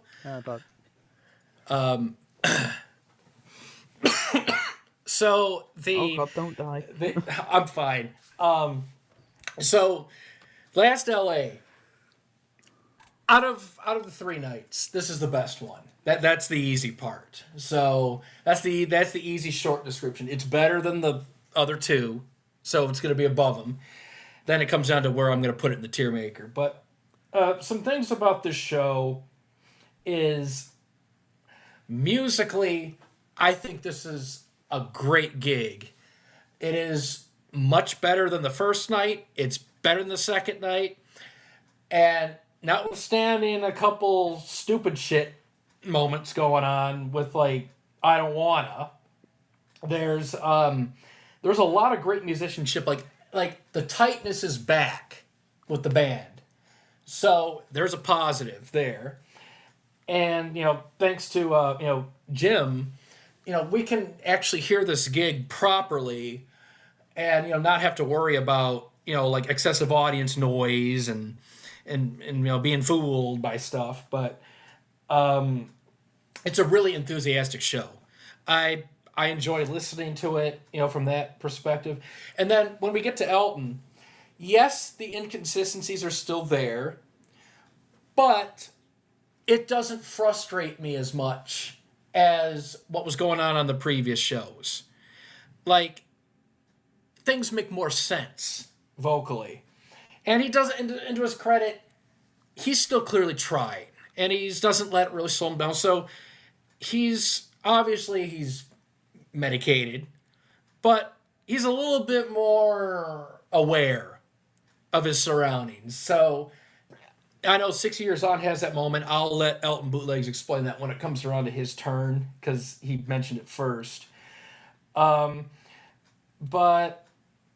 yeah, there's it has the awkward moments. Sometimes Elton's vocals veer off in unplanned directions, and sometimes the piano playing can get a little how should I say this? Little fumbly in spots. But I will say that there's there's less frustrating moments with Elton's voice, despite the fact there's still issues from time to time. Like, and I want to say Tiny Dancer is very good at the show, especially compared to the previous two nights. It's more natural sounding. And Danny Bailey isn't too bad, and I always love the solo. And then, Philadelphia Freedom is fun and lively, so you have him throwing his voice around, and he sounds like he's having a good time. So despite whatever's going on at the show, he's into the show. He's having a good time, having fun. And the sad songs sounds better than the previous nights. It's not as bad vocally in the main section. Brando, is what it is. I can take away from the show that Elton is at least trying. He's trying harder than the previous two to sound more consistent. And, Daniel's still good. I Don't Wanna, that intro, just, that intro can just, I wish somebody would have edited that out, because that's awful. Well, tough, you can't edit, it's live. It's live now. That's a really sore spot. And at this show, Saturday Night's All Right for Fighting. So Elton is joined on stage by Eric Clapton and Steve Lukather. So you have all this guitar madness on here. And it's a really good musical version, although for some reason Davey's not heard in the intro immediately, but musically it's great. I still like the gig enough to where I don't get frustrated by the issues, because at least there's more effort involved. I would rank it a little higher. It's if it's in C, I would put it at like top C, and you might make a case to try to push it a little higher into the lowest of B, because of the energy and the great band work for the most part. So not a terrible show. Actually quite good on a handful of performances. Still has inconsistent problems, but it's less frustrating, and the energy's great. So there's more positives compared to the other two nights. So I think it's the best night out of three. TSS. Agree with Greg here for once. So it is better. It is better in a lot of different ways. It sounded to me that Guy had an issue with triggering the sample, the intro sample of "I Don't Wanna." I think that's probably what the issue was, because you hear because it consists of like the drum machine and also the whistles, and it sounded to me like the drums didn't want to work properly. But I would say like overall, man, with the new quality, I remember we had it was like dog shit quality, and we couldn't really hear about the it. old source was terrible. Oh, that was crazy. We could barely hear instruments. We barely hear vocals cutting through. It was nosebleeds. It was distant, and the crowd was so prominent. And it sounded like fourth generation tape. It was really bad. Yeah. Yeah. So realistically, yeah, this is definitely the best 9 out of the 3. You know, yeah, he's still kind of, you know, in La La Land, but at least he knows where the hell he is, and at least he can, you know, dial it back a little bit, and really, you know, give a decent effort on the show. So it is a very satisfactory show, but it's on a very, it's on the higher end on it. So I'm not going to really go into detail because I know that Elton Bootlegs is chomping at the bit. So I'm going to put this on the upper part of C, above Tampa here. All right, Elton Bootlegs. Okay. So the beginning of this show is the most amusing start you're going to get on the tour because, and I found this out thanks to a blog that I read from a chap called David Sigler, that's his name, yes. And he attended a show on this tour where it explained the intro, and I feel like it's a good time to mention it because he saw the tour in Colombia, so he's very lucky. He got to see a brilliant show. I'm very jealous. But he explains that the intro things happen because obviously Elton starts laughing, and he says after the song about every night these sets of blinds being pulled down. So this is how it goes. The audience sees 2 huge metallic type structures which what look like vertical blinds built into them. These were pulled out to the centre of the stage with black curtains on each side of the structures to cover the entire stage area. Various phases of Elton's career were painted on these blinds. As the opening music of 60 Years On began, these blinds flipped to reveal a different set of images of Elton. It reminded him how, you know how train stations where they have the manual process of displaying train and track numbers? The Solari boards. The Solari boards. But flipped to reveal updated travel information. It even had the same clicking sound effect. The audience could see a little bit of Elton behind the structure, and he's seated centre stage behind his upright Roland electric piano. Once he began singing, the structure split in 2 and each piece proceeded to exit stage left and right, respectively. The curtains then dropped and revealed the whole stage. It was a unique way to start the show, and one he wished he'd had photo or video evidence of. On this night, something clearly goes wrong, and Elton can't stop laughing. So that's the reason for that. Where to begin with this show? Oh God, the King Must Die. Oh God, another version where you're filled with hope, and then he drives his voice into the ground. It's not the worst version of the tour. Burn Down the Mission has Sugarfoot being very, very enthusiastic. Elton's not great. Similarly, Have Mercy again, just driving the voice well and truly into the ground. Love Lies Bleeding, you can fuck off, Greg, with what you did on that video. On that one moment that I really don't like. Oh, you sorry. know exactly. Oh, sorry. Whoops. Danny Bailey. I actually enjoy this version of Danny Bailey because I think the solo's really good. And Elton's not as rough as he is on the earlier version, so I can let him off of that one. Philadelphia Freedom's a lively version. Sad Songs, yeah, it is better than the previous night. You haven't got that stupid shit in the intro anyway. Also forgot to say when we talked about the first LA, our favourite Sweethearts of Soul now begin to join in the intro of Sad Songs. I know Daniel's very, very fond of that. I mean, he was expressing it to me the other day how much he really loves it. No, he doesn't really. Oh shit! I dedicated something to him about that. So. Oh no! Oh 1022. Oh shit! Well, he's not gonna hear. He's not gonna hear this until after he's listened to it. So you'll be all right. Hi, Daniel. Daniel is traveling on a plane. Yeah. He might be. Goodbye, Marlon Brando. Oh my god, Brando's horrible at this show. No, this is one of the weaker ones. Mona Lisa's of Mad Hatters. Oh god. Part 2, the voice, no. The music, a big tick. I don't want to. That intro is hilarious. And Elton, yeah, the voice. Oh my god. Yeah, that ending is just horrific.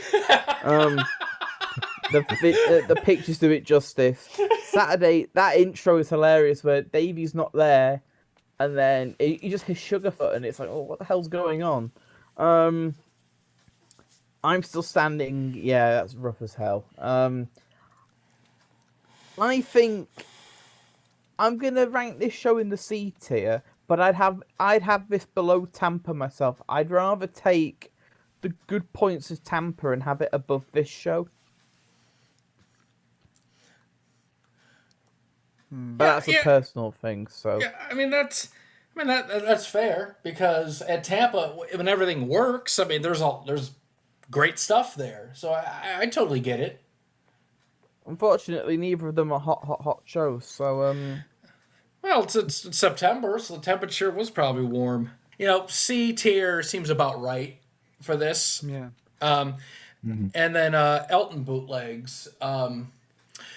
One of your favorite shows, according to some people, is coming up. What? With Houston. Oh. Fucking Houston. I'm guessing I'm starting this one. Yes, you are, my friend. You dedicated the show to Ethan. Why can't he start it? It's all right. I will start because his tooth hurts. Go ahead. Okay. I'll let you know then. Houston. Now, years ago, I don't know where this idea of me liking this show has ever come from. I'd like to hear Greg's side of the story on that when he gets his chance to speak, because no problem. Years ago, I hated this. You knew I hated this years ago, so why on earth you thought I liked this, I really don't know. Because this, for me, is a candidate for the worst show of the tour. Not in terms of the music. Yeah, the band are good. They do have some sloppy moments during the gig, which I'm going to point out in a moment. But the lead singer himself, oh my god, he's on another level tonight in terms of being a fucking idiot. You start with 60 years on and you think, oh, okay, he sounds clean to begin with, and then the voice becomes a bit rough towards the outro. Easy to turn to is fine. The king must, oh my god, the king must die again. We have the growling, we have Elton just scattering his voice around in many different places. Burn Down the Mission isn't the worst, but it's then when you get to Have Mercy again, and that's where you have Elton just throwing the voice around, sounding very harsh in spots, sounding horrible in spots. Love Lies Bleeding is a performance that annoys the absolute living hell out of me, because the band sound fantastic, and then you've got Captain Fantastic throwing his voice around, sounding horrible in a lot of spots during the song, and I'd argue this is one of the worst on the tour of this. It's just not pleasant.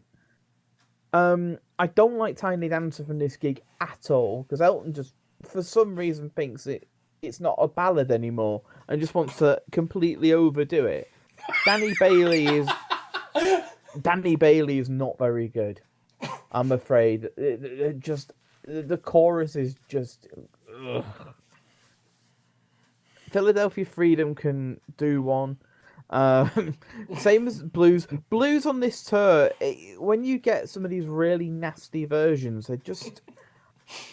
I hate it. They give 86 a run for their money. Like, the amount of grinding of the voice is just... No. Sad songs... Oh, God. That can fuck off. The main song especially. Elton just thinking that he can just throw his voice around and it's going to do what he wants it to do. Well, does it? No. Okay. No, it doesn't. Brando isn't the worst version, but it can go right up there as one of the worst. Mona Lisa's Part 2, yeah, this is one of the worst because the amount of angry birding and shouting that he does, he thinks he can get the notes and he just can't. No, thank you. I don't want to... Oh, flipping heck. That's one of the worst versions of the tour. But we haven't even got to the worst song of the night yet, which comes towards the end. And I said this to you the other day. I listened to this version for the umpteenth time. This is worse than the Royal Gala, but Saturday night. Oh my God! You have Elton doing Elvis phrasing. It sounds so bad. It's just horrible. It's one of the worst versions of Elton's whole career. Just horrible, horrible, horrible. Your song's not great either. He thanks Houston, says what a great crowd they've been, and then he hits a clunker. And I'm still standing terrible. This gig, for me, nowhere near a C gig. And it isn't a D gig. I'm putting this as a high E. I hate the voice. It's just fucking horrible. I would rather listen to Shock in Chicago than this, because that tone is just so rancid. High. Wow. You know, right at this point, taking a snapshot here. 2, 3, Do it. 5, 6, 7. Right at this point, we have 7 of the 8 tiers being used in a TierMaker episode for the first time ever. I mean, you guys will probably disagree with my assessment, but you can tell that the coke has really begun to come out to play. It's just, I just can't believe it. This is the first time I legitimately have seen almost every tier be used at some point in a TierMaker episode we've done over the years. So. Oh yeah, that was what I was meant to say as well. Apologies, music-wise. Danny Bailey as well. The band completely flub it. As they go to the breakdown, they completely flub it, and it's like, oh, whoops. Oh, you didn't like that, I suppose, right? What do you think? I got a 50-50 shot of getting an answer, but there you go. But yeah, so wow. I'll give you a clue. It begins with N and it ends in O. I understand. So TSS. What do you make of Houston '88? Because I remember back then you and this gig had some ideas and talks, but what does 2025 version you think of this gig? Better than I thought. Because so this is the gig where it starts to be apparent that he changes his vocal style. He starts to deliver songs more forcefully now, in terms of he's not trying to use any soft tone anymore, at least on this part. Now, after listening to the show again, I have to say that I was actually pleasantly surprised with it. Now, this, for me, as blasphemy as it sounds, oh no, it is a better show than the previous show. The part that you need to listen to realistically is the fact that the sustains are actually there, and the sustains can actually be clean.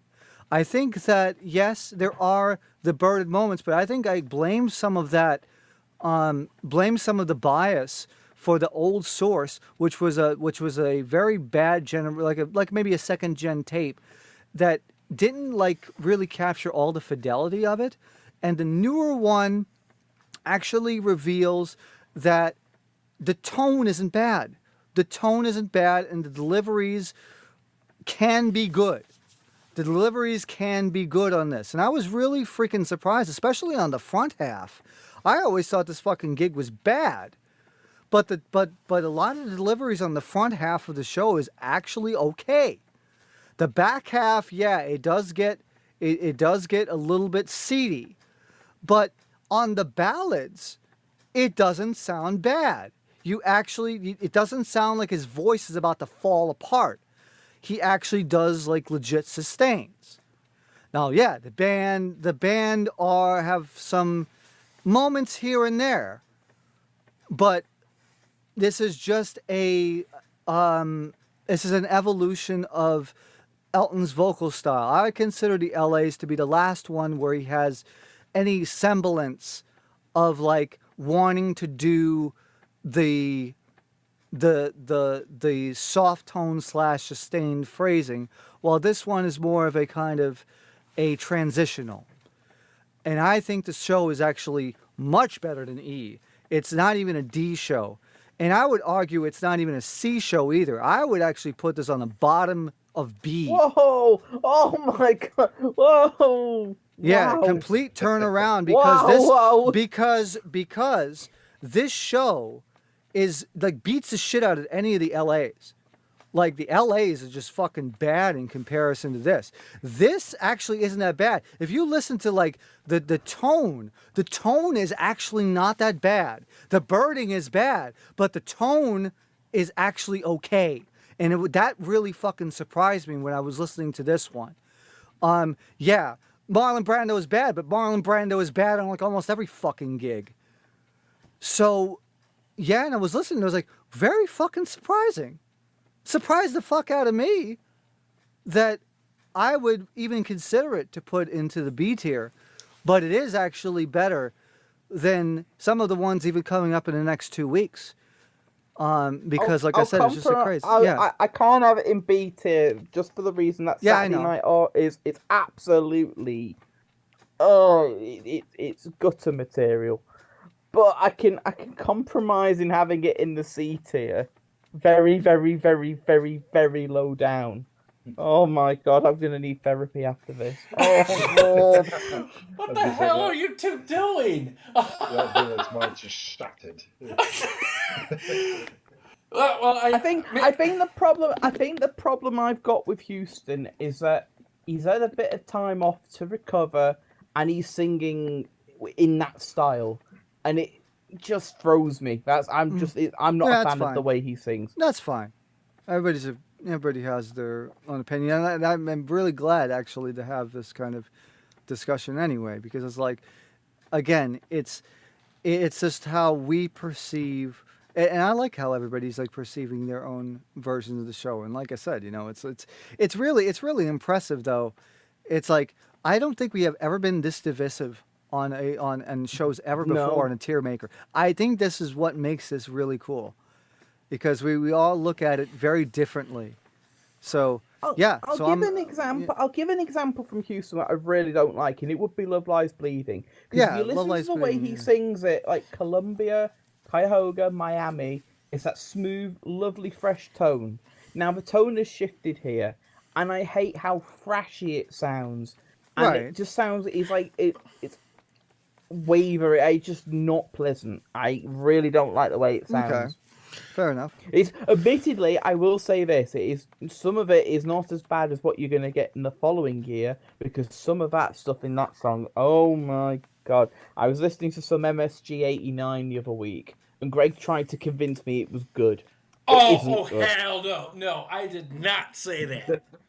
Actually, sorry, no, it wasn't you. It was bloody Ethel here who was trying to convince people. Yeah, there you go. The British Ethel Merman, folks. No, that's his name on the Discord. Is Ethel? I don't know why. Well, Greg compared a lot of versions of Love Lies Bleeding, even the 75 ones, and he said, the actual verses themselves weren't like awful. So. Yeah, well, you polish that turd as much as you want. 75 shows are not good. So on an 80, let me just say this. On an 88 TierMaker, we've mentioned 89 and 75 in the span of 2 minutes. Yeah. Oh, we'll throw 86 in there as well for good measure. Why not? Oh my god. Man. I will be honest. I will be honest. I'll make a controversial point here. I'd rather listen to a lot of 86 shows over Houston 88. Because I think it's the more that the show just makes me so frustrated that I know he can sing well and he doesn't. Ugh. Yeah, but yeah, but also going back to that, it's like, you know, you got to take the faults with the show too.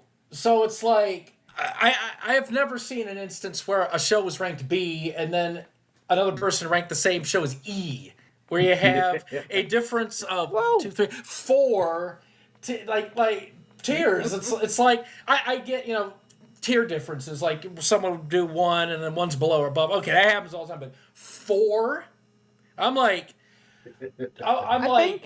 again, I just got so frustrated listening to this show and my perceived way of how he was just thrashing his voice and it just.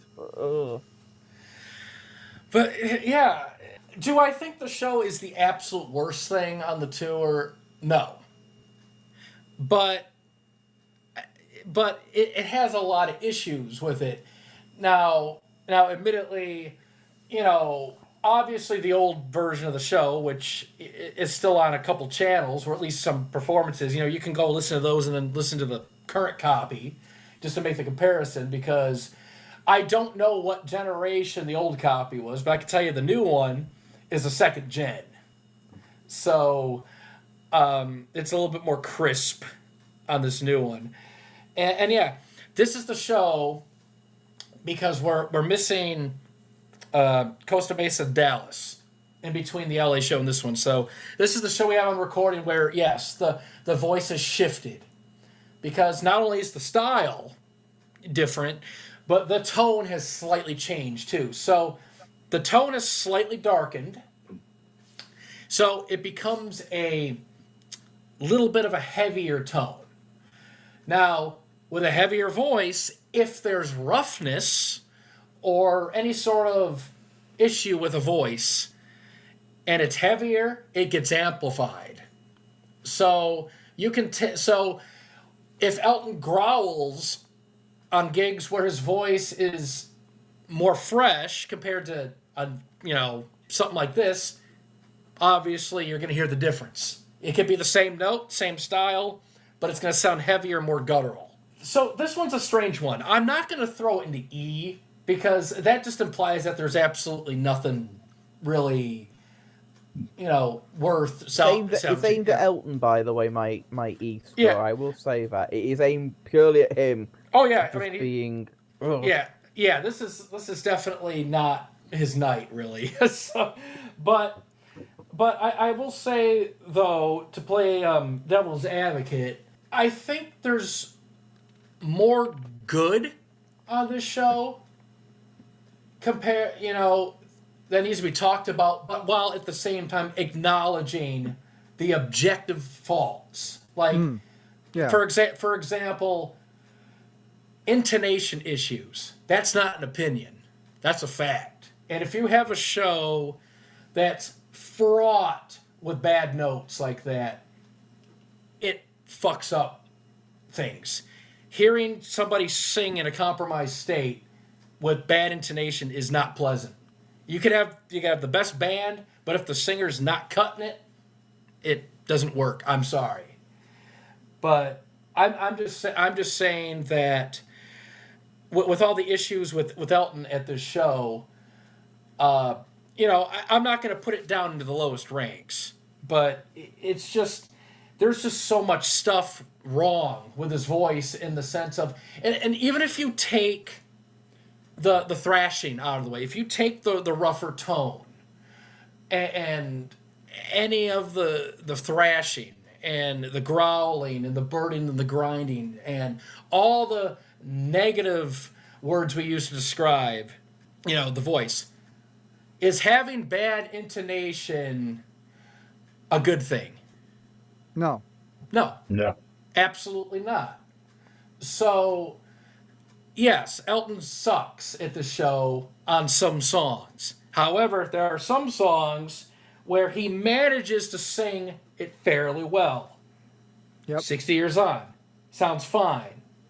Even though the outro is a little sus, it's still, I've heard worse.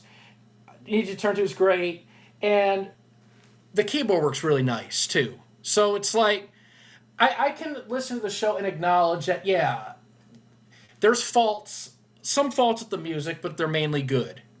I can acknowledge that there's a lot of faults with the voice, but but have performances like not Sorry Seems, but Saturday Night's All Right for Fighting, where the phrasing is off, but the intonation is so off on sections where it's not even in a key, it's in between notes. That's a huge problem that has to get brought up. So it's just I try to acknowledge it in a balanced way. There are shit vocals at the show. Yeah. There's also good vocals at the show, considering how Elton's voice has shifted. And the music is mainly good. So, and I kind of see Elton Bootlegs' point, where he's really frustrated by the show, especially Love Lies Bleeding. That was the song that really grinds your gears, right? God, when I was listening to it, I was expecting him to sing it better. Like, the LA versions were okay. Like, some of the moments were getting pretty bad. I thought Houston would be an improvement on that, and then I felt like he was more thrashy in the verses and choruses, and it was just, ugh. Yeah, so it's just it's an inconsistent show where it has good parts and bad parts on the vocals, regardless of the general state of his voice, and it's just. And I share some of Elton Bootlegs' frustration, because the band are mostly really strong at the show. I love the playing that Fred Mandel does. When he switches over to guitar, I love the playing Davey does. And yes, the Have Mercy solo is a little erratic, but if that's the worst fault for a solo, then it's a good gig for the music. And it's like, I get the frustration with Elton, because I wish he had a solid gig vocally from start to finish, not poking through with good moments or, working around problems. I mean, Dallas was the previous night. I don't know how he would have sounded there. I don't know what he did before this show. If frickin' Elton spent less time at Ram Ranch, then maybe things could have improved better. But it's like. But here's the thing. I understand both sides here. But I'm trying to look at it in a way where, hey, let's look at this and figure something out. I'm not going to put it in B tier, but I'm not going to put it in E tier. Because I don't think it's in the doldrums. I think there's enough going on to where you can keep it out of there. I'll go C. Fine. Ethan. Yes, I'm with Greg. I don't think it's the worst thing in the world, but it's certainly not the best. I mean, there's this does make me wonder what Dallas is like. Truly, because if it's as rough as this show, then that's going to be interesting. But there's weird moments going on in like Philadelphia Freedom where he's just like flat in parts, and I don't get what's going on there. I Don't Wanna has Sugarfoot missing his cue after the intro, which is incredibly funny. Yeah, whoops. But again, music is genuinely good, apart from the things that we've just mentioned. I'm with Greg on this one. I'm going to put it in C as a nice compromise. C for compromise. Well done. And for me, I would put it under LA, but since the band are much better here in comparison to Tampa, and Tampa has bad vocals on that too, I would actually put Houston above Tampa, but below the last LA. Yeah, Oh my god! Yeah, Whoa, okay. Because Tampa has the bad shit with the band. Oh, it does. It does. But the better stuff at Tampa is much better than the better stuff at Houston. Oh, okay. I'm sorry. I'm gonna put it right there, and we can kiss. Well, it's your TierMaker, Yeah. so we'll discuss this at the end. Yes, I'm GregsynthWizard, and I demand that. No, I'm not going there. You bitch. Oh, you're a bitch. Oh, so we're gonna have Greg's voice to guitar now, like with the freaking the 700 Club or whatever the fuck it was. You do Joan Rivers again? No, Well, look at the time. Let's move on to. Let's go. Philadelphia Freedom. So Philadelphia Freedom. What the fuck? In my hand. First Philly. This gig. It has Philadelphia Freedom on it. To be fair, I in the past I've misjudged a few shows where I actually liked them a lot more. I like them more now compared to back then. Philadelphia is a show, the first night, where I liked it more back then, and then when I re-listened to it, I'm like, that's it? So, but just to say, it's not a bad gig. It's not bad. And yes, the vocal shape, the shape of his voice, not the deliveries, but the shape is better than Houston. But the problem I have with Philly is he doesn't take advantage, really, of his improved vocal shape, but instead still does stupid shit with his voice. Like, he's still thrashing it. He's still, like, pushing it too hard. And like, early on, you know, there's good tone. Like, the opening songs sound pretty good. King Must Die isn't terrible, and the vocal control's okay. But Burn Down the Mission, you hear him pushing that voice way too hard, despite the fact it's in better shape. It's like, I would have backed off on the over singing, but you know, that's just me. But it doesn't sound good. It's one of those shows where the music by itself is very, very good. And I listen to the show for the music, but the voice is okay. But there's nothing really outstanding. I'm thinking, man, is that it? Is that, like, I thought I would like the show more, but I guess I maybe over-egged it back then and then came to expect the same, because I knew with Cuyahoga Falls it was the opposite, where I didn't think highly of it back then, but then I like it now. But I like, there's some really good performances, like Philadelphia Freedom. Yeah, there's growled bits, but, you know, the outro's great vocally.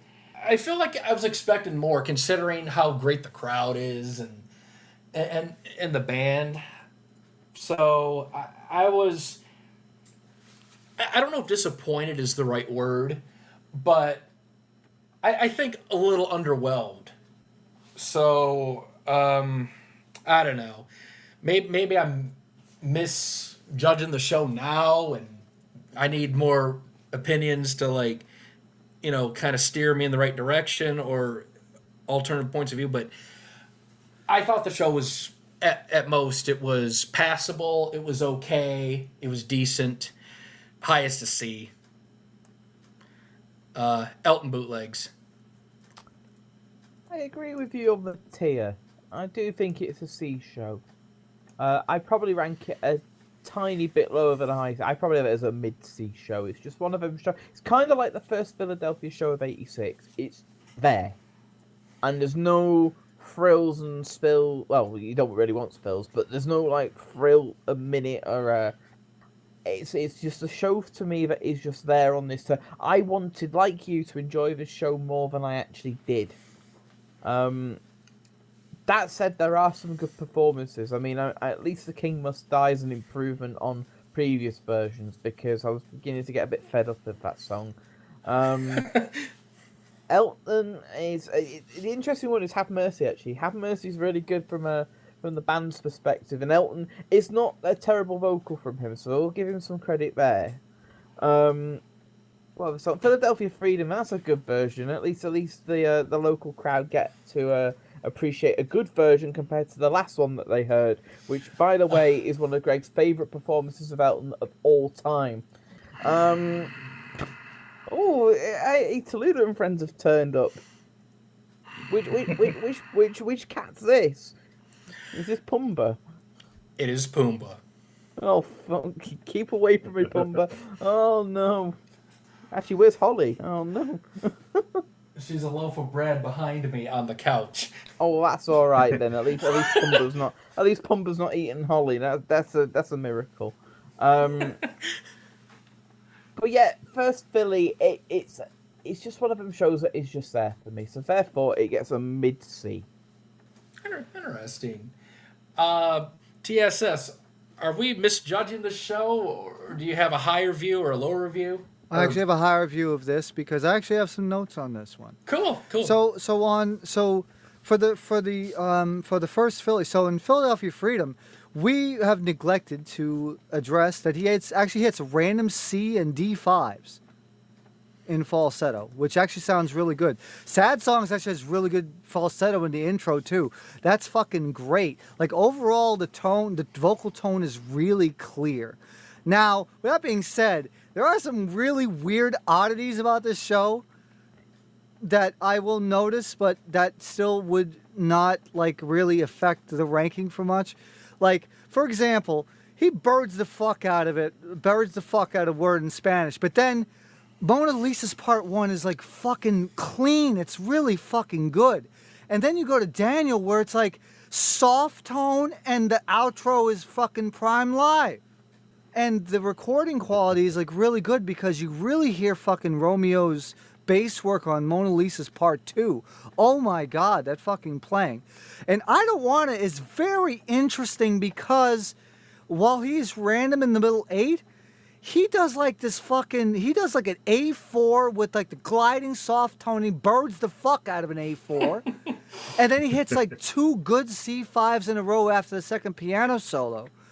And it's really fucking weird because it's like really bad birding on like Candle and Saturday, but then he hits it on the C5 on the third chorus, but there's no drop phrasing, which is like weird because we think about fucking how he hits like a C5 and then just backs off and does drop phrasing. Nope, he does pretty well. Your Song is okay, but there's botched lyrics in the last chorus, and the Quite Simple is quite birded. And then you could tell that he blows his voice because then you hear it the next night because he overshoots an A flat 4 at the end of the first chorus on I'm Still Standing. But overall, like he's with it, like he's like his mind is there, and when he isn't like fucking pushing his voice to the stratosphere, it's really good. And that was really surprising to me when I was listening to this, because I was taking, like I said, I was listening to this last night. It was really fucking amazing. Like, in terms of, like, compared to, now, Houston, yeah, of course, it's better than Houston. I mean, anyway, you know, a lot of shit's better than Houston, of course, at this point. But absolutely.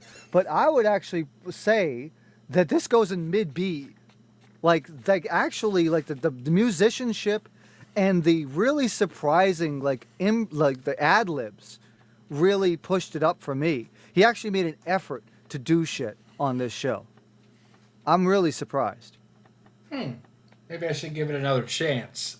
Yeah, you should, because it's like, unlike, Houston is polarizing, but I think this one is less polarizing.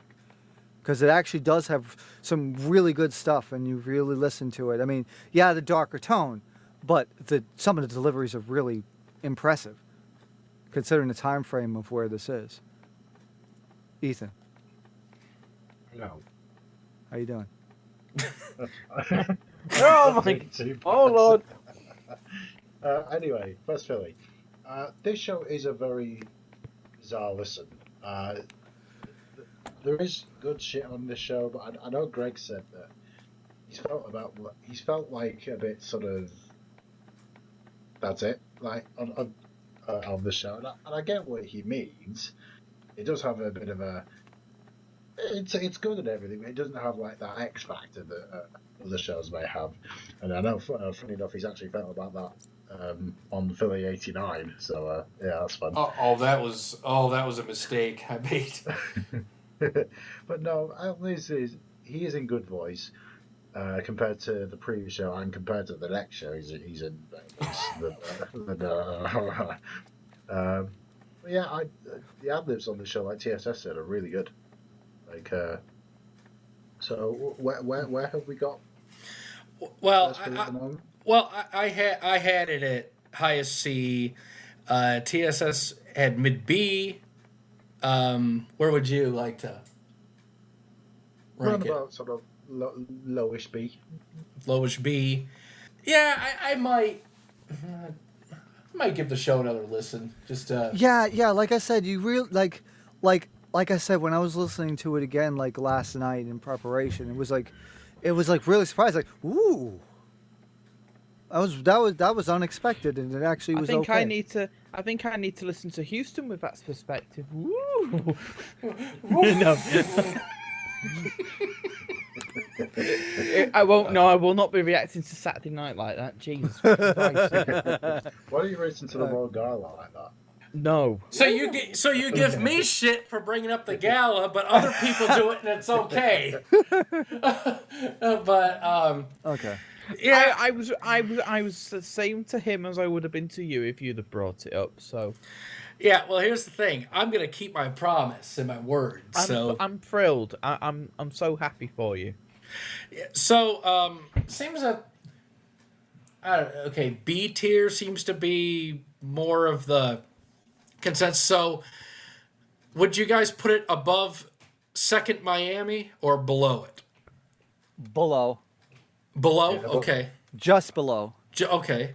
Just below. Okay. All right. I'll give the show another listen. Maybe, I think the reason was because there's been shows where I would listen to it at a certain point, think a certain way, and then come back way later, listen again, and I'm like, okay, this is better than I thought it was, or if it was worse than I thought. And right. So, I don't know. I'll give it another listen. Maybe it needs to grow on me more. Yeah. Okay. But it's not bad. Okay. So Ethan. Yeah. There's a gig that, happens after 10-4 called 10-5, which also takes place in Philadelphia.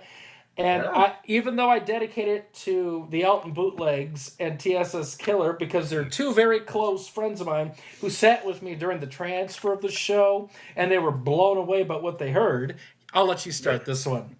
Okay, whoa, second Philly. What a fucking downgrade. My word. I mean, it starts off okay, I suppose. 60 years on is okay. I Need You to Turn To is fine, although there's a mumbled word. King Must Die, you start to hear like the like grinding. So right.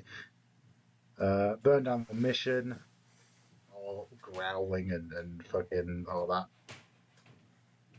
Have Mercy, absolutely terrible. Love Lies Bleeding is very good musically, although the vocals aren't too healthy. As you're now starting to hear him shout and things like that.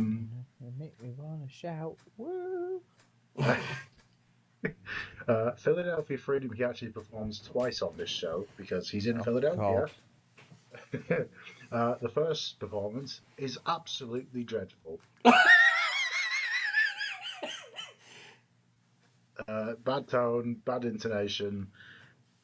I mean, I won't enter into it because it's Philadelphia, but good Lord above. Marlon Brando sounds like Elton shit himself. A word in Spanish actually has the first line clean, but things don't really get better from there. Mona Lisa's Mad Hatters Part 2 has him shouting, which is cool. We always like hearing Elton shout, don't we? I don't want to. Again, you hear like grinding and stuff like that now. Saturday Night's Fight for Fighting is terrible. More grinding. The second version of Philadelphia Freedom is actually the improvement on the first show, but on the first performance rather. But the first show. Oh, the first show. Yeah. Oh god. Yeah. Oh Jesus.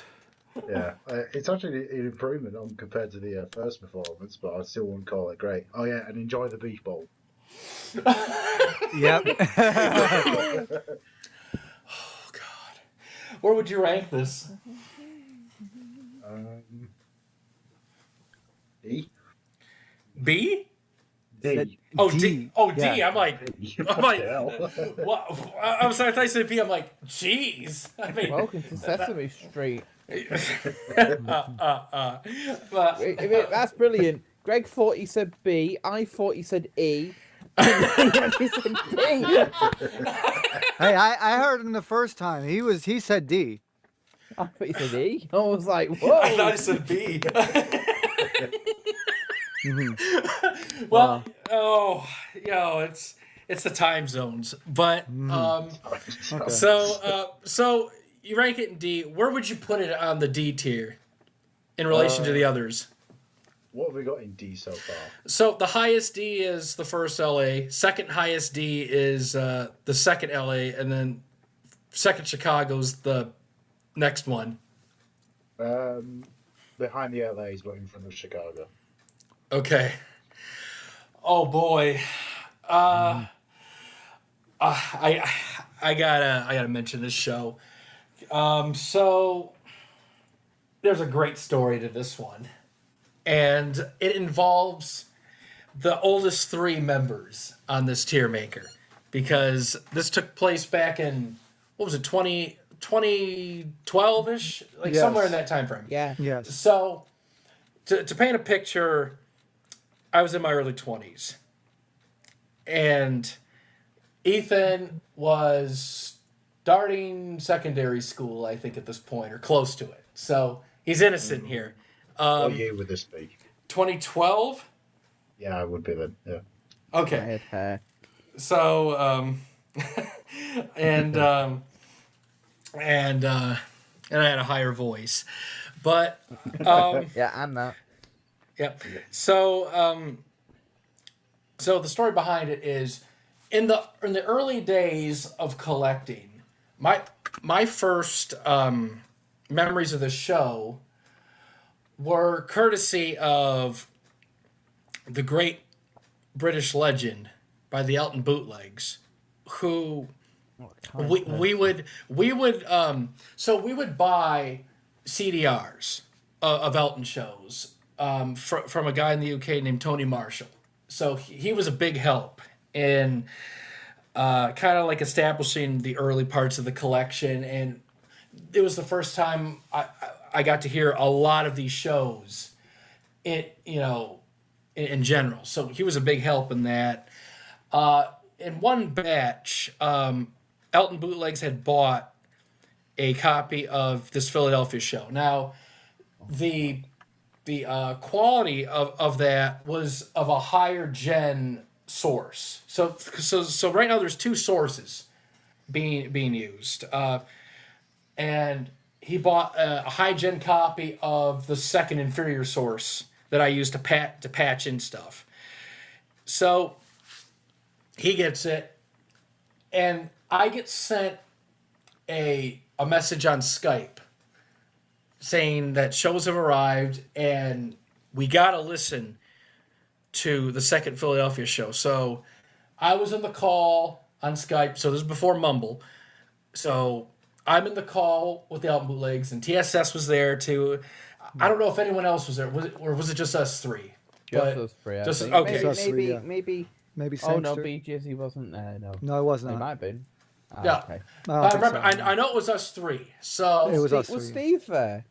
Offering 1,000 fucks for every time that kind of light was there. Oh yeah, and it's like wow, I could barely walk, but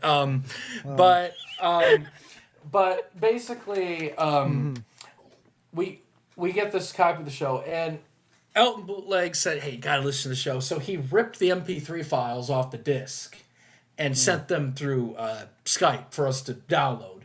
Yeah, and we're listening to it, and he said, like, yeah, this is so good, and we're listening to like some of these performances, and he's like, yeah, this is really good. This is a great show. This is better than this and that, and because we had very few comparisons at that point, to compare 88 shows. So basically, we were going off what the Elton Bootlegs was saying at this point, and.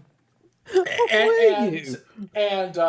wait, there's more to the story. So we left it at that. We had this high gen copy. So fast forward a year, or maybe a little more than a year, I start getting these boxes of tapes sent to me.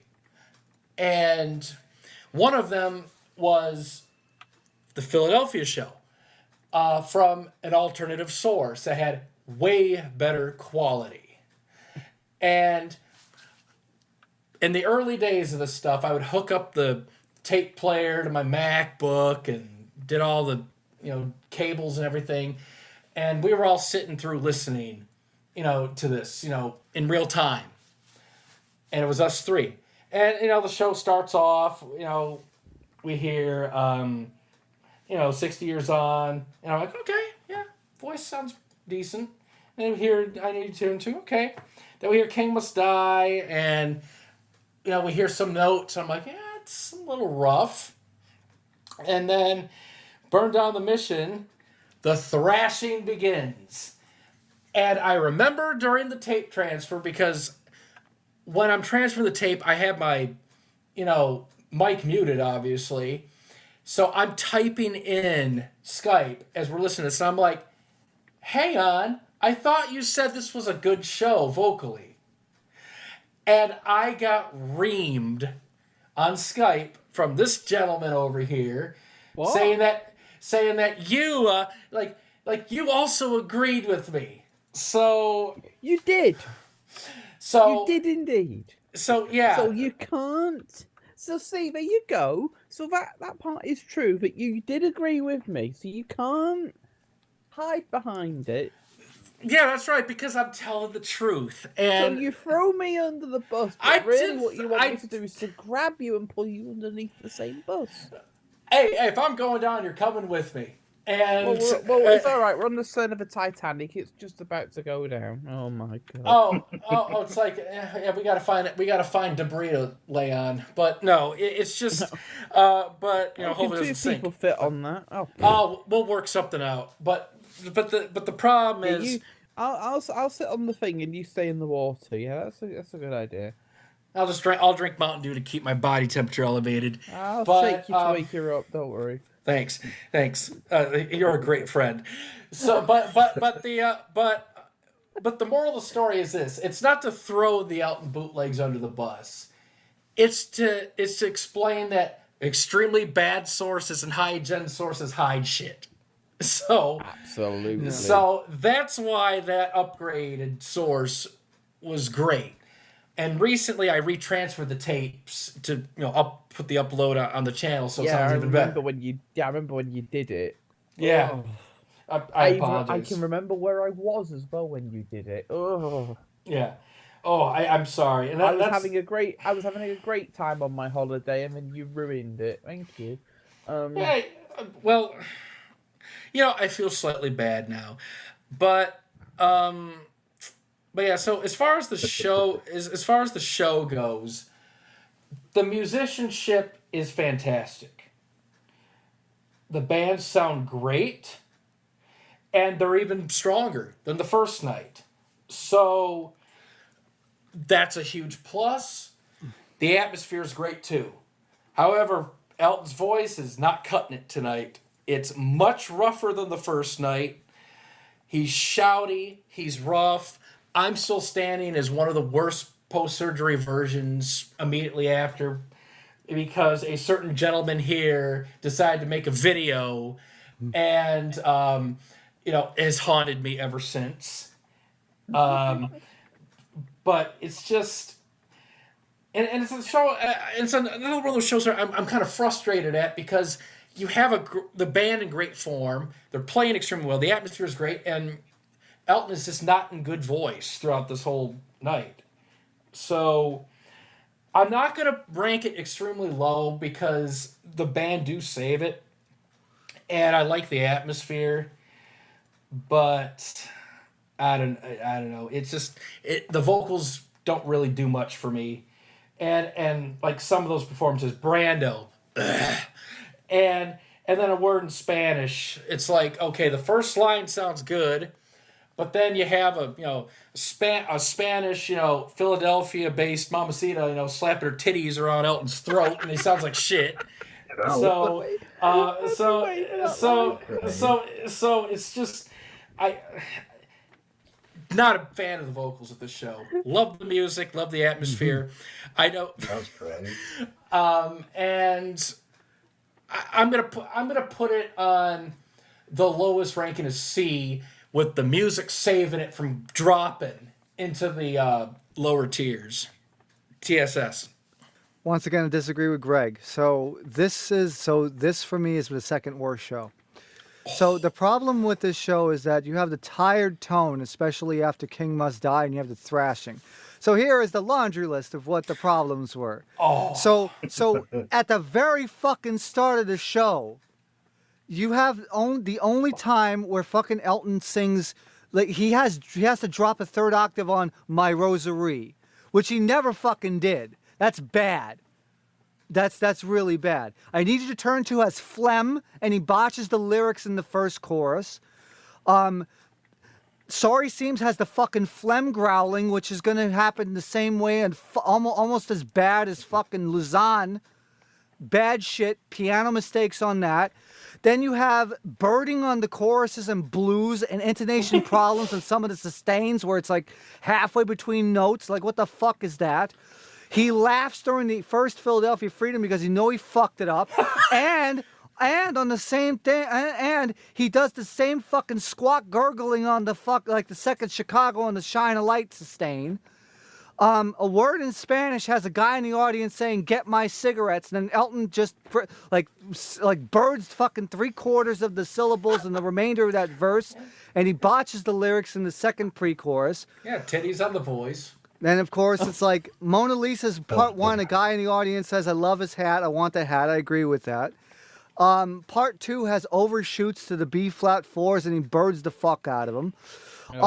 So Daniel is bad because he not only botches the lyrics, he fails to try to do the soft tone, and he has bad intonation. He actually birds at the end. That's fucking bad. That's one of the worst versions of the song. I Don't Want It has birding. And then Guy fucks up the bells in the first chorus and misses the cues for the bells in the third chorus because the fucking thing was turned down. And the second piano solo is slightly off rhythm. Candle is birded in the usual spot. Saturday has erratic phrasing and birding, and in the C5 with the bad drop phrasing and awful tone. Your song has the birded quite simple, but it's actually a better performance than the first night because it doesn't fuck up the words besides the bad tone. I'm Still Standing is really bad with the Enjoy the Beef Bowl and the erratic phrasing. And the second Philadelphia Freedom is actually better than the first one because he actually fucking does decent attempts at the B flat fours. So yeah. It's fucking bad. It's D. It's D below Chicago. It's worse than Chicago in spots. Absolutely. Second Chicago. I was about to say. Worse than second Chicago in spots. Absolutely. Because the fucking tone, is like this fucking tired tone, but then you have the intonation problems, and like I said, completely fucks up Daniel, and that's unforgivable. Yeah, well, as I said, the fucking voice is just, it's shit. What a downgrade. It's like, I feel sorry for the band because they're great. Yeah. That's the only reason why I ranked it LOC is because I thought it would balance it out a bit. But I'm not gonna disagree if it's thrown in D or lower because the vocals are fucking a joke through most of the show. I hate them. So yeah, I don't disagree. Elton bootlegs. So you hate the vocals. TSS hates the vocals. Ethan hates the vocals. I fucking hate the vocals. And this, for me, is the worst show of the tour. I hate this. And this, for me, is going in high E underneath. Now,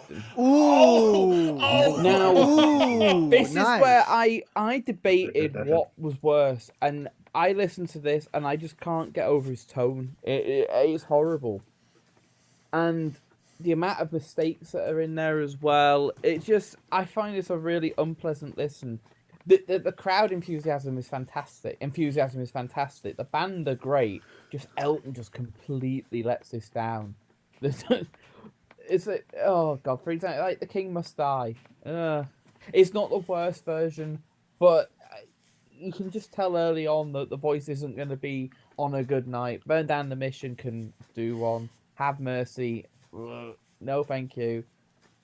Now, Love Lies Bleeding's great musically. I really enjoy listening to it. It's when Elton's forcing the voice, it just doesn't work. Blues is bad. Oh, no, thank you. The first Philadelphia Freedom is a really funny performance. Goodbye Marlon Brando can get in the fucking bin, and I am going to say this is the worst version of the song. I hate how he attacks a song. It's just horrible. He sounds like he's followed through before the first chorus. Oh, the way you wanna cry to. It's like Chewbacca. Like, no, it's horrible. Just constipated. Constipated.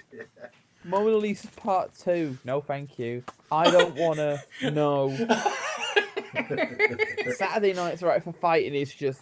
Oh, I hate the vocals so much. They're horrible. Your song not the best. I'm still standing. That video that TSS made, I still watch it. It's so entertaining, but the voice is just. Ugh. And then we have Philadelphia. And then Elton lies to the audience. We don't know any more songs. You do know a song actually, Elton. It's called Nikita, but it doesn't fit with the vibe. So playing Philadelphia Freedom again was probably the right idea. Yes, send it's them better home than happy. The first version, but send them home happy. Exactly. I mean, he could have played it 3 times, and they'd have been delirious. But unfortunately, this wins the award for the worst show of the tour. In my opinion, it's going at a high E because the voice pulls it down that much. But if you want to put it, at the lowest of D's underneath the second Chicago, I'm very happy for that. Okay.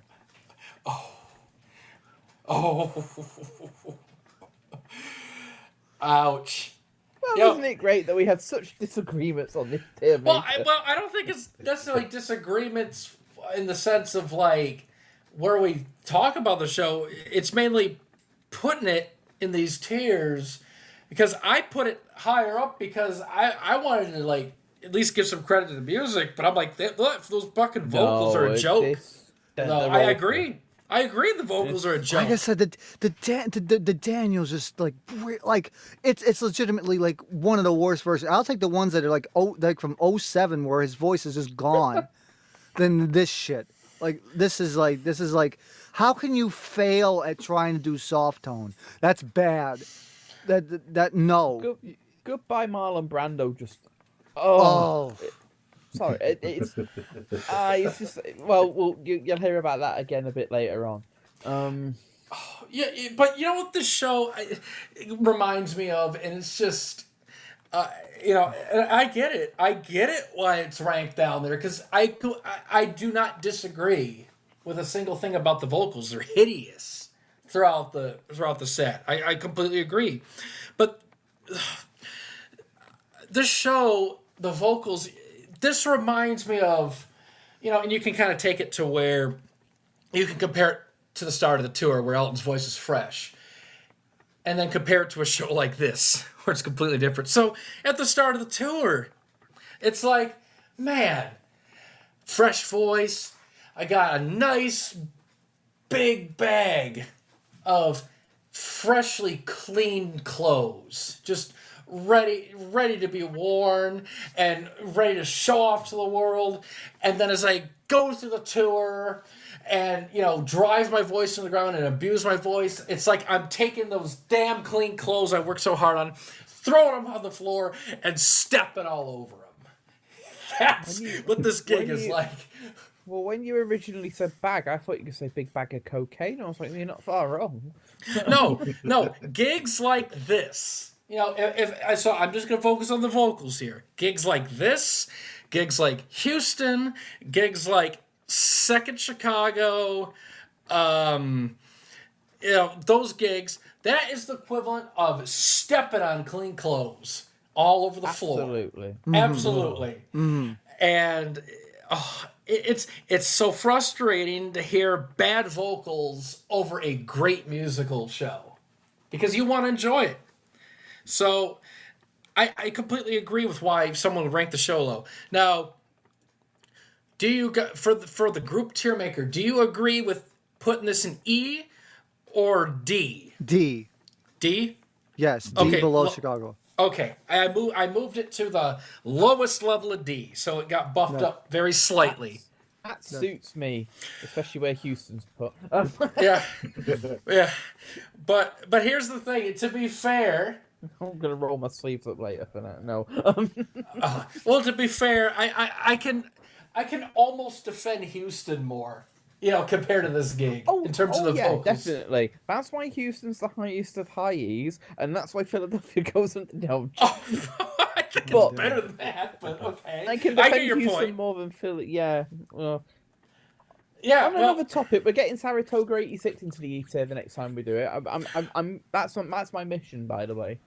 In a few years. Hopefully it burns down. So, so move on to But here's the thing: Saratoga 86 is well liked by people that really enjoy the show with that high quality. Absolutely. Coming from the person that loves Second Worcester 84, D gig. All right. Oh, you want to go there? You know what? I agree with you. So, all right. who would like to start Hartford? Well, I started second Philly. Go ahead. What? No. Yeah, go ahead. Yeah, go ahead. What? Go ahead. Because because here's the thing. I accidentally missed starting you off on a really earlier show that I should have, so I apologize. So I'm giving you another one. Did you? Yes, I did. Which one was that? I can't remember, but I know I did. So go ahead. Okay. Well, Hartford. This show is very surprising. I remember going into this, because I do remember the old upload that Greg had from like 2012, 2013. And I remember reading Greg's old description saying that this is shit, that's shit, this is bad. But I remember coming into this show thinking, okay, this is probably not going to be good.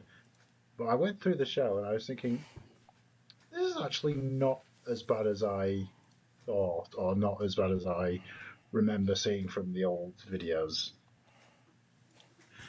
Of course, there are. We're now getting into the part of the tour where stuff like Have Mercy and Marlon Brando and Spanish are always going to be questionable. But really, apart from that, there's a phrase starting, and I mentioned this on the LAs, that the phrase is, at this point of the tour, Elton's voice isn't going to be perfect, but the energy is there. And that's really going to carry on until we hit the end of the tour, really. So, with that being said, there are performances I do like. Blues is good, apart from the fact that he does push the voice a bit too hard. Philadelphia Freedom is good, but with the energy and things like that. Apparently Sad Songs is passionate and emotional, according to the Elton bootlegs. Oh, right, okay. I'm gonna have my say in a minute.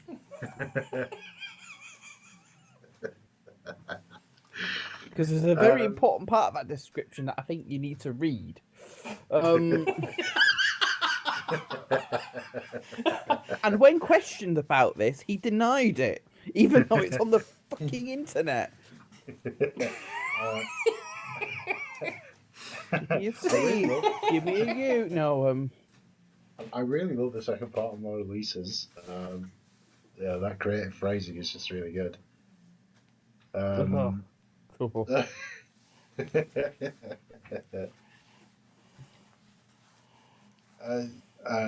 Candle has an outro that's not brilliant, if I'm honest. But I mean, I'm going to rank this at sort of C tier. It's not bad, but I'm calling it brilliant.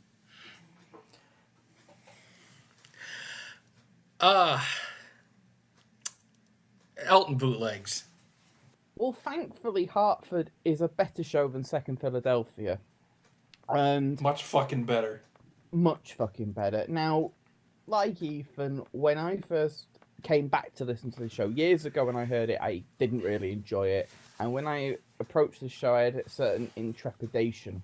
But actually, I was pleasantly surprised. King Must Die is a better performance than I gave it credit for at the time originally. Yeah, there are some growly moments, but Elton's more in control. Similarly with Burn Down the Mission, it's a song that by this point in the tour I'm beginning to get tired of, because I compare it to the previous year where even with vocal problems he was still able to sing it effectively. Some of the versions on this tour just no. You don't like him? No, I don't. Okay. But this one's better. Have Mercy has some very rough moments and an interesting C5 attempt. Oh my god, there we go. Sorry, I got a bit of gas. There we go. Love Lies Bleeding is a performance that I do enjoy from this. Love Lies Bleeding is a performance that I do enjoy from this gig, because you've got Elton performing it really well. You've also got the band in good shape as well. And this is an improvement, especially on the second Philly show in Houston. So that's a positive in my sense. I am now going to address sad songs here. Now, I don't recall ever saying that completely throwing restraint out of the window and doubling down on excessive growling and overdriven style, I don't find it passionate and emotional, Gregsynth. When did I ever say that? When we were listening to the show together, okay. we were a while back, we were listening to sad songs, and we were listening to it live as I was typing up notes, and you said during the main song with the growled harsh shit, you said passionate. You do realise that it's called sarcasm. Oh, please proceed. Well, please proceed to counter 12. All right. Check it out. Check it out. Well, I apologize. I got some faulty information, so go ahead. Oh, who gave it you? Notebook LM. Go ahead. No. Oh dear. Anyway, we will finish this gig eventually. I hate Goodbye Marlon Brando. It's one of the weaker performances of the night. Mona Lisa's, I do enjoy the jam. Romeo Williams is excellent on this one. Sugarfoot as well. I Don't Wanna. I've heard worse. Saturday Night again. I think the music is sensational. It's just that I wish the vocals were a little bit better. And I'm Still Standing. Oh god, yeah, not a good way to end the show. Now, I'm sort of torn with this show. I'm actually teetering on my score here, whether it's the highest of one or the lowest of another. And I'm gonna stick this at the top end of C. I teeter between that and the lowest end of B, but I'm going to go with the top end of C. Interesting. For me in this show, I have to admit, again, it's one of those shows where when I transferred it early, 13 years ago or so, 12, 13 years ago, I didn't really have a high view of it. And I thought it was, I didn't think it was the worst show, but it wasn't clicking for me. It wasn't for me. But after getting the upgrade and just re-listening to it, I gotta admit I was wrong. I was wrong about it. I do think the show is quite solid, despite issues happening. Like, I'm still standing, but what I really like about it is the musicianship is great. There's a lot of great jams. Part 2 jam is great, and although he's not perfect at the show, Elton sounds so much better compared to the second Philly night. And there's just less worse stuff going on, like less mistakes, and the effort's there. It's better, and I really think that the show, I underrated it a bit. I underappreciated it. So I don't think it's, C tier, I think, or anything. I would actually push it to go into the B tier. Now I know on the compromise TierMaker, where we're figuring things out for the video, the first Philly show is in B. While I personally had it in C because of, stuff, but I'll give that show another chance. I really think that the show is quite good. Not the best show, but it's solid. I'd stick Hartford in the B tier. Like, I don't think it's a bad show. It's actually quite good, and the music's great. Well, I'll sort of add substance to your argument. I'd also have Hartford above the first Philly show. Okay. But if you want to put it in the low B, I'm more than happy for you to do that, because I do think that Hartford's a better show. So. Yeah, I'd at least put it in B tier just to get it with Philly and stuff, because with first Philly, because I really do think Hartford has some gems on it, and there's a lot of good stuff on there. TSS. Agree with Greg here. So this is really surprising. So this is So after the fallout from second Philly, now you start to see Elton deliver songs more consistently and in a better headspace. This is, I think, the turning point. Now, yes, there's some really bad notes, like the Have Mercy C5 is one of them, and the other one would be like the last A flat 4, and I'm Still Standing. That was fucking bad. The last sustain. But overall, he's in control, and you could tell that he's there, and he's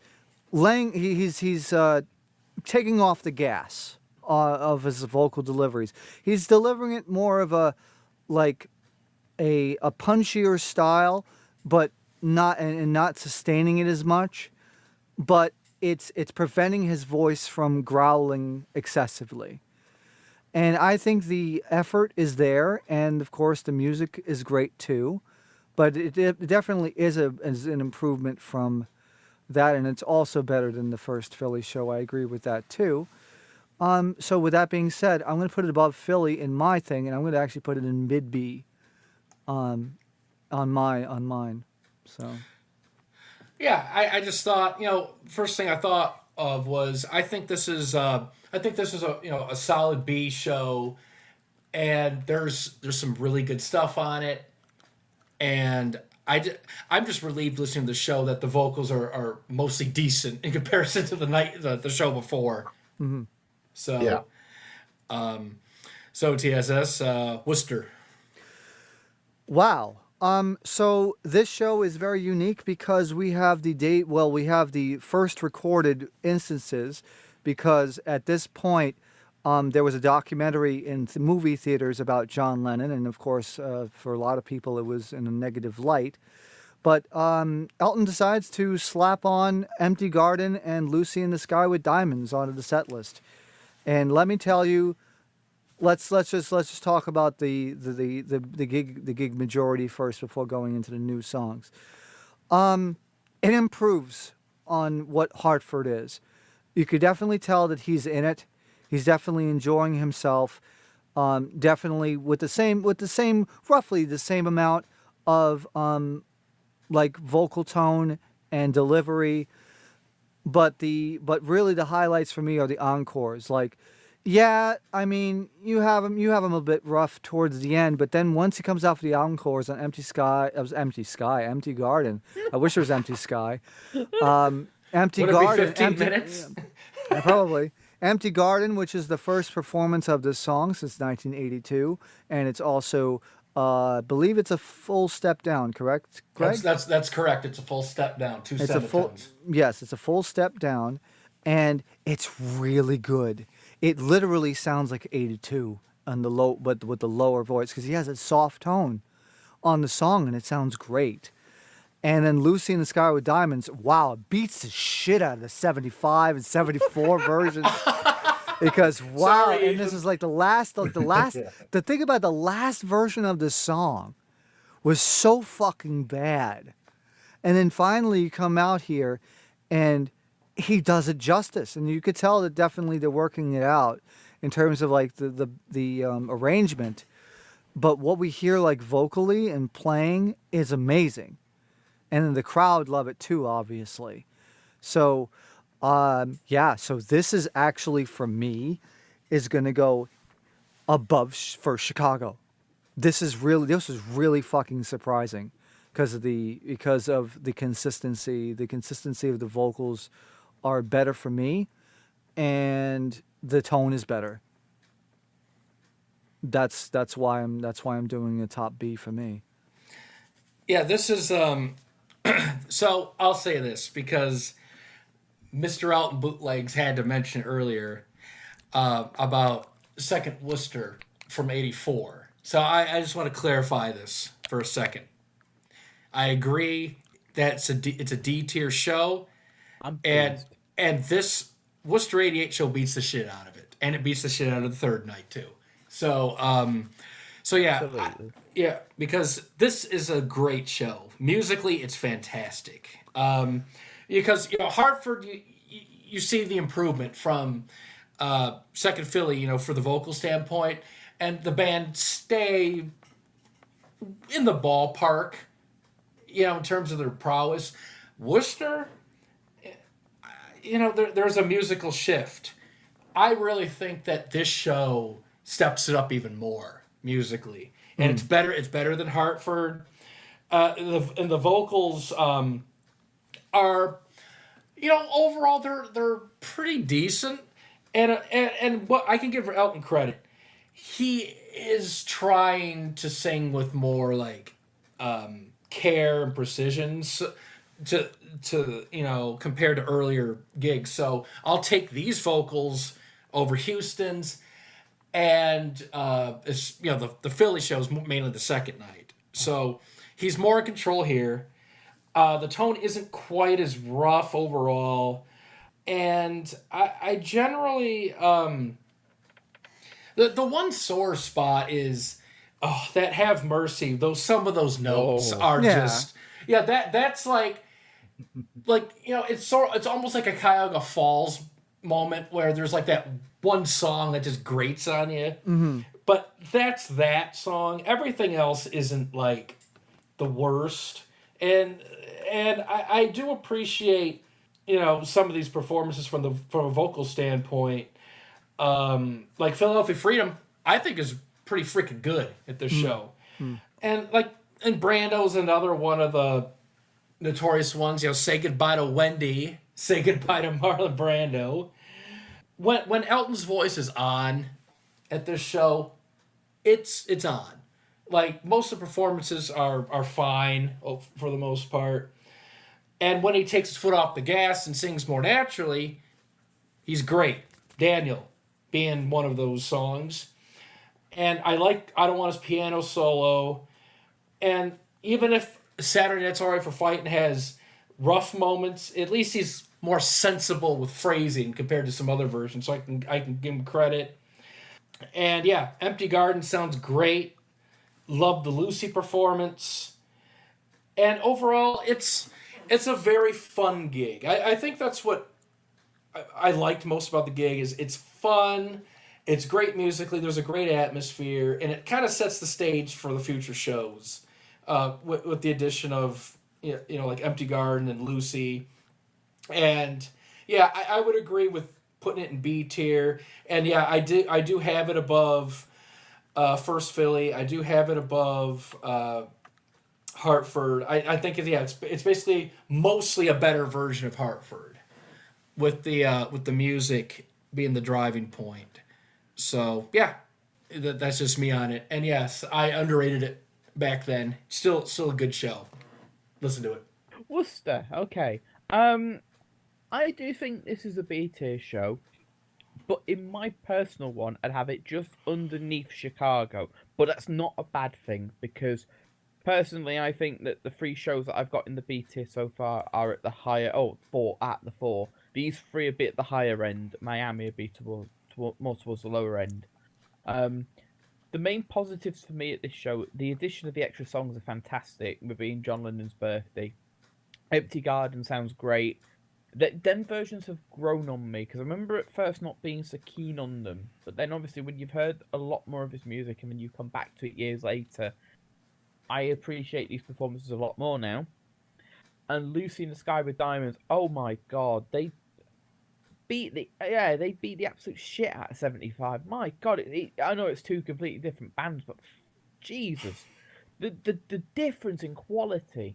And this is a song that Moffat and Romeo Williams really shine on. Some of their work in the choruses especially are fantastic. So they're the positives. There's other positives throughout the gig as well. Mainly towards the latter end of the show. I mean, Saturday Night's Right for Fighting for me is a really good version. I prefer Elton when he's not being a dickhead with his phrasing. I mean, the amount of times where he is, and you just... But this one, he's more sensible, and I appreciate listening to these gigs when he's behaving like that. Have Mercy, oh god, no, not for me. And similarly, Brando as well. It's not the worst version in my opinion. Second Philly takes that a million miles, but yeah, I just feel with my reason for putting this gig under First Chicago is. I just feel with First Chicago, I prefer the vocals, and that's where I give that a slight edge over this. But the music is fantastic. Okay.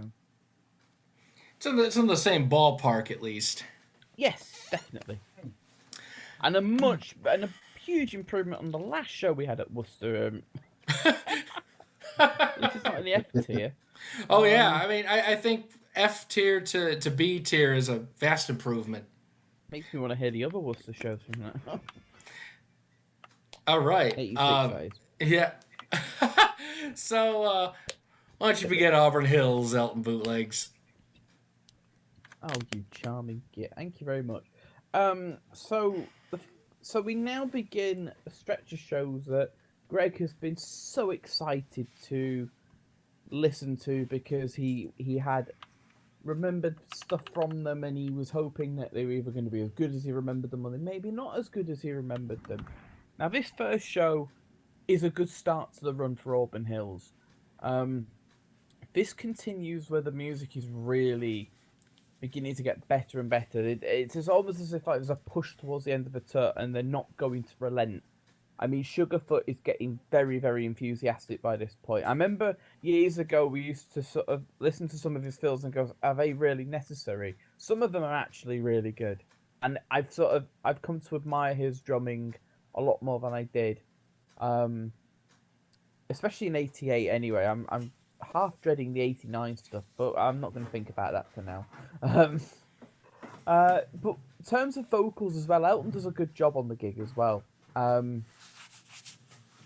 It's the thing that I note about this show is the fact that I think he sort of turned it down a bit on the excess off stage, and because he's now singing again with that more natural sound, and that's what I think is a huge appeal to listening to these gigs. And now my favourite songs, I mean, King Must Die is a decent performance, especially compared to earlier on in the tour. Oh my god. Burn Down the Mission especially as well. That's a version where Elton sings it way more naturally. The choruses aren't driven into the ground. I look at you, Houston, there. And I also look at some of them LA versions. Oh my god. Love Lies Bleeding is an improvement as well on some of them early October versions. And for once in the description, Greg's accurate, because when we listen to Philadelphia Freedom and the audience member singing Yes I Do, they are very, very, very enthusiastic. Maybe not in key and passionate as well, but yeah, they're interesting. Pick a key. It is honestly pick any key. I think we do a better job. There are a few negatives to the gig. I mean, Brando's not the best performance, but then again, we'll say that about most versions of the song. This is one. It's not the worst, but in terms of when we listen to these gigs and you will pick out the negatives, that's one of them. Have Mercy isn't the worst, but there are moments in it where I'm not surprised the Pussycats made an appearance. Mona Lisa's, yeah, again, this is frustration towards the end of the tour where the music is getting better and better, but the vocals are getting worse and worse in the sense that he's now, every chorus is just pray that when he shouts the chorus notes, that it isn't as bad as the previous night, and unfortunately that doesn't tend to be the case, especially as you get to the New Yorks. I enjoy Lucy from this gig a lot. It's a better performance than Worcester, but that song's going to get better as we go along anyway. But overall, I would give this gig... I actually think that there's enough on this show to push this into the lowest of A's. I think this is a significant improvement on some of the stuff that we've heard, and I think this is a real step in the right direction. Interesting. Well, so for the first Auburn Hills night, I do like it, and it's great to hear a good gig from near my current location, Palace of Auburn Hills, and at this point the venue is pretty new. I do enjoy it. The atmosphere is great through the whole show, and the band are very good throughout. And to give them credit, even though there was a day off between the last Worcester show and this one, they keep the same consistency. I think that's what I like about the show. The music stays at pretty much the same great level that Worcester is, and they use that as a foundation. So I really like the musicianship throughout the show. And the vocals, they can be good. And there's some good performances and some surprise ones, but there's also some not so pretty things going on there. And one of them is like blues. It's pretty ragged sounding.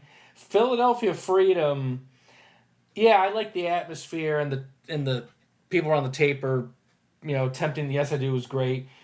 Elton's vocals are a bit hit and miss on that one.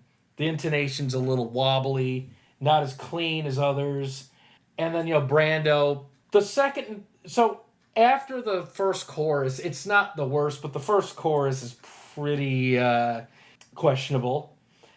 However, on the flip side of that, Word in Spanish is really fucking good. So, voice is pretty clean there, so that makes up for it.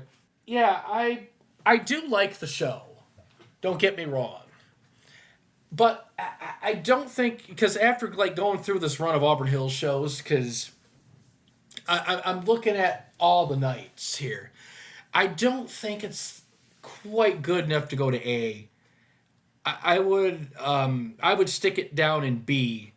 It's just there's just things at this gig that are a little off that get fixed at later shows, but the base foundation of the gig is still pretty solid. So it'll be a respectable B tier show, and I do like it. So that's just me though. TSS. Agree with you, Greg. It's not a bad start, but definitely some rough around the edges stuff that actually isn't on Worcester that's on here. You said a lot of things there. I would say more like some of the piano playing too was a little bit on the weird side, especially when you get to like the I Don't Wanna solo. It's, I don't know, some it sounded like he hung on some piano notes or something. It's weird. But I would still say that this still is better than Chicago,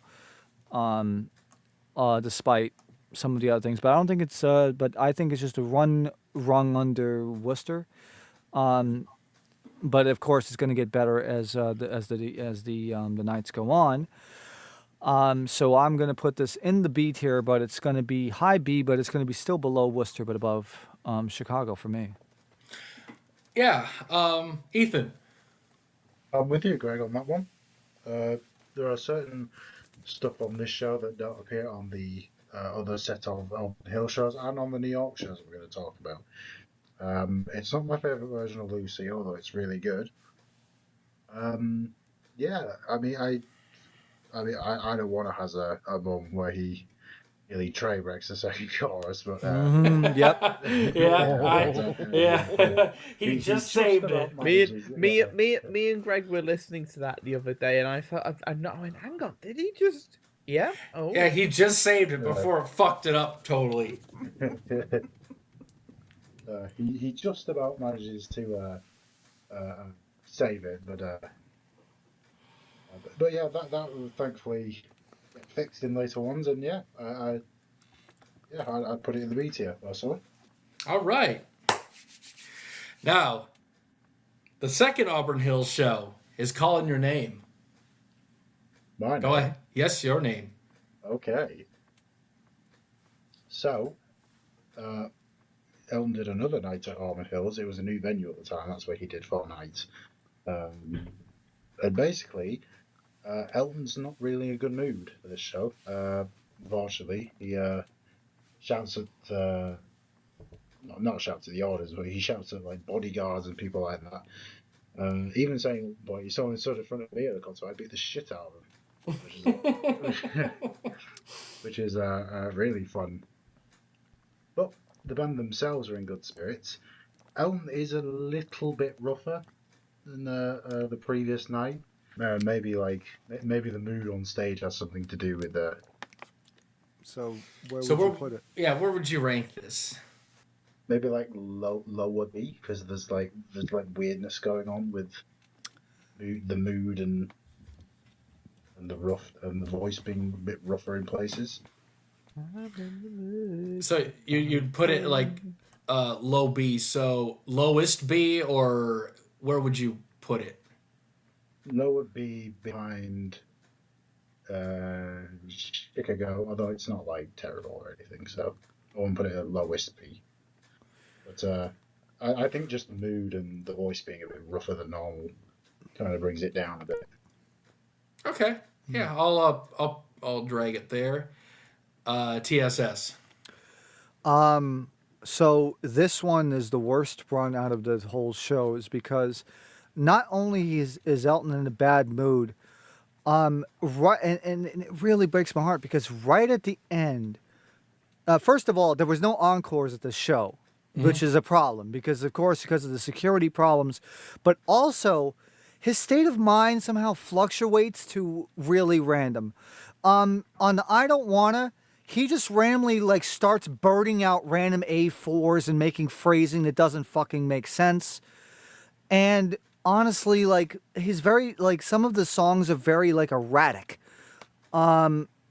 Like Marlon Brando and Word in Spanish are a little bit worse for wear, and then Mona Lisa's Part 2 as well. But like I said, once you get to the I Don't Want at the end of the set proper, really, no, he just like wants to get the fuck off the stage and go home.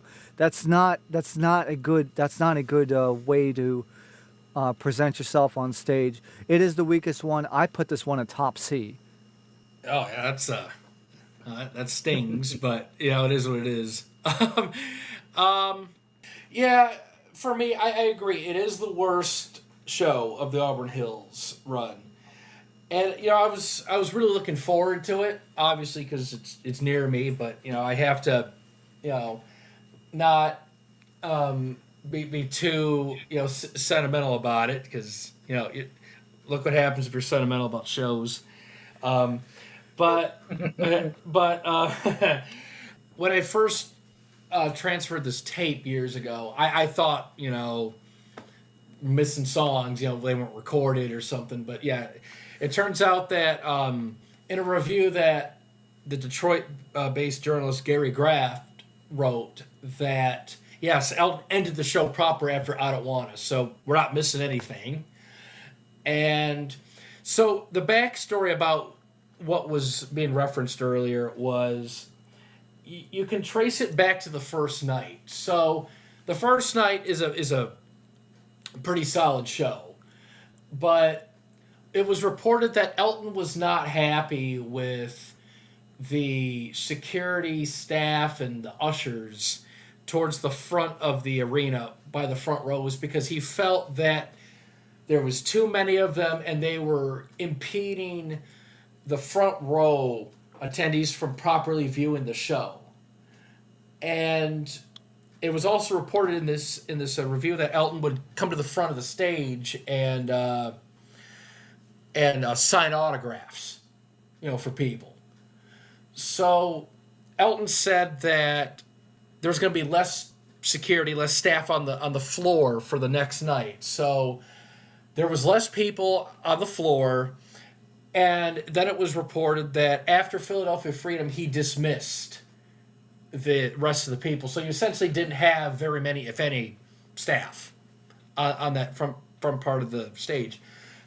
So the problem then happens where it gets really chaotic with the rowdy atmosphere, and a lot of fans who weren't in the front row somehow managed to get out of their seats and trickle down the stairs and fill up the rows and impede the front row people from seeing the show. So it had a crowd of people, and people started getting into fights up there. And Elton notices this, and then after Danny Bailey, he comments about people, people being in the way, and if that was me, I would beat the shit out of them. And so yeah, there was fighting and shit going on at the show, and I don't think it let up all night, or at least it fluctuated, because when you get towards the end of the show, before Daniel, Elton comments on it again, and he sounds really dismayed,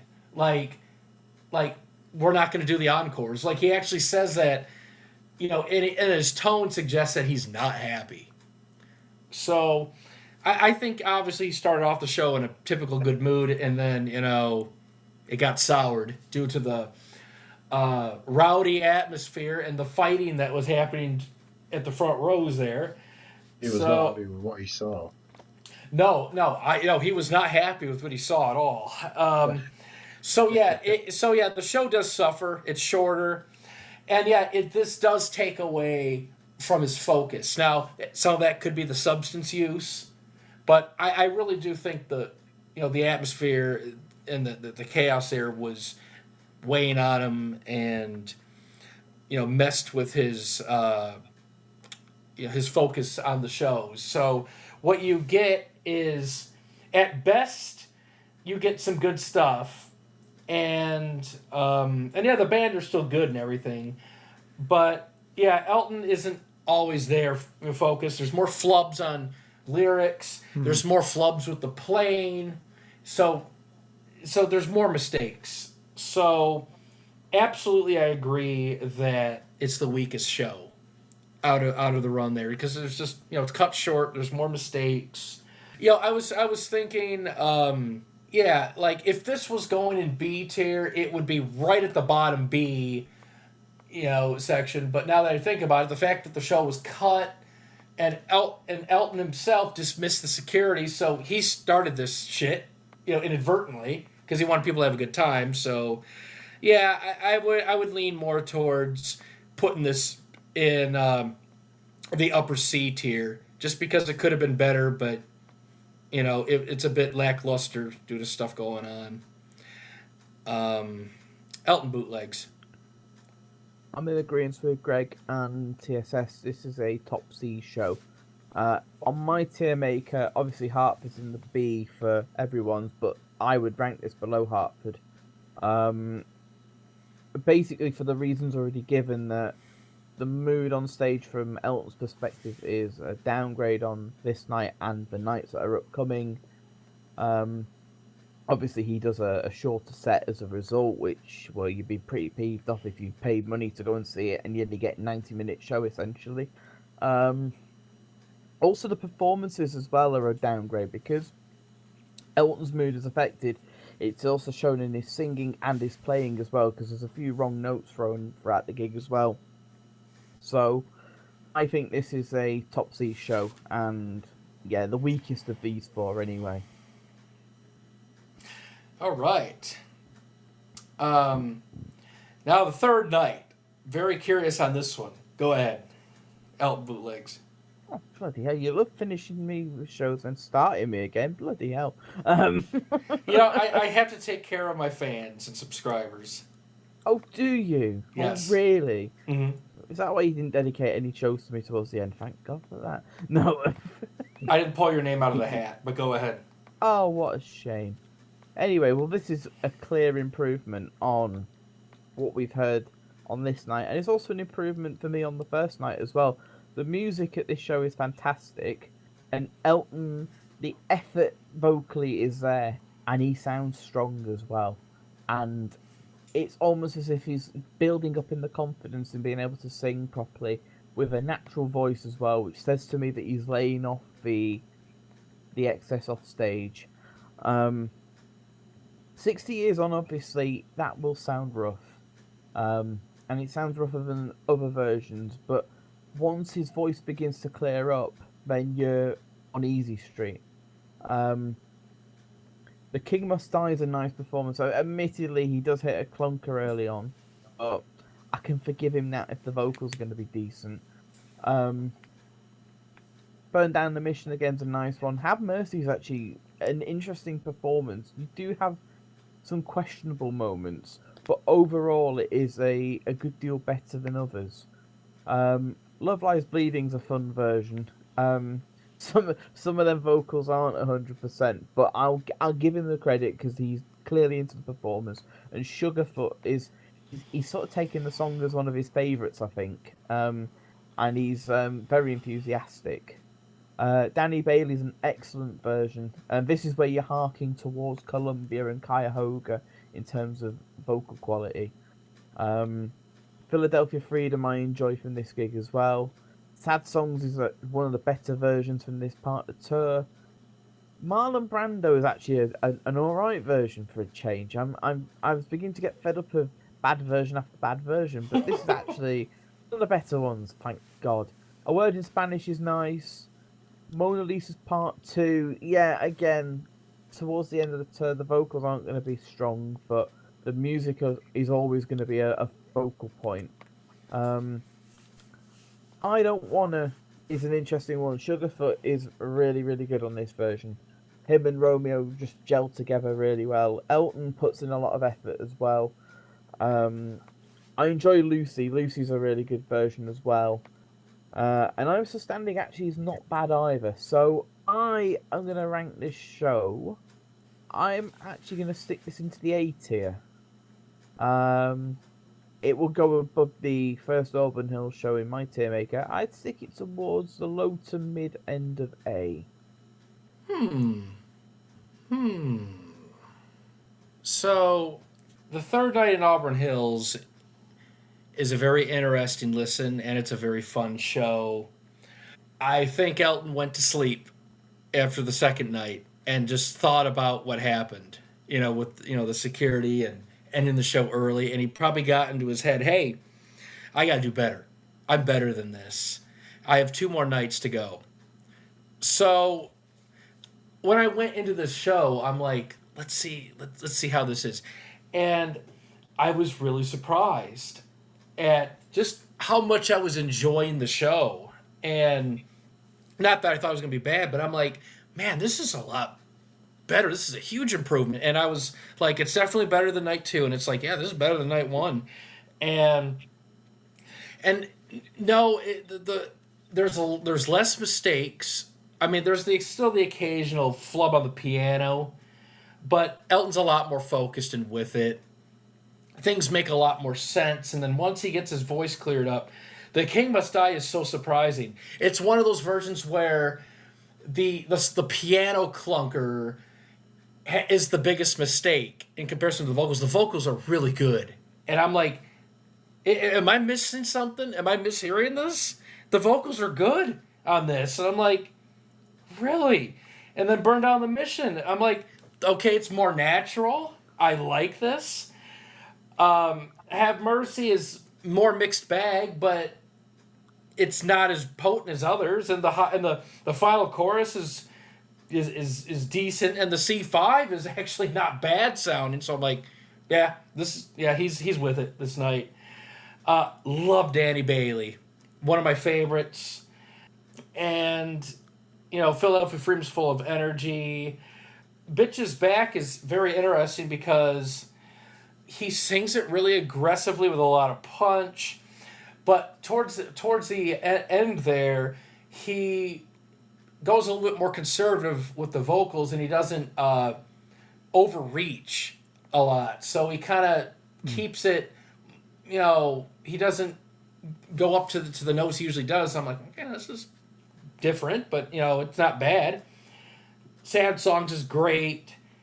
Brando isn't as bad as others, so it's fine. Word in Spanish is a great rendition, and even in quality like this, you can appreciate Davy's guitar playing. It's really strong. And yeah, the atmosphere through the whole show is fantastic. Yeah, us Michiganders, we love a good show, and this is definitely a good show. Lucy is fantastic. Empty Garden is awesome. It's so good. One of the best drop key versions, and it's an improvement over the previous ones from the tour leg.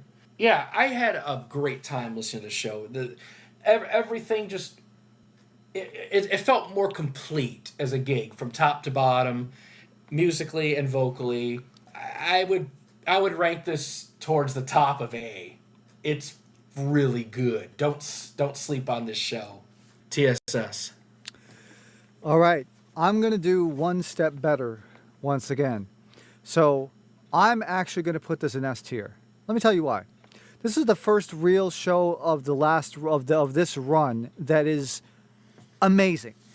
This is a really, really good show. It was very vocally consistent.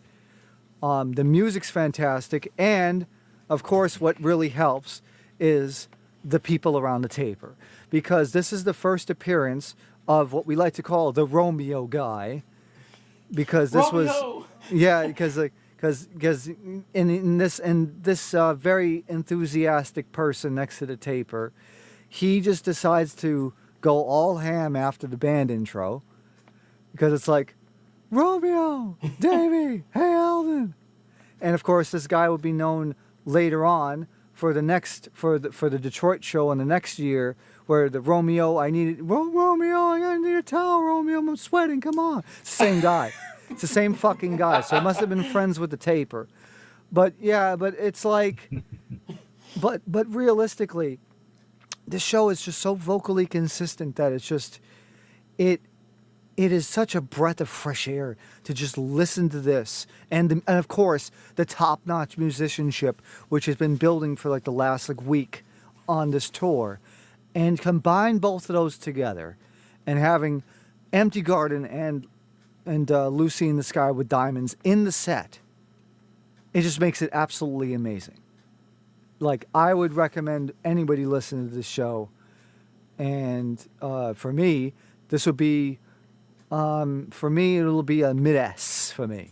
Like, this is a really fucking good show. You should not sleep on this one. It's amazing. So on the TierMaker, on the combined one, I would actually rate this above the AIDS benefit. On the combined one, I see Cuyahoga Falls and S. Would you put it above that? No, it's still below. Okay, absolutely. It would still be below. It'd still be below it because it's not going to get to those levels because he doesn't have this. He doesn't have the ability to do the soft tone, but he can. But the overall vocal quality and performance almost can get to that point. But it's really good, and the band makes up for any shortcomings too. Yeah, it's just when I listen to the show, I'm like, what a difference between, well, not only the second night, but even the first night, and then you track the shows back to, early October, and it's like, what a difference. I mean, this is the kind of show that should have been sort of like a consistent benchmark. Yeah. Through the tour. Unfortunately, we didn't always get that, but when it does happen, it should be celebrated. Yes. Absolutely. Who would like to go next? Ethan, right? Yes. Yeah, okay. I love this show. I really do. It's really good. Again, I wonder if there was a point after like the second Philadelphia where he kind of went to himself, yeah, I need to clean my act up a bit here because, ever since second Philly, the shows have just gotten better and better, minus the second Auburn Hills show, but the shows have just gotten better. So I do wonder if there was a moment where he sort of realised that I need to sort of get my act together if I'm, so. But yeah, as of this show, really good. I can't really fault it. There's like, I know there's lyric flubs on blues and things, but and Marlon Brando is one of the better versions, and the word in Spanish is really good. So yeah, I'm gonna put this in high A. It's a really good show.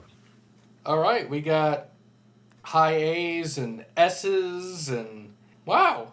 I mean, it's so good to have a Michigan show being treated with such kindness.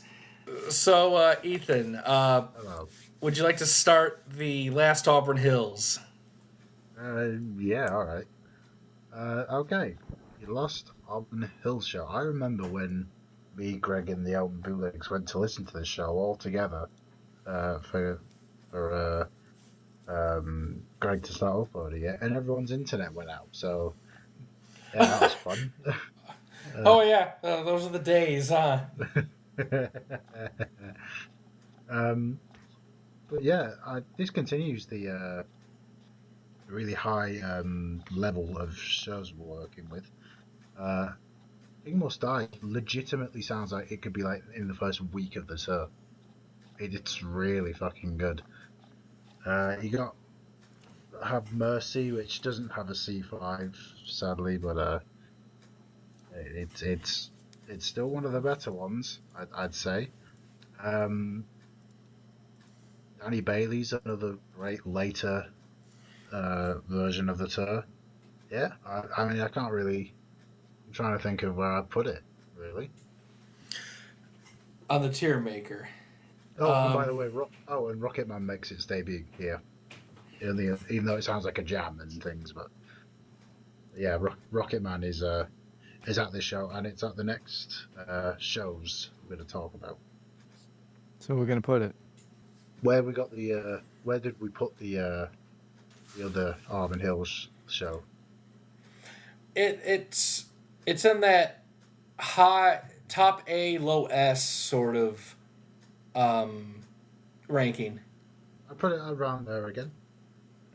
around there. Okay. Yeah. This last show is the best show out of the Auburn Hills run.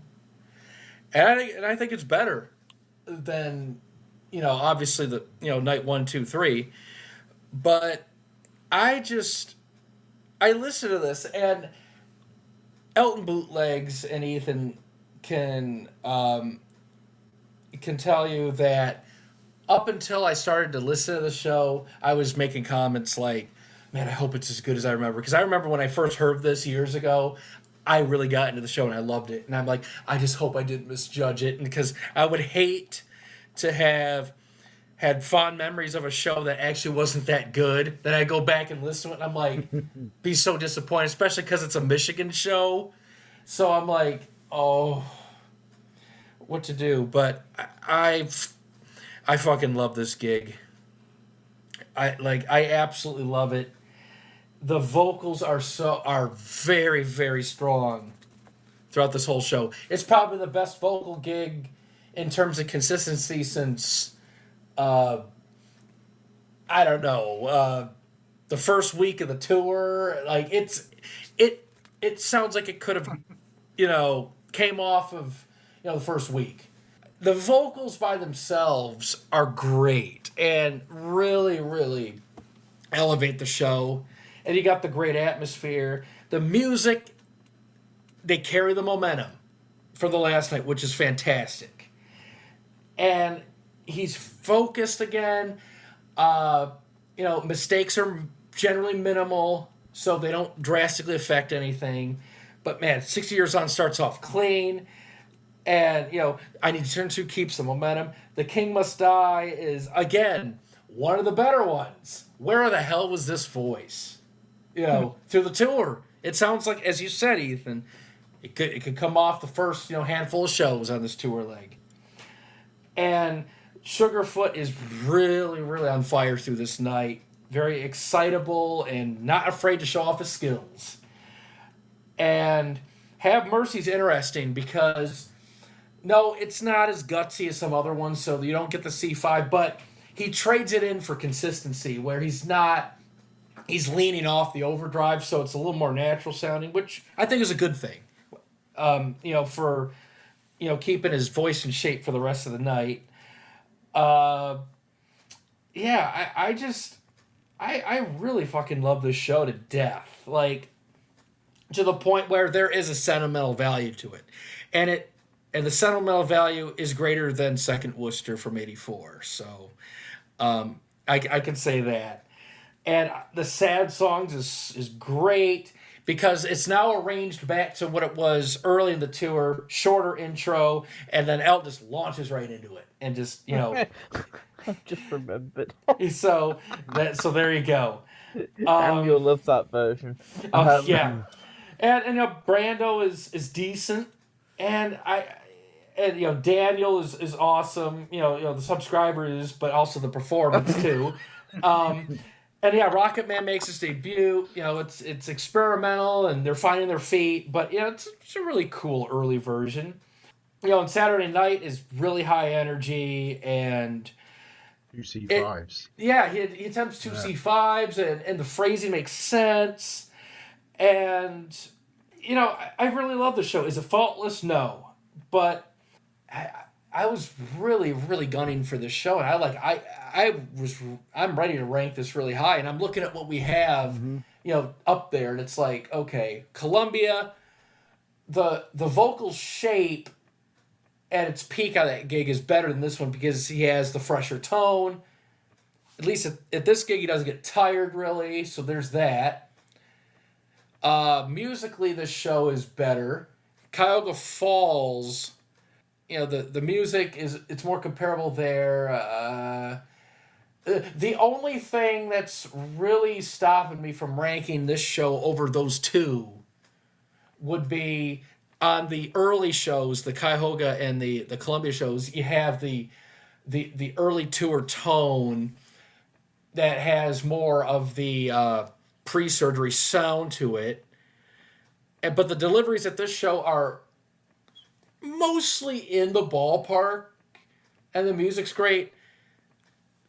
man, I really want to rank this like rock solid high, like S, like mid S, high S, like right in that right in the upper tier of shows. Like if Columbia and Cuyahoga are number 1 and 2, I want this to go alongside them, and I would put it right above, obviously, Night 3, but I think it can fit along Cuyahoga and take 3rd place.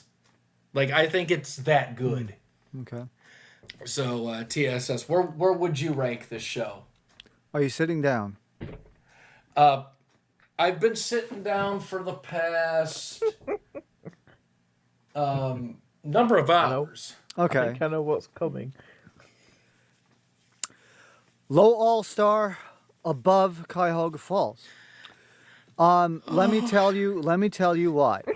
So this show is really, really unique because, in my opinion, it has the best Sydney set of songs. That is 60 Years On, all the way up to Have Mercy. Because of you hear a power and a confidence in Elton's voice that is not on the shows from the last 2 fucking weeks. Not even the last 3 weeks. It is really nice tone. It is very powerful, very confident. The deliveries are on point. The crowd is amazing. Now, yeah, it doesn't have any of the extra songs aside, and then Rocket Man comes in. But this, as a front to back, this is like the most consistent show since the first fucking week of the tour. So for me, this one, like the highlights, obviously, man, the vocal deliveries from most of these songs, like just hearing a word in Spanish is like the best late version of the song because number one, like it's fucking clean. Number two, he says the right fucking word. He does trade my accent and he does the embellishment too, and it sounds great. So it's like one of the best versions of the fucking song on top of that. And then you have, like I said, Saturday Night's amazing. Your Song is good. Candle is good. I Don't Want is great. And then, this is like, you know, somebody opened up the fucking windows and let everything air out because this is just an absolutely amazing show. So this is on my TierMaker. This is number 2. Yeah, so it's alongside Columbia. So Columbia owns September and Last Auburn Hills owns October. Yes. You know, right now, my heartbeat is going this fast right now. So that shows my mood. So you just like the guy with the chicken arms. Yeah, something like that.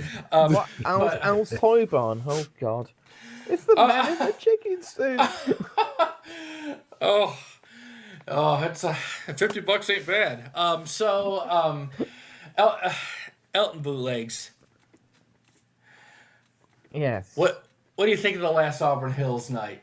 What do I think of it? I think it's a fantastic show. Right up there on this tour as being one of the best. I actually think TSS's ranking is very, very fair. And it's not far off my own. I would rank this at the upper end of S, above Cuyahoga. And his push for All-Star and his case, if you want to put it into All-Star, Greg, I won't disagree. Well, I dragged it into low All-Star. So. Because the point that TSS makes about the early songs sounding really confident, I'd argue this is the most confident he's been since the first Miami. Because in them first 6 songs, you get such focus. It's as if I can't mess up. Here he does it, but there's more confidence. And the performances are just fantastic. 60 Years On is amazing. The King Must Die, when he hit the cold best friend, it was clean. I was like, what? It's like where was his voice the whole tour? You know, I can't answer that question, unfortunately. Have Mercy's a really good performance. Love Lies Bleeding is where, for me, it's not 100%, but I can't fault the effort from the whole band. I can't fault the effort on Elton's behalf. Danny Bailey's brilliant. This could go up there as being one of the, if not the best version. Absolutely fantastic. Philadelphia Freedom's amazing. Sad Songs is fantastic as well. Brando's not awful. In fact, it's a good version compared to others. A Word in Spanish is brilliant. I enjoy the fact that Elton's actually finally using the natural voice more again. Mona Lisa's the music is just wonderbar. I wish you could just get the early vocals and stick them on, but unfortunately, it won't work. Rocket Man's an interesting performance as well. It's clear that obviously Lucy and Empty Garden were going to be done. I'm not the only person to do it for the Empty Sky. It's clear that they weren't going to be performed on this evening, so he thought, I'll just bung Rocket Man in. I want to do it for the New York show. So, and all the encore songs are really good. It's like his voice doesn't tire out either. So, on that basis, I'd personally put it at highest on my TierMaker, but if you want to put it at low all-star, I'm not going to stop you. It's just, I just haven't heard a show since, the first week of the tour where it's so good and consistent from front to back without many rough spots. It's like, am I mishearing this? It's like, is he actually this good? Yes. And so it's like, wow, like where were these vocals on some of these other shows? But I'm just so glad he sang well, near my hometown. So, I mean, that was, that was chef's kiss. When I heard that, I'm like, this is a gig, and to think about it, this show, with the early Rocket Man, it's like, is a warm up to the New York run, and I'm like, this is a phenomenal gig. So it's like, what a way to end the run, and he more than made up for what happened on the second night. I mean, the third night I thought was fantastic and held its own, but this just takes what made night 3 so good and just elevates it more. So absolutely. Ethan. For Last Auburn Hills. Last Auburn Hills, yeah. Okay. Yeah, as I say, it's a really strong show. Yeah, I again, you guys have said everything I wanted to say. So, yeah, it's a very strong end to a fairly good set of shows. I thought it was something else, and I was like, what?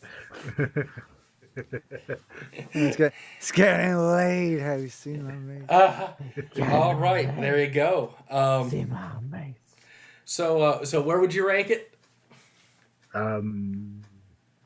Highest, maybe All-Star. Highest, maybe All-Star. Okay. I'll put it at number 2. Number 2 All-Star. Okay. Just underneath Columbia.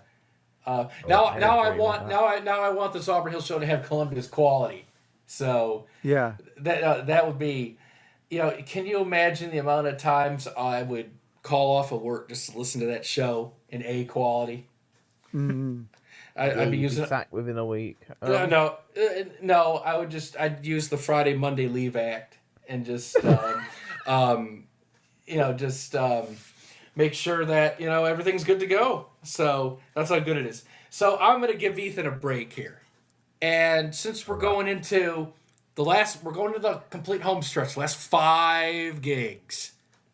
Oh Lord. And last 5 gigs all come from New York City. So, TSS Killer. Yay.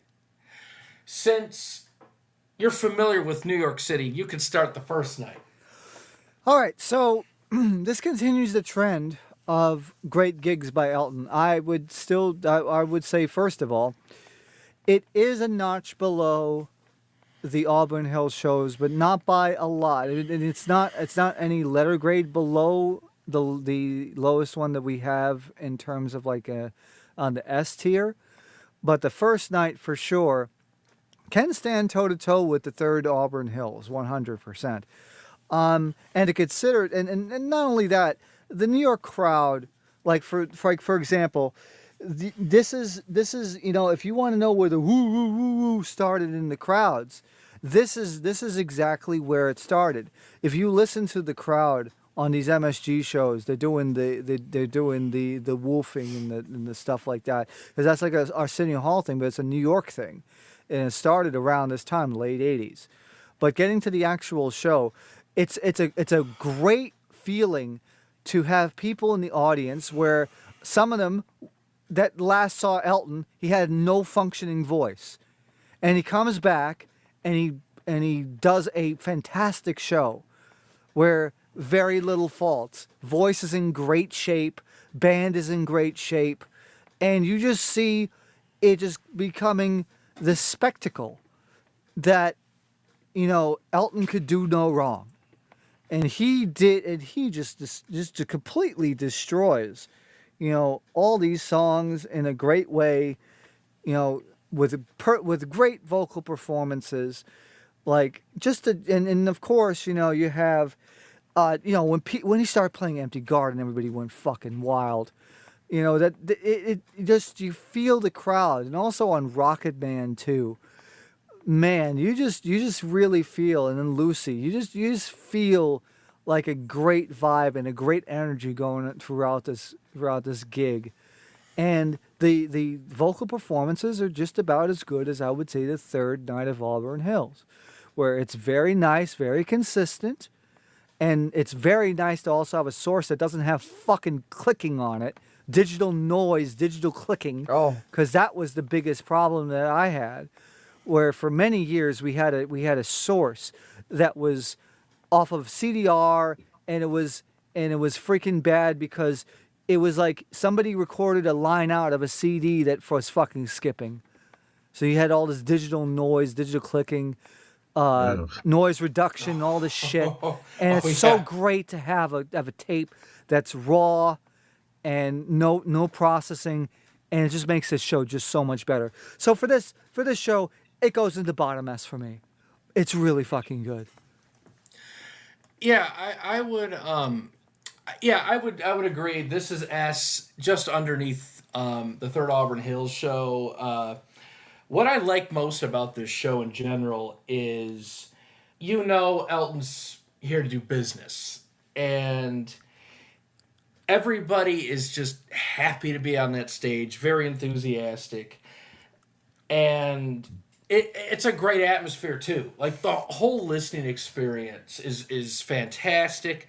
The quality of this new recording is nice too, which helps out everything. I just feel about this show that it's one of those go-to shows for the tour leg where, if someone wants to listen to Reg tour stuff, I would recommend this one because it has a good balance of the performances and the quality. Yes. Too. Because as much as I love that last Auburn Hills show and the third night in Auburn Hills, the quality is not great for like a casual person. But so I would put the New York there, not because I think it's better necessarily, but it's an easier listen with comparable performances. So first New York definitely gets its praise, and yeah, the band are on fire throughout, and Elton is in pretty solid vocal shape through this night, and what a contrast to later on in this run, because that's gonna get brought up. But on this first night, his voice sounds fairly fresh, and I like most of his singing throughout the set, and it's very lively. Philadelphia Freedom is great. That's a great version of the song, and it's a great show to listen to, like, casually, and you hear the chemistry between Sugarfoot and Romeo, and Davy's on fire, and Daniel, the soft tone is still very good. Rocket Man's an improvement over the Auburn Hills show, And there's a lot of dynamic switches in there. So yeah, he's still able to play around with his voice, and it's great. It's a fun gig, great atmosphere. Lucy is amazing. It's like, and yeah, these 88 versions of Lucy are fantastic, and it definitely beats versions from a certain year I do not wish to talk about. But yeah, I really enjoy the first night. I would give it bottom S. It's very good, actually more than very good. It's borderline excellent. Ethan, your turn. Yeah, it's fair. I like this show again. I don't think it's as good as 10-15, but yeah, it's very. I do think he does push the voice a little bit too hard in spots. Yeah, he is really enthusiastic with this. Yeah. But I mean, I apart from that, there's no real like fuck ups on this show that I would consider like, oh yeah. But so yeah, I'd put it in the S category. No issue. All right, Elton bootlegs. Howdy. I agree with you all. This is a rock solid S show. I agree with Ethan regarding the vocals on this gig. Whilst he's in really good shape, I do find them a bit harsher at sounding than you would say at the last Auburn Hills show, and that would be one of the key differences to me. The music on this show is sensational, and it's a great beginning to the run at MSG. I think something like how, like Lucy in particular, and again what TSS was saying about the crowd atmosphere, hearing a good quality recording of that song, which means so much as well, especially and along with Empty Garden as well. Both of them just, it's a sensational feeling when you're listening to it. But no, a really, really strong gig, and one that you shouldn't miss. So I think a rock solid S. All right, so continue the momentum with 1018, the Elton bootlegs. Great. And we are going to continue the momentum because this is a better show. Yay! The band feed off the energy of the previous night and they just build on it. And Elton is in really good voice. This gig for me is the best one of the MSG run. Unfortunately, it takes a turn for the worse after this. But no, you've got 60 Years Old, which starts off the gig really well. The King Must Die is one of the best versions of the tour. Elton singing it really well. Have Mercy is a nice version. And he attempts a C5 as well, which is pretty cool. It's better than most of the others versions that he attempts it in the tour anyway. Love Lies Bleeding. I love this version for the music, really, because Elton and Sugarfoot are just playing off each other. It's fantastic. And Davey's also got some great guitar work in there as well. That's the thing, the chemistry between this band. I mean, some of this stuff, I know some people aren't a fan maybe of its style or the R&B style of some of this Elton material, but I really think it works on this tour. When we get to the next era, which Euro 89 and beyond that, then I'll be less complimentary, I feel, about some of the music, because unfortunately with Elton's mind going, unfortunately the music becomes more stale, but this is full of life, and that's why I love listening to these gigs. Philadelphia Freedom's excellent. Really strong vocal performance. One of my favourites of the night. A Word in Spanish is nice. Rocket Man, you get in there now with Rocket Man, especially after the first version. This is a much better version. Saturday Night is fantastic. I love the energy. The atmosphere is fantastic. Lucy's brilliant. One of the best versions that you're gonna get. I'm gonna rank this gig at the higher end of S, and I am gonna rank this just above Cuyahoga Falls, but only just. Oh.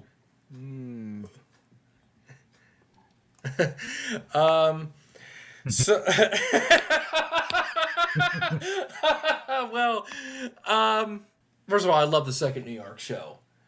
I do agree with you on some points. I do think it is a little bit better overall than the first night, but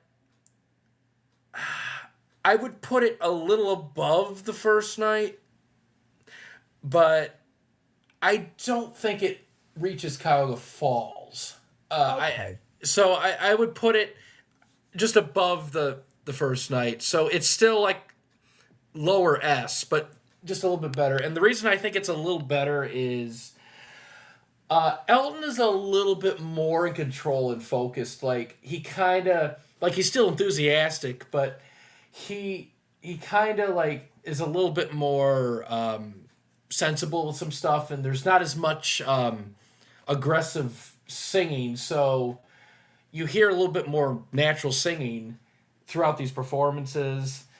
I do think this show is among the most underrated ones on the whole tour leg, and I think that's because the quality is even on these really good copies compared to what we used to listen to. The quality doesn't match up to the first night, and it's the weakest recording in terms of like the fidelity and quality out of all the runs for the New York shows. So it's like it kind of gets a little bit of a side eye there, but apart from the quality, it's just a great show. It takes what makes the first night really good and just kind of either stays the same or expands upon it a bit. And there's a little bit more natural singing on there. I love some of these performances. Like King Must Die, I love that version. That is one of the best ones you'll get on the tour leg. And like Have Mercy, not bad vocally. And the C5, I'm surprised, and it doesn't sound that bad. So, yeah.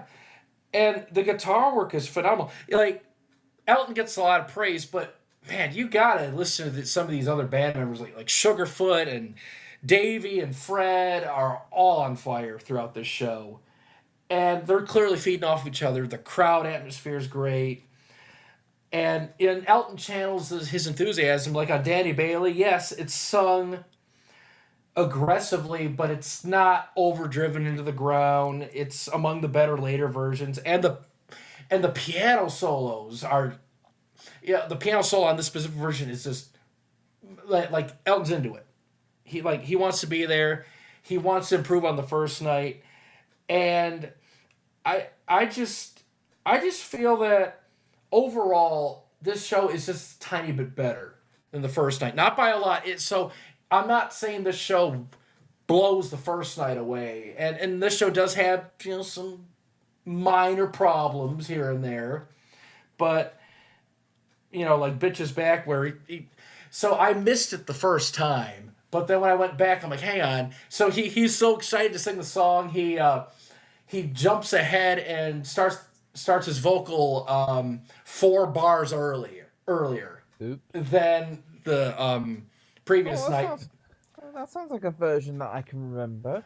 Yeah, but it's played off so well to where nothing gets train wrecked, thankfully, because everyone's such a pro.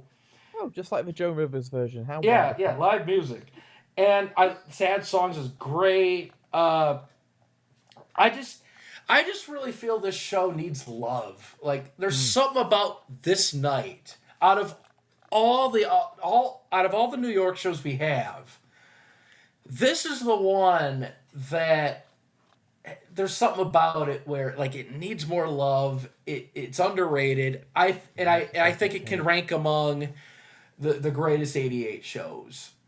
Like a healthy list. So I absolutely think this show deserves to be on the lower end of S. And highly recommended. Love the show. TSS Killer. Absolutely agree with you, Greg. This is an amazing show. Really underrated show, especially with the quality. And I generally thought that the vast majority of the performances are better on this night than on the previous night. But it isn't anything that's going to be like groundbreaking. But it is pretty much at or slightly above the same level as the first night. So definitely agree here with the assessment. For me personally, it still is lower than the third Auburn Hills. So for me, it goes in the lower S tier, but it's still above the first New York.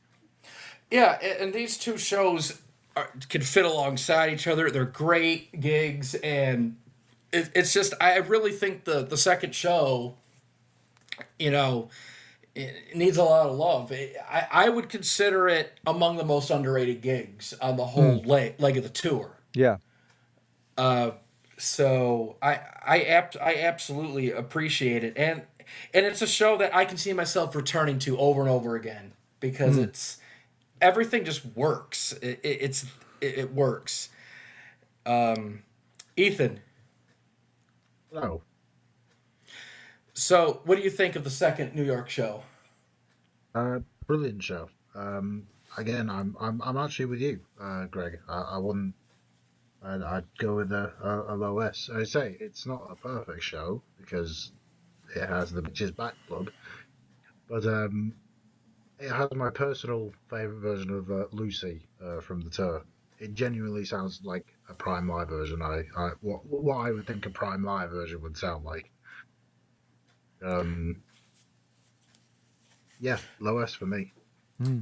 I just want to say that shows like this are the ones that make the Reg Tour stand out, and I'm so glad that it was caught on tape. It's a great gig, and Ethan, I hate to do this to you, but I'll let you start night 3. Well, 10/19 was a night off, and I thought you were about to say 10/19 was the gig. Then I was like, what? Well, 10/19 he did a radio show for I believe Rockline. I could be wrong. But he returns for 10/20, and there's it's clear that things have gone downhill. Elton's voice is considerably more rough. I mean, you got stuff like The King Must Die having rougher shit all over it. Burn Down the Mission has piano clunkers, and then you've got a rough Elton. Danny Bailey has more like thrashier stuff on it. Marlon Brando is disgusting. Go keep going. Okay. Bruce Hornsby appears as a guest for Saturday Night's Alright for Fighting. Lucy's okay again. Word in Spanish is fine, I suppose. He has growling in spots. Oh no, not my favourite. but the quality for the show is unbelievable, by the way. So if you got to listen to it for the quality and maybe not the actual vocals. So where would you rank it? Does it meet and can go to toe with nights 1 and 2? No. Okay. Where would you rank it? Maybe like a high C. Ouch! Oh. Ow. Okay. All right. I'll drag it into high C for now. Ouch. That ranking's a little different compared to the first 2 nights. Yeah. It is. Okay. Elton bootlegs. Is this I'll go next. Go ahead. Go ahead. So I'll go next. So actually, with the improved quality, the show is not as bad as I originally thought. Because if you would have given me the old source, I would have totally agreed that it's a C-tier show. I disagree. I was actually surprised that a lot of the performances were actually cleaner than I expected. The musicianship is still there and still wonderful. It's just that, Elton is a little bit rougher around the edges, but it's not as bad as it would become in the next couple of nights. But I would say like in terms of like it still stays kind of consistent, but it still is at a lower level. I actually have this in a low B that's below Philadelphia. Actually, I believe that I think that the vocal quality on Philadelphia is a little bit better than this one, but this show does have good performances that do stick out to me, and surprisingly, because realistically, like the encore songs, the songs towards the latter half aren't as bad as some of the ones from like 2 weeks prior. So I would still say I would put this in a low B, below Philadelphia, but still respectable. Yeah, I would agree. When I was listening to the show, I had this obviously lower than the first two nights, and I'm thinking I couldn't put this any higher than B. Like I think because when I heard C, I'm like, like not that I was entirely dismissing it and disagreeing, but I'm like, well, I mean, it's I think it's a little better than that, but I have the show at the lowest B, at the absolute lowest B, because well, I put it at high C, so we're not that far off. Yeah. So I had a lowest to B because the music by itself is still at a very high quality, and the guitar. I just want to say the guitar work, especially from Davey, is phenomenal through this whole show. So, and then when Fred Mandel joins on a few songs, it's a great team, and so the musical chemistry is all there, and the musicianship is fantastic. So there's a good foundation there. But yes, the voice has fallen off, quite a bit compared to the first two gigs. It's kind of weird because a little bit of a story about this gig. I remember many years ago, I traded a couple. I can't remember what I traded it for, but I sent somebody audio from an Elton show, and in return, he sent me the show on CD as a trade.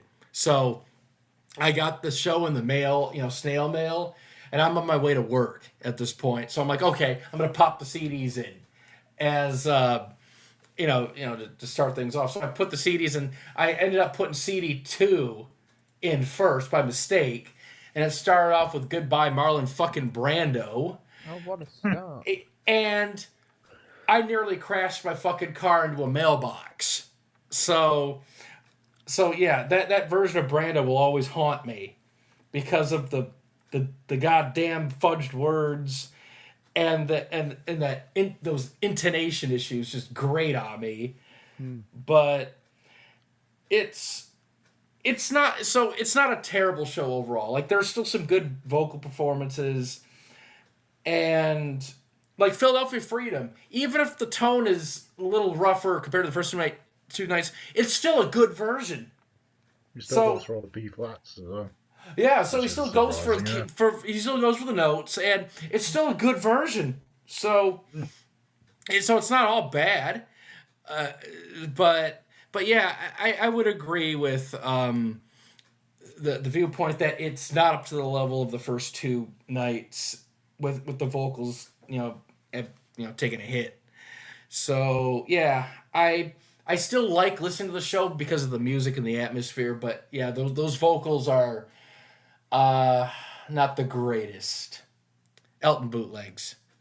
I also sort of teeter between the tiers for this one, and I ended up landing in low B.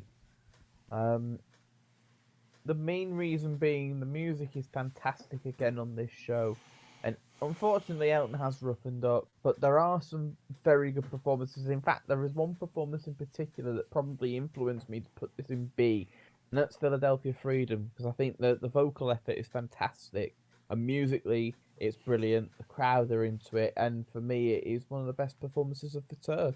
So that helps the gig. What doesn't help the gig is Goodbye Marlon freaking Brando, where he's, it's not the worst, and I've said that a lot about a lot of versions, but this one in particular, it's not the worst, but again, some of the vocals are pretty hideous.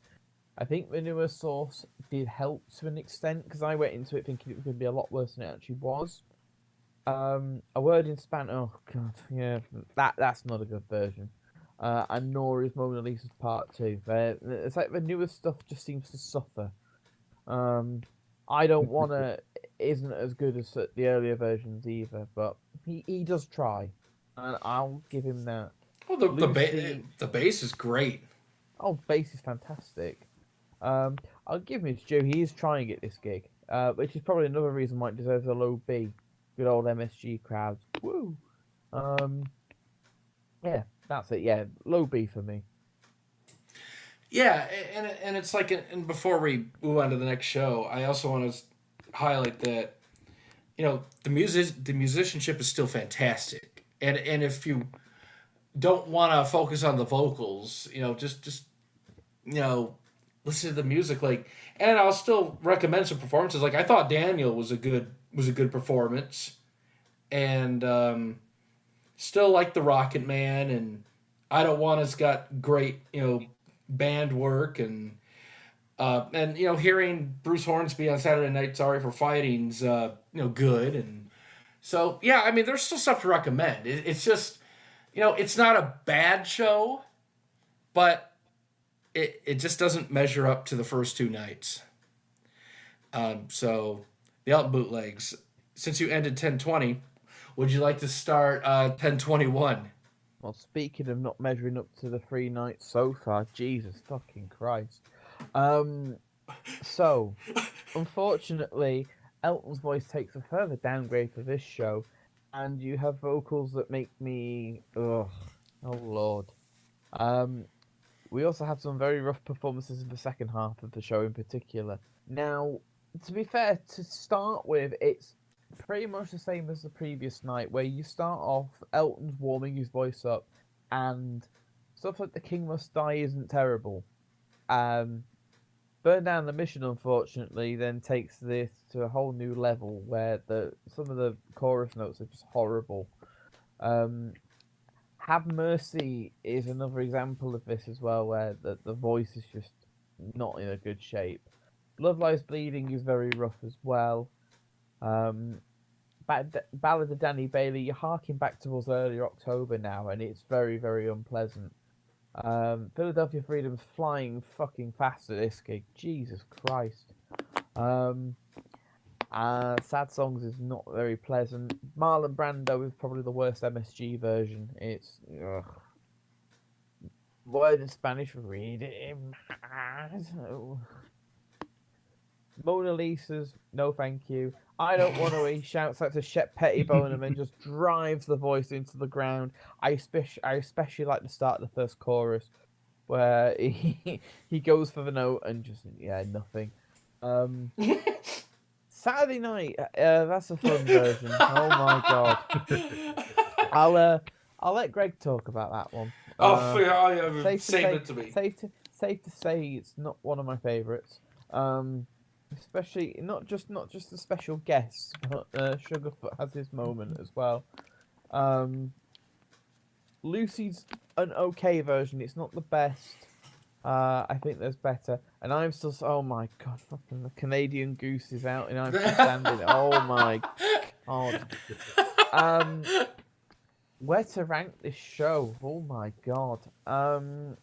It's definitely not a B-tier show. Oh good god.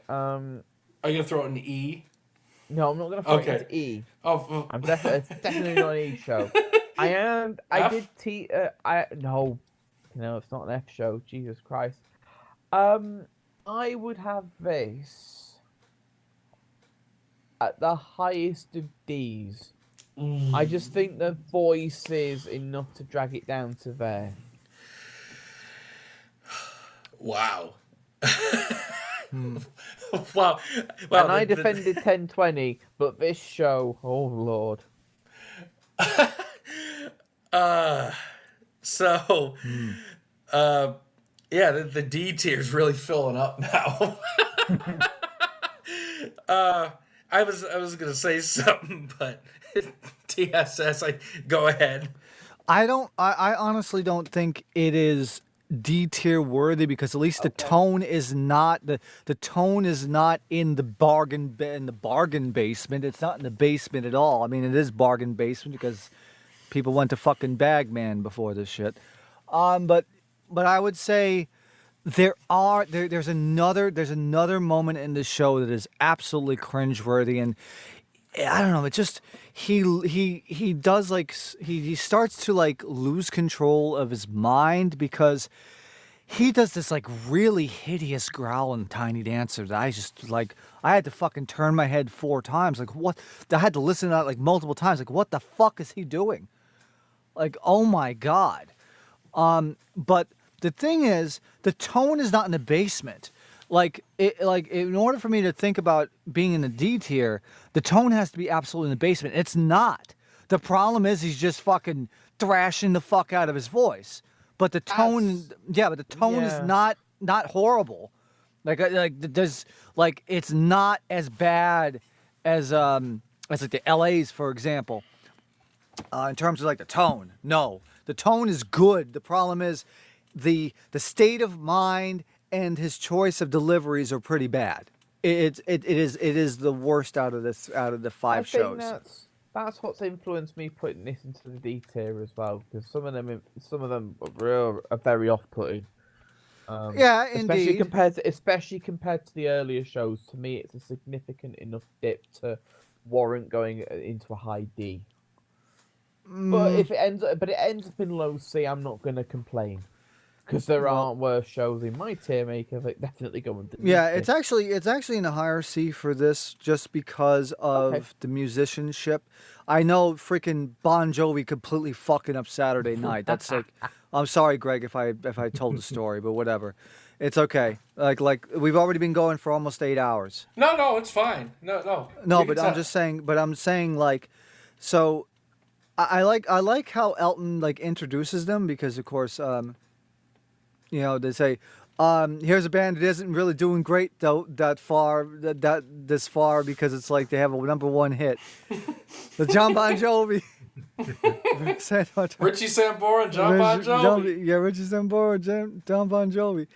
But you know, his mind at least in terms of like the willingness to be there is there. It's just that his he's trying to ham it up and it's failing. And wow, that's a huge downgrade even from the previous night. But I'd still say, and this would even rank lower than the second Auburn Hills too, because like I said, the voice is rougher here. So I would just say higher it's not C. far off on my TierMaker. Yeah. So it's still relatively on the low side. It's not like a Houston situation, but at least it's like freaking. but it's most consistent now that it's only like 1 tier away. But I do agree that it is a really bad show, especially for this late and for this late in the tour, and considering all the shows around it, it's really bad C for me. Yeah. Oh fuck it, Ethan, go. I wonder if there was some medication at this show. Oh yeah. Because of like John Bon Jovi, maybe like just enjoying himself and thought, fuck it. I think the picture says that. Yeah. But yeah, even more of a downgrade here with voice being even rougher. Again, like TSS Killer said, Tiny Dancer is not brilliant. Word in Spanish has the infamous read in mouth, and then 15 seconds later you hear like lyric like mumbles and stuff like that. That's funny.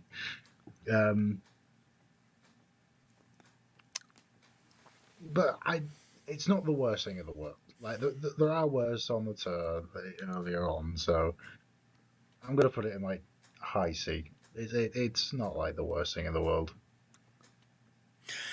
Yeah, I agree. This is the worst gig of the 5 nights, for a few different reasons. One, obviously, Elton's voice is taking a hit. It sounds rougher than night 3, and yeah, and it's kind of unfortunate because the band are full of beans on this night. So it's like, it's great stuff, and yeah, Elton's voice is suffering and definitely drags the show down.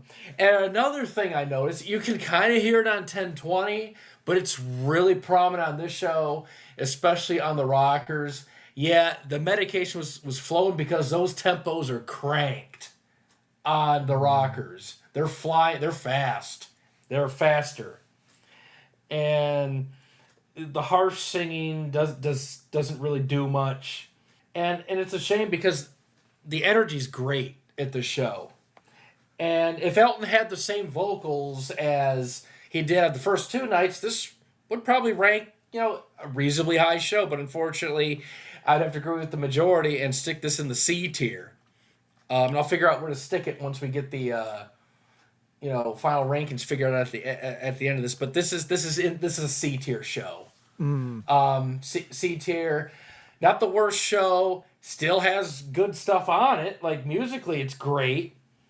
And yeah, Tiny Dancer, what a performance!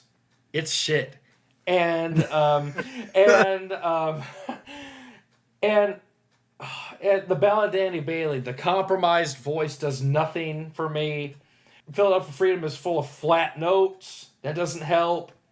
Oh, and the bitch is back. Has the fucking intro flubbed up. So that's fun too. So let's keep some consistency there. It's just one of those things where, unfortunately, as good as the music is, the man behind the Roland RD-1000 with the glistening white hair and cap is not in good voice through this whole show. And it does cause the songs to suffer. And one thing that just grinds my gears on this show, too, I'll get to the one song, but that fucking sad songs with, okay, so the intro's extended, you got the more Lung Olympics on there, okay, then you got Elton throwing his voice around and abusing it like a toy in the playpen. Then you got the main song, where, okay, we got the cranked up tempo and we're just going to step on the accelerator of the car going down the highway, and Elton's beating his fucking voice up like freaking Evander Holyfield, Mike Tyson going at it. So, yeah, no. It's horrible. Oh. That version isn't for me. And yeah, more clean clothes get stepped on the floor on that version. So, yeah, not my favorite. Feel sorry for the band though, because they're great at this gig. So I agree, C tier. It's a C tier show. Mm-hmm. Okay. We've arrived to the final show. The Last New York. Yep. And I'll start this one. Yep. Much better than... Actually, before we start that one, I also want to add one more thing about the last show. Saturday Night Outside Fighting sucks. Bon Jovi fucked it up, and Elton fucks it up, and Sugarfoot fucks it up. One of the worst versions. Now we get to 1022. Last night, what an improvement over night 4. And I would also put it above night 3 in terms of the vocals. However, I don't think it reaches the level of the first 2 nights. Mm-hmm. So it's a good gig, and what I find interesting about this show is, because I would love to hear your guys' takes on this when it comes around, but I would think that, for the final night of a tour leg and a run at the Garden, I find it odd that, even though Elton brings out the special guests, towards the end there for Lucy, it's like you don't bring back, like Empty Garden or and they drop Mona Lisa's and Mad Hatters. So Elton calls an audible and doesn't play that. So I find it kind of odd that the final night, you don't go all out on the set like that. I would have thought you would at least keep Mona Lisa's. But... I think one of the reasons they didn't was because they knew they had Billy Joel coming and they had to put a keyboard out on the stage. That's probably one of the reasons why that went. That was probably the sacrifice to get Billy and Debbie Gibson on. Oh yeah, I get it. I think if Mona Lisa's was performed at this night, it would have been a really good version considering, the prowess of the band. Well, musically, as long as he's not doing Kidding Me notes like he was doing on some of these MSG versions. Oh my god. Yeah, but here, so musically, again, this is a great show. What I found here is the tempos are a little bit more under control compared to the fourth night. They're a little bit slower, a little more contained on the rockers. So I don't think Elton indulged as much because he sounds a little bit more with it, a little bit more focused. So there's that. Band are still great. I do think they're a little, I don't want to say holding back, but I think they keep things a little more subdued compared to the previous nights. I think that might be the tempo difference, but they're still playing great to this gig, no doubt. And Elton, his voice is better compared to night 4 and night 3, but there's still the wariness on the tone and stuff, but he's at least a little bit more in control of what he's doing. So I do like that improvement. As far as ranking it, so this is definitely better than night 4 and night 3, but not close to the first 2. I know I'm gonna get disagreements, but I'm gonna stick it on the higher end of B, because I think there could have been more, but it's still solid enough. But I don't know.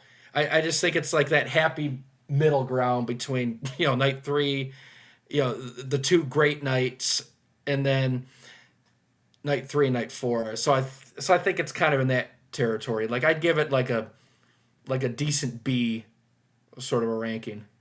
So who would like to go next? I'd like to go next. Go ahead. So I would agree and say this is mid B. This show, at least for a tour ender, this is really nice. Having Billy Joel on the stage is great, and it kind of foreshadows what would happen in about 6 years' time. But it really is nice to, also have the trumpet section from Billy's band just decide to play along with Saturday Night. It was really nice to hear. At least, as Greg mentioned, this show has Elton in better mental state, and of course he would have to be, because after this show he would be on a plane to probably Narita, because he had to go to Japan to get ready to go play with Eric Clapton and do all those interviews, as I mentioned earlier. So I think he just wanted to get wanted to make sure that the band was clean, and then he was just probably just wanted to just get this. He was just so excited to do the final show, so he just wanted to make sure that he doesn't mess up, and he doesn't really mess up that much. He messes up less than on night 3, and definitely less than night 4, and definitely, like I said, the Lucy performance with Billy Joel was great. So that alone is enough to get it into the mid B for me. So that is my ranking. It is a mid B, but it still was below Second Chicago. Mid B, below Second Chicago. First, sorry. Folks, it is 10:46 p.m.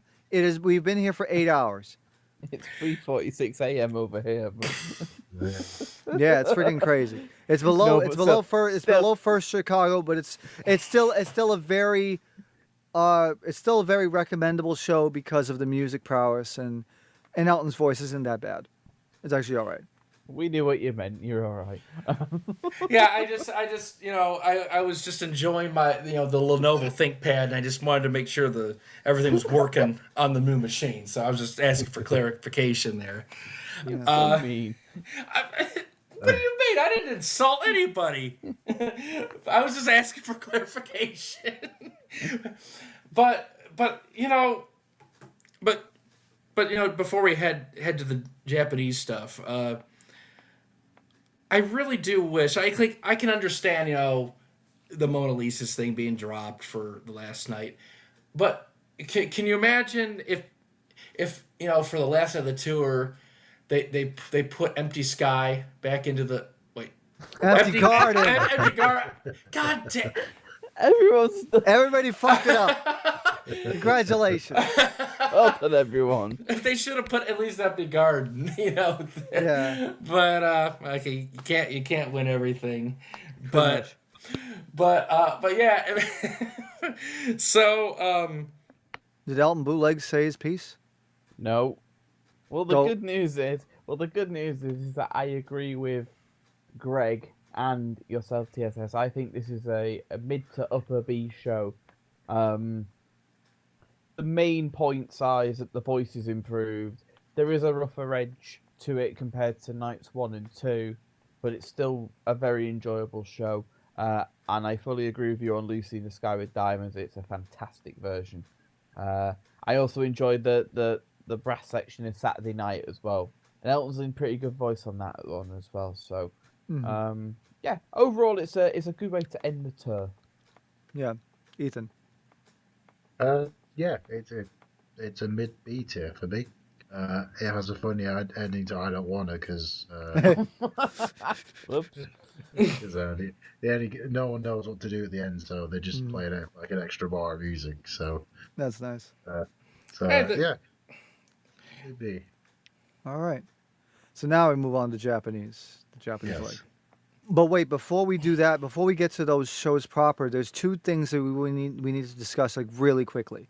Before the shows happened, Elton once again appeared on Yoro no Hit Studio Deluxe on October the 26th, and then also on Best Hit USA for an interview, about 10-minute interview, that it aired in November, but actually was in the same week. And you folks should watch both of them, because you get to see like all of the dates flash up on screen, but also just a glimpse on what Elton was thinking at this time, especially just finishing up the tour with Reg Strikes Back, but not quite doing the sleeping stuff yet, because he would have been doing it after the Japan leg. But definitely go check them out. Maybe we'll link it. Maybe we'll link it in our groups or whatever. But you should really check it out. It's Yoro no Hit Studio Deluxe from October 26th, 1988, and then Best Hit USA. So go check them out. Now go ahead, Greg. Yeah. So during this time frame, Eric Clapton was out on tour, and for the final dates of his tour, he's in Japan. So his backing band had Mark Knopfler, Steve Ferrone, I believe is his name, and Nathan East. Alan Clark was there too, and Ray Cooper, and a couple of backing singers. And so I believe, because I remember reading that for when Elton wanted to go into a different direction with his band, he originally wanted Clapton's backing band, his rhythm section.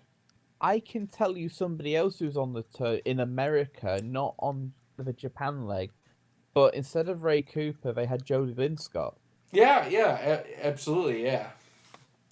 And I just remembered Jodie Lynn Scott and her baby, the poor thing. Yeah, and it's just so we get to these Japanese shows. So Elton plays with with Eric Clapton and his band as a special guest, on these shows, and 6 of Elton's songs are performed, throughout these sets, and the performances. So it's very different compared to what you would hear on the Reg Strikes Back tour, because Clapton's band gives the songs a completely different feel. It's more like bluesy and laid back, and it's a different feel, which I personally like it, but I know the style isn't everybody's cup of tea. But I do like those shows musically, because I don't know, there's something about the way Clapton plays. Like everything he does is really tasteful, and it's completely different than Davy Johnson, of course, but the style works. It's very melodic, tasteful, and I quite like his playing on Elton's material. And Elton's vocals are very fluid, very fluid with the phrasing is how I'll put it. There's some stuff that sounds like it could have come off of the Reg Strikes Back tour. There's stuff that sounds like it could have came from 85, 86. There's stuff that the phrasing doesn't make a lick of sense, where I'm trying to follow this, and I'm like, wait, what? Like, is this how you're going to phrase it? Like, it's really weird, and it's kind of like a bizarre listen, but it's fun, because you don't know what you're going to get. And we have 4 shows from Japan that have Elton as a special guest. We have Nagoya, and then we have Tokyo on November 2nd and November 4th, and then we have Osaka on the 5th. And the Tokyo show from November 2nd is the common one that you see on YouTube. Like, if you type in, like, Elton John, Japan 88, that's the stuff you're going to see come up, mainly. And it's kind of like, it was my introduction to those performances. And I think the first one I heard was the I Don't Wanna performance. Which I personally really like. I think Elton does a great job. Yeah. And all of them. Yeah, so it's like, with these performances, I'm glad they exist. I'm glad we have everything in, at least reasonable quality, and it'll be fun. Like, we don't have them on a TierMaker because they're just special guest stuff, but yeah, we'll dedicate short section here to talking about them and kind of just airing our views about it. Like, I like the idea personally of these performances. I think some of the stuff, like when he eases off the gas, like the Daniel performances, I love the Daniel performances that he does with Clapton's band, and he sings them really well, and he phrases them very nicely and more conventionally, but then you have like the I'm Still Standings, where some notes are cleanly sung, some are birded, like in late 86 or 88. And he'll go for embellishments, B flats, so not shy about showing off range. And then, Saturday Night's Alright Fighting, where you have fucking hell. Where you have variances in the phrasing that really spark emotion and passion, not only from the musicians on stage, but from the listeners, because sometimes I'm not one of them. Well, when you have certain people listen to these shows and these performances, and they elicit a certain response. Oh right, yeah. Well, you've done your job. And yeah. Well, what responses does it elicit from me?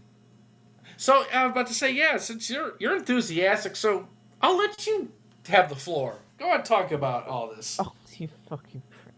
I wanted to know from you what my reaction was, but I'll tell you what it is. It's normally, oh, for sake, why have I got to listen to this fucking version again? That 11/4 version of Saturday Night's Right for Fighting just takes the cake completely. I hate it. It's just so You know, when we talk about some of the the mid to late '86 stuff being completely and utterly unhinged, like some of them restless performances, this is a whole new level. This is, we've heard it in '82 as well. Oh yeah, that's another thing I wanted to flipping mention. This description that you've written about the performance of Saturday Night's All Right for Fighting for that fucking gig.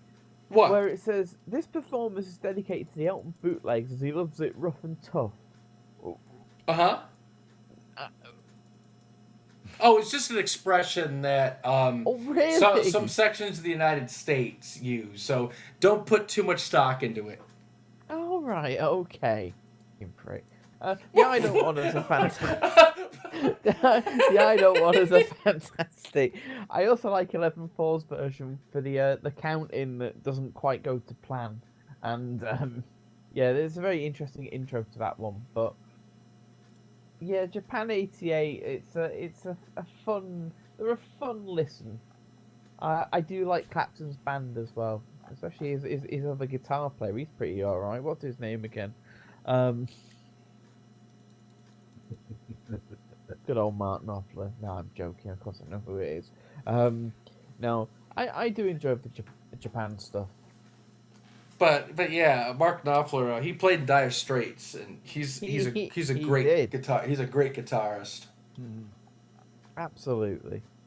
Did you know that? I did. I did know that, Greg. Yeah. All right. I've also done you a favour since the last TierMaker. I've learned some French for you. Yay. Go ahead. Je suis perdu et je ne sais pas quoi faire. It means I'm lost and I don't know what to do. Oui, oui. Et les chansons, les Elton bootlegs. Oh God! Oh fucking hell! Okay, TSS. Yeah. So the Japan. What do you think? The song of the Elton bootlegs. Fucking. What? That's what he just said in French. I know. Yeah, I know. Yeah, I know. I'm learning French. Go ahead. Okay. So all the Japan stuff, varying degrees of success. Nagoya is really good. All the songs on it are really good. Like the C5 on I Don't Wanna, I would actually argue is better than the one in 11-2. It's really fucking good. The performance there is a lot more. The one in Nagoya is a lot more focused as opposed to 11-2, because 11-2 is more like a party at the Big Egg and freaking Nippon Budokan. Then 11-4 is like more unhinged. But here's the thing, though. The thing that people should know is that on many copies of 11-2, you will not find "I'm Still Standing." "I'm Still Standing" was relegated to either a like a feed copy, like a soundboard, like the mixing board or the Vision mixer, which you'll have like the VTR on the bottom, because it was never officially released. If you find the official release of the Eric Clapton concert from 11-2 on video, "I'm Still Standing" is not on it. It's on the streaming services, but not the video. And it's a shame, because it's a really good version, because there's a lot of great embellishments that literally sound like late 85, 86. Where he's got the "Pieces of My Life," which is the last time he would ever embellish to that.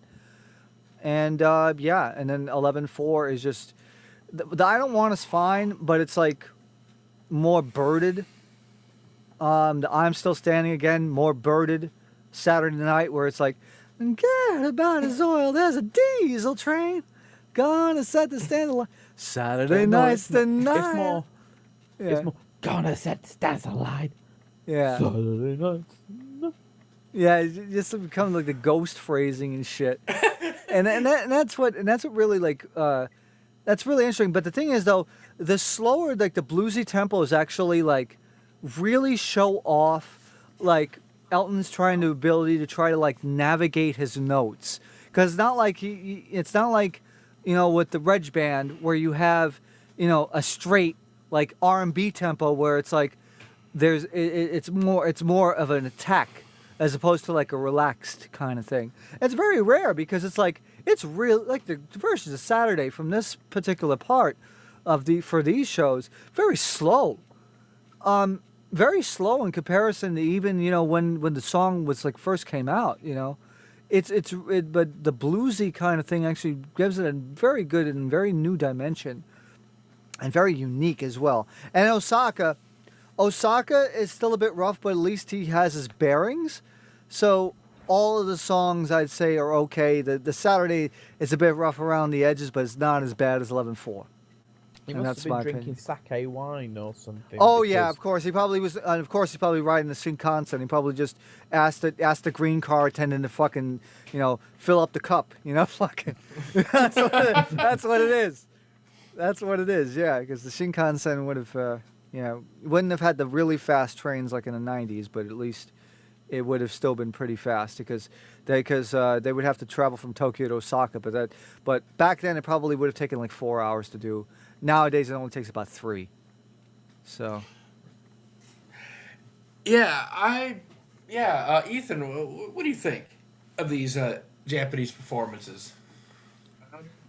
I like the instrumentation. I always feel like Eric's band gives Daniel sort of like a ska feel.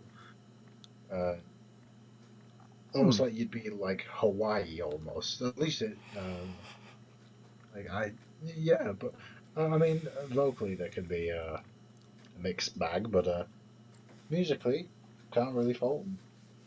Yeah. Also, want to mention on a couple of these shows, he actually like embellishes to like C5s, and it sounds really nice. Yeah.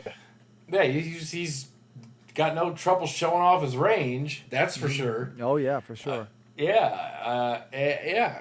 it's like, the 11-4, Saturday night, those C5s and the phrasing, and it's like, rough and tough, gets the job done. Fuck you, isn't it? Right. Rough and tough. I mean, because I just remember an earlier conversation we had years ago about that, and those terms were used, so I remembered it. Mm-hmm. So. Okay. But yeah, so one more thing before we hit the conclusion. The Elton Bootlegs was kind enough to go on to the Discord that we're on. Oh. And how great. Yeah, and asked. I've got all these questions in front of me. Yeah, did you get Brady's? I did, yes. Oh, okay. I asked twice in the group, so there's a question before it that I found from NCF1. He's asked a couple of questions, but I'll ask it in the order that I've got it. Brady's question's quite a long-winded question, so right. We'll answer everything for okay, people. So NCF1's first question: how many times did Marlon Brando get raised from the dead in '88? A lot. A lot. There was I'm gonna number say of versions. 69 times. I think he rose from the dead. Okay. But yeah, truthfully, there's a handful of potent versions that had Marlon Brando slapping Elton around. So. Okay, so we've discussed this a lot anyway on the TierMaker, but Ethan, no, it's not Ethan, it's Brady, but the name's Ethan Loves 4/24/1998. That's what threw me when I read the name. Not a specific question as such, but I think because of a section dedicated to talking about Elton's new voice as a whole on the '88 tour. Not a specific show, but taking the entire leg into consideration. The pros and cons of what abilities he now had by comparison to before, what you noticed to be the growing pains of the new voice and figuring out how he could use it on the road, and what you all maybe wish he would have done differently. Do you think he took the correct approach to this tour from a vocal standpoint, or should he have reconsidered certain phrasing choices? I think he did adapt to it very well, all things considered. Although, like I said, the drug use would be one of the things that I would say is a problem. That's the main issue for I me. think, because I think that if he would have laid off the drugs, I think we would have had more consistent nights and more consistent parts of the tour. And I think that's the only thing that I would change. I think him metamorphosizing his voice as the tour went on was a great idea. but having it compromised by drug use and partying, I think that's the real detriment. And I think that's if I would change anything, I just wish he would have partied less, or not at all. Yeah, I really think, when I was reading that statement and kind of like figuring out like how I should answer that, it would be, taking the whole tour leg into consideration. I think when Elton's voice was healthy,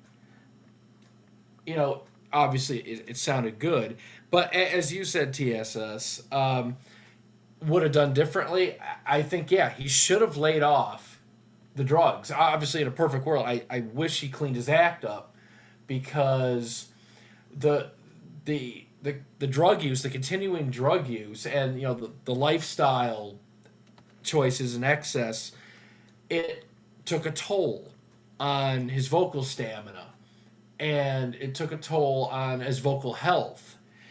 And I really think, outside of that stuff, one thing he could have done was stop running your fucking voice into the ground and sing with your natural timbre.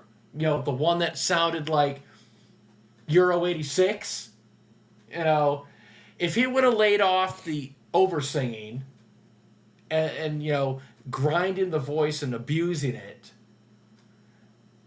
I think we'd have more consistent, performances through the whole tour leg. Yeah, the drug use is bad, and that likely contributed to over singing and pushing the voice too far, and doing stupid shit, being foolish. But yeah, it comes down to just making smarter choices with, not taking substances, but also singing on a more consistent basis with a natural tone. Right. Closer to what it sounded like pre-surgery, before the nodules happened. So that's a big thing. And in terms of the tour date, so not worrying about like the drug use and everything. Post-surgery, the tour dates. Now, I know it was a fairly short tour. It started in early September and ended in late October. I do think the tryout tour, like doing that small tour, I think that was a good thing, just to kind of test the waters, just to see, how the voice would fare on a longer, world tour. And originally I thought, years ago, I thought the dates were too crammed. But now thinking about it, when we got these new tapes and, some later nights sound better than earlier nights, I don't think the tour dates were, just for me, I don't think they were too crammed. It just comes down to maintaining that voice through, lifestyle choices and vocal health. So I think if Elton had a healthier approach to the vocals and not oversing and not do all the drugs and be bulimic, I think we will have a consistent tour leg full of just constantly great performances where we're not preparing for something to happen, or waiting for the voice to rev up, or cringing at shit. So Brady also then asks, and also, do you think he actually learned anything about his new voice from this first leg that he then used to adjust things for the upcoming 1989 Reg Tour leg? Or did he not know who he was, or that he was on stage playing a piano for that upcoming leg, so how the fuck would he have learned anything? Well, looking at it, because, you look at the transformation between 88 Reg to 89 Reg. I really think, because of the drug use and, and all that stuff, I really don't think he learned to maintain the voice properly, because, even through 88, for the stupid shit he was doing, he was still able to access range and falsettos and everything, and the voice would go up and down and everything. And even as late as the Japan shows, he still had a healthy range to his voice, even if some of the phrasing was goofy. Yeah. But when it came to 89 Euro, because of his mental state and drug use, sliding down, I really don't think he learned how to preserve what he had left properly, because listen to the differences between Leon and then the Paris shows. He's already dropping fucking notes. Well, that's a great advert for the Reg 89 leg. Oh. Yeah. Can't wait to talk about Kiss the Bride. As Mr. Bean says to David Langley, brace yourself. Yeah, pretty much. Yeah, so, no, I really don't think he learned how to preserve and maintain the voice, primarily due to, the drug use and the bulimia and still continuing to try and sing like he did prior to the surgery, with post-surgery with this vocal scarring and still doing the drugs. He didn't learn how to maintain it right. And the only way he could get around stuff would be if he stopped doing certain notes, like the shine the lights, and if something wasn't working, he'd just go conservative. Yeah. What did you think he did learn? Learn about his voice? Honestly, when he got sober. Yes. 1990. Yeah. I think once he got sober, that cleared his mind up, obviously, and he was a lot more focused on the singing. And I really think that once the the one tour came and went, and he could get through a world tour completely sober, clean, full of enthusiasm. I think once he moved away from the band stuff and started to put emphasis on like the Ray Cooper stuff, I really think he was learning more about his voice then. Like once he got off of drugs and started to do more different types of shows outside of band stuff. Yeah, because in the one tour he was still thrashing his voice. Yeah, not as bad as the 80s, but still. He was still thrashing his voice. Right. Okay, what's the next question? Oh, yeah, so Daniel asked a question. Okay. Hi, Daniel. Have any of these shows made you realise that you may have thought wrong about them in the past? Yeah. Yes. 100% me. 100, I raised my hand. I admit I fucked up. So. And for me, it's more like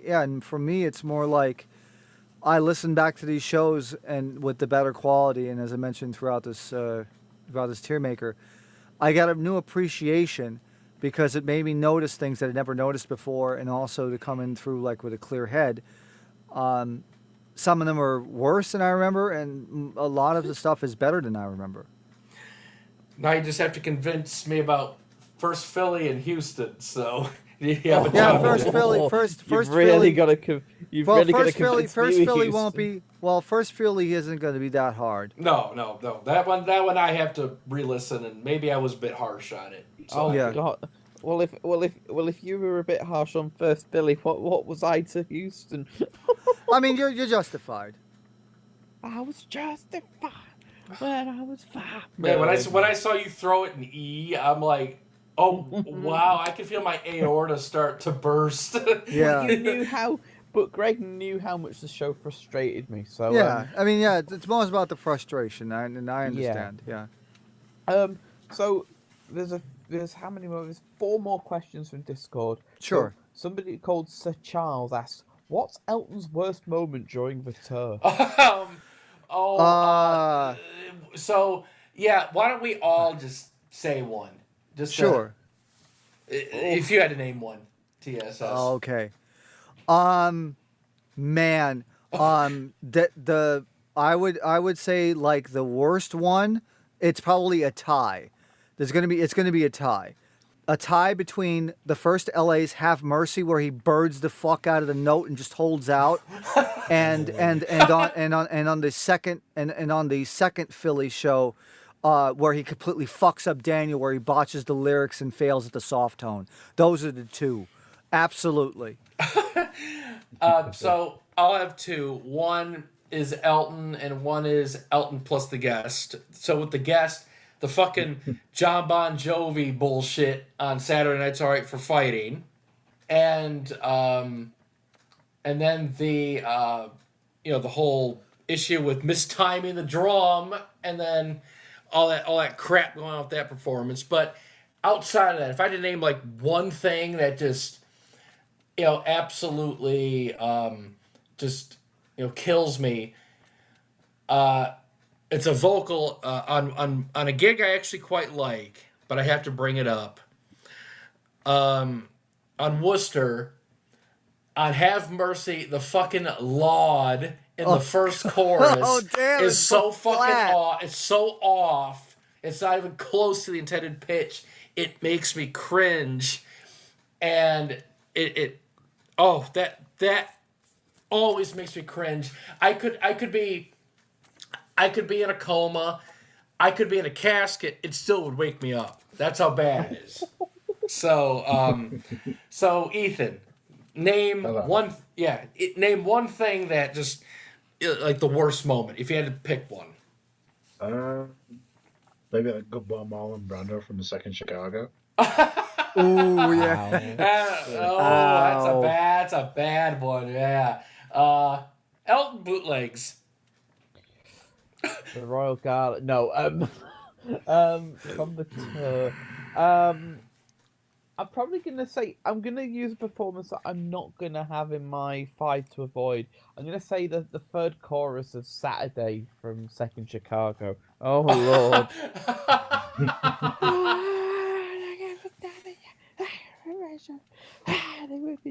It was horrible. I tried to enhance it and spice up with pictures, but all right. So, all right. What's the next question you have? Next question I have is it's from Gar, aka Bum. That's his name now. Or Car. Or Car, yeah, or Brum as it was the other day.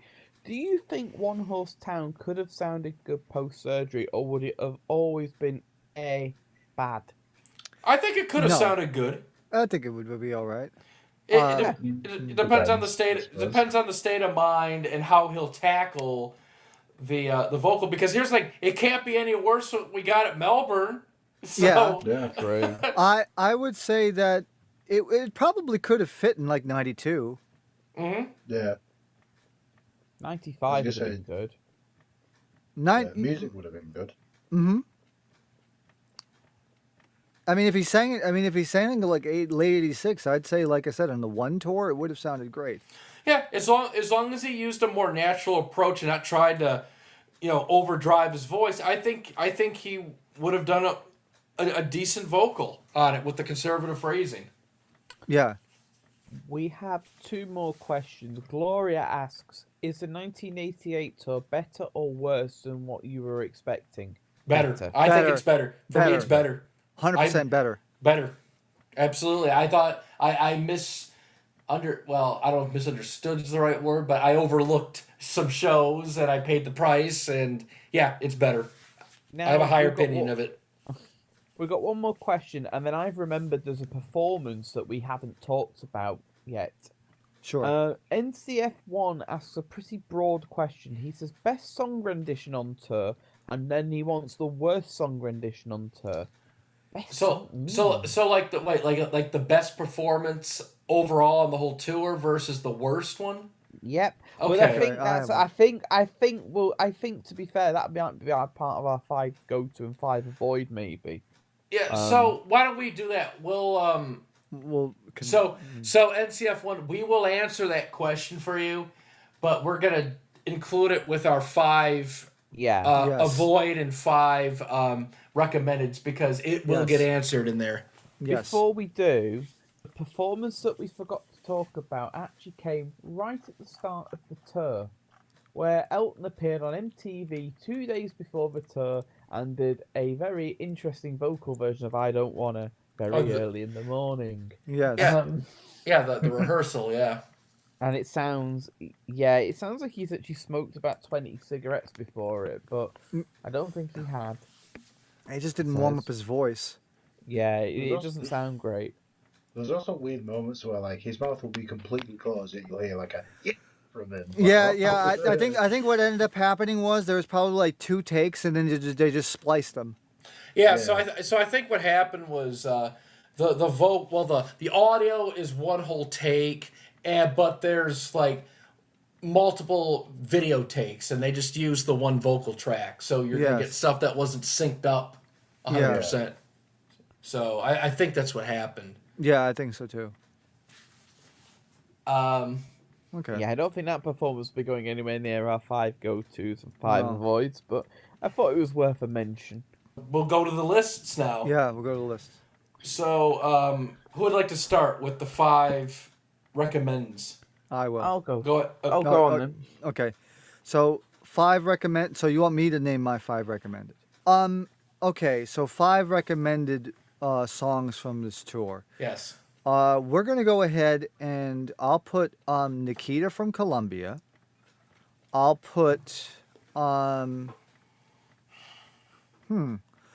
will put in I'll put in King Must Die from the last Auburn Hills.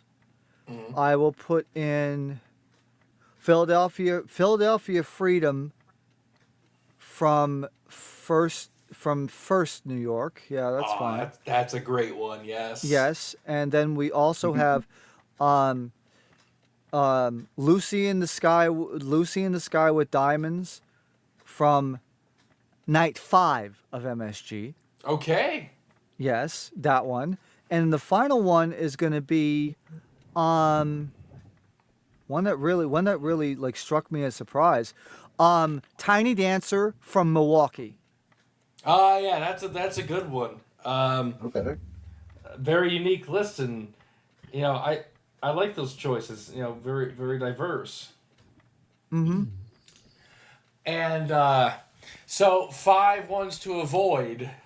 Oh my God! Like, wow. Holy shit. Whoa. We got time. Don't worry. Yes. It's just so bad. I would say like, okay, avoid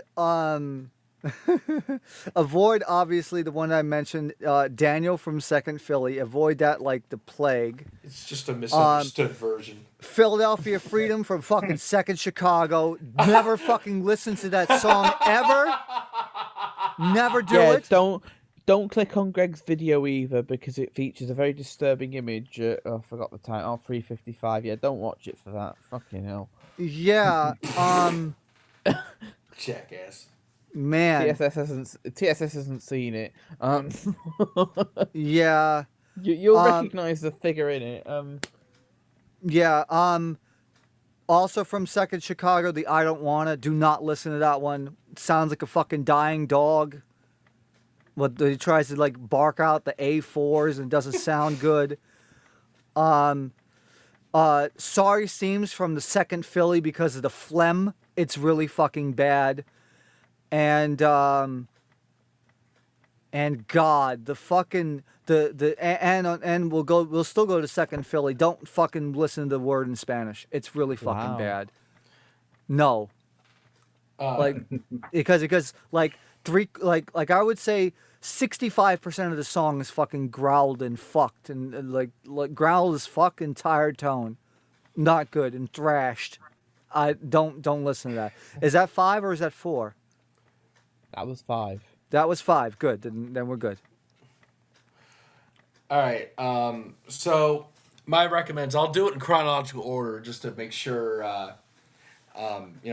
It's good, and I'm gonna restrict it to one performance per show, just to throw some variety there. So I'm gonna do this. So the first recommendation I would recommend would be from the tour proper.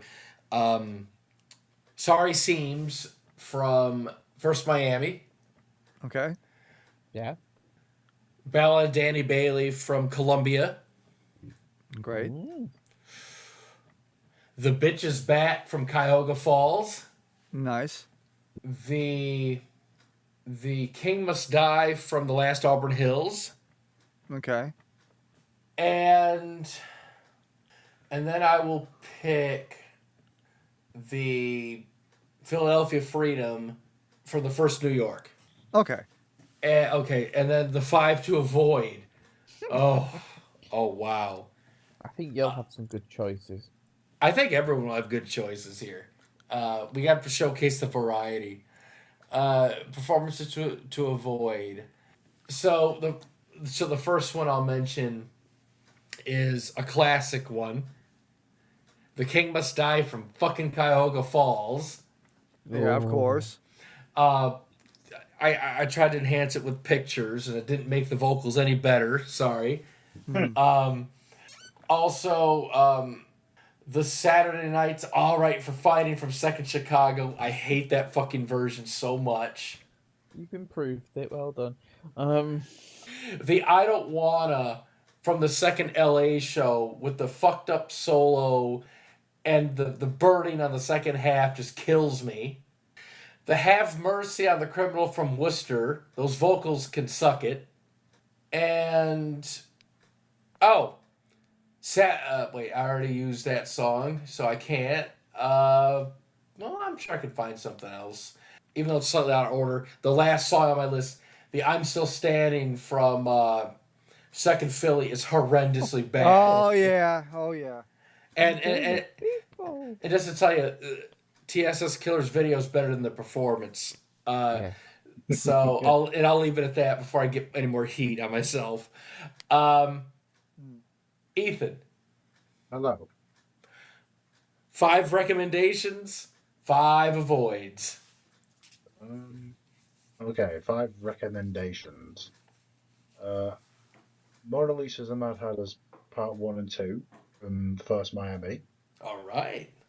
Good version. Very good version. Yeah. A Word in Spanish from Colombia. Lyric Clubs Aside, and cleaner than the album. That's a great rendition. Lucy in the Sky from 1018. Really love that. Yeah, that's nice. That's a good one. Let's see. Yeah.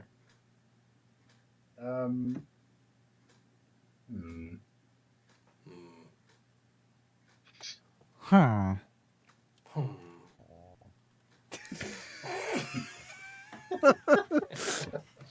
You put me off For the folks that are watching that are know me from other spaces, you know what that sound is from, and I know you're gonna strangle me. Go ahead, Ethan. I'm trying to think off the top of my head. I don't want to say things that people have already said. Well, there's nothing wrong with that. Nothing wrong with that. I mean, to be fair, Greg already said something that I said before. Yeah, Greg's a copycat. He can't think for himself. Yeah. Fuck off.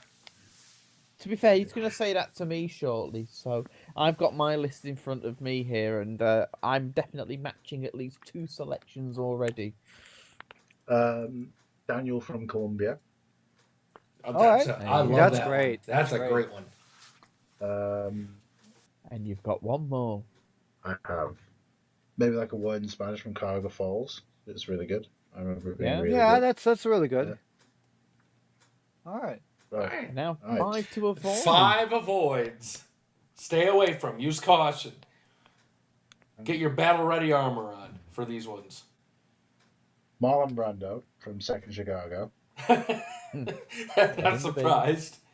Maybe like Sad Songs from 924 because of that intro. The dickhead version. I hate that one so much. I'm gonna actually listen to that again after we're done here. Oh, yeah, definitely. Oh, God. You've got 3 more. King Must Die from Tampa. Oh, yeah. Yeah. Hey, yeah, early Reg, it's not good. Is that the new tagline? Well, I'm just mocking that I got it so wrong from all those years ago. And the last one, maybe Marlon Brando from Second Philly. Yeah. Oh, well, yeah, that version's not good. Yeah. there you go. They're mine. Oh, what a healthy list. God, I feel sick thinking about it. Elton bootlegs. I feel like a lot of my work's been taken here. Okay, so we begin with my 5 go-tos. Number 1, going in chronological order. Mona Lisa's parts 1 and 2 from the first Miami. Reason that they go in is because Elton's vocal is sublime. Number 2, thankfully a choice not chosen, but then again, I wouldn't have been shocked if it had. Feel for a Friend, Love Lies Bleeding from Columbia. Man, it's just... mwah. Number 3, Sad Songs from First Chicago. I really love the intro, and the main song is actually really good. Number 4 is Philadelphia Freedom from the third New York. I just love the vocal on it, and the energy is just terrific. And myself and TSS agree on the final one, which is Lucy in the Sky with Diamonds from 1022. 5 to avoid. Oh, God. Right. This is where I feel like me and Ethan seem to be agreeing a lot. Number 1, The King Must Die from Tampa. Fucking horrible version. That outro is disgusting. He sounds so constricted. It's horrible. He sounds worse than Australia.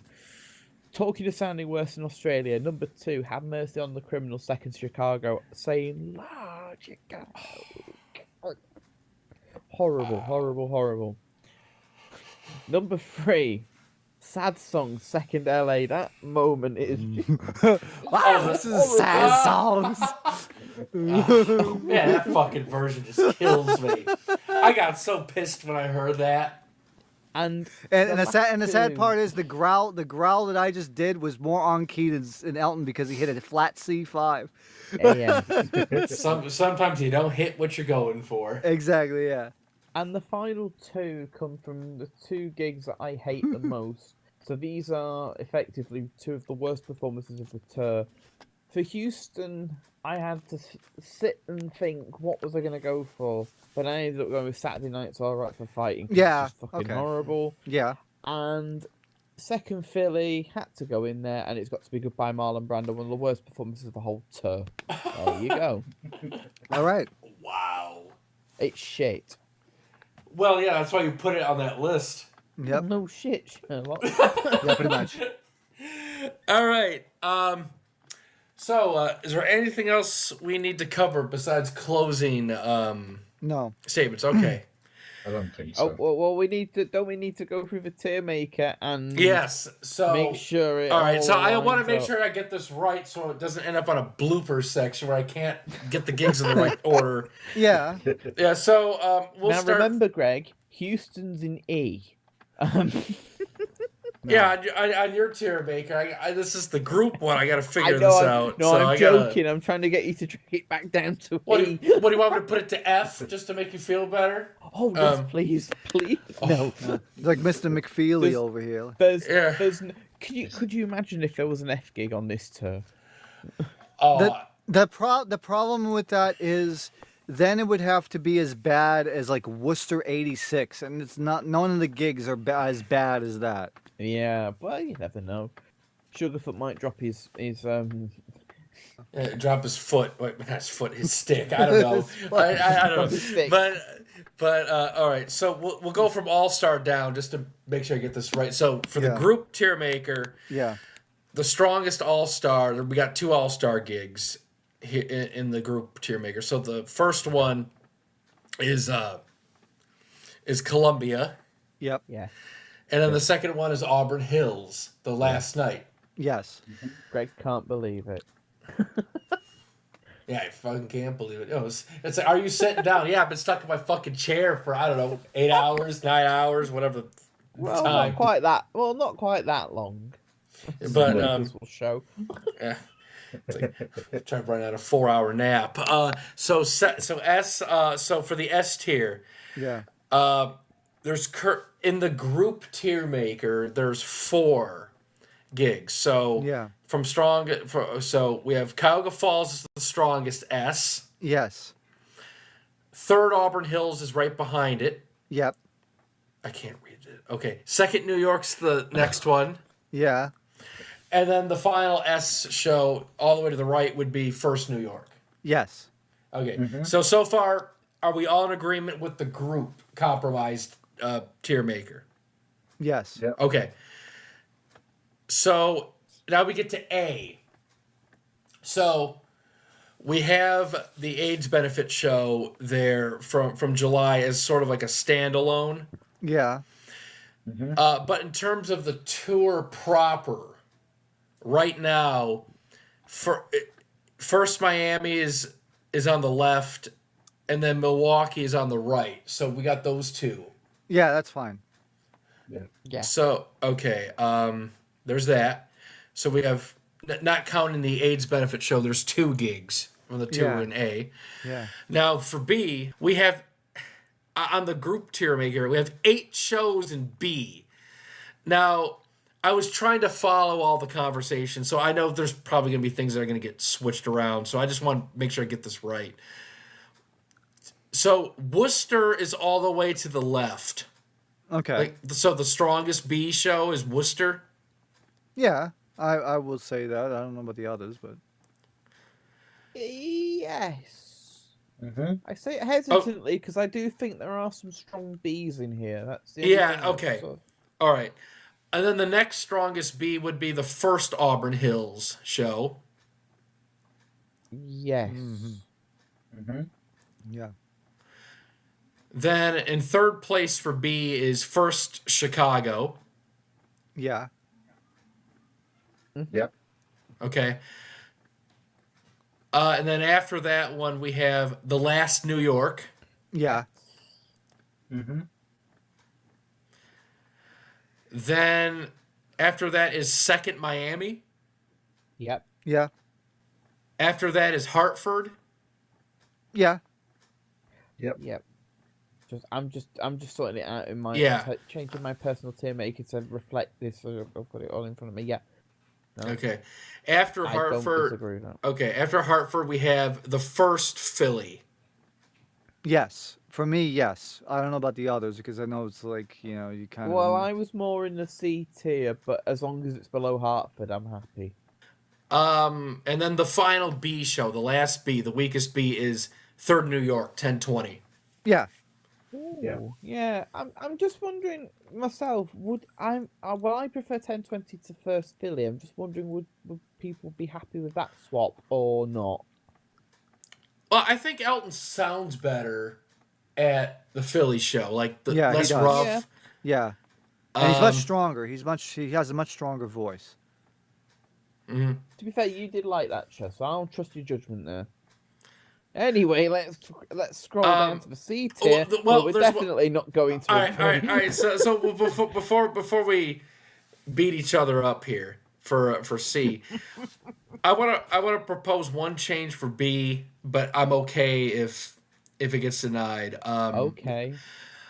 So looking at it, even though it has its rough moments, because of the strength of the music and it's much tighter, I really think Hartford is a stronger overall gig compared to second Miami in terms like the music. Not for me. No. Not for you? No? No. No? I admire your case, but no. Okay. All right. I'll keep it the same then. Mm-hmm. Now we go to C tier. Right. Oh, God. So, is everything okay? No. Because I know what's about to happen. It's okay. We'll get through this together. Here's the thing. All 4 of us, we're a team. Mm-hmm. Okay. Absolutely. All right. Roll down the C's. Let's go. Okay. So, what I have to the left here, top C, the second Auburn Hills show. That's fine. Yes. Yep. Then right to the right of that one would be fourth New York, the Bon Jovi one. Yeah. Well, I'd have it lower. All right. Well, I'll put that off to the side. Hey, okay, we'll go through this Okay, I'll put that off on standby. Then below 4th New York, there's the last LA show. Yeah. I think I'd have the last LA above the 4th New York. Okay, all right. Then Tampa is right after LA. Yeah. I'd have Tampa above New York. Below LA, yes, I would, yeah.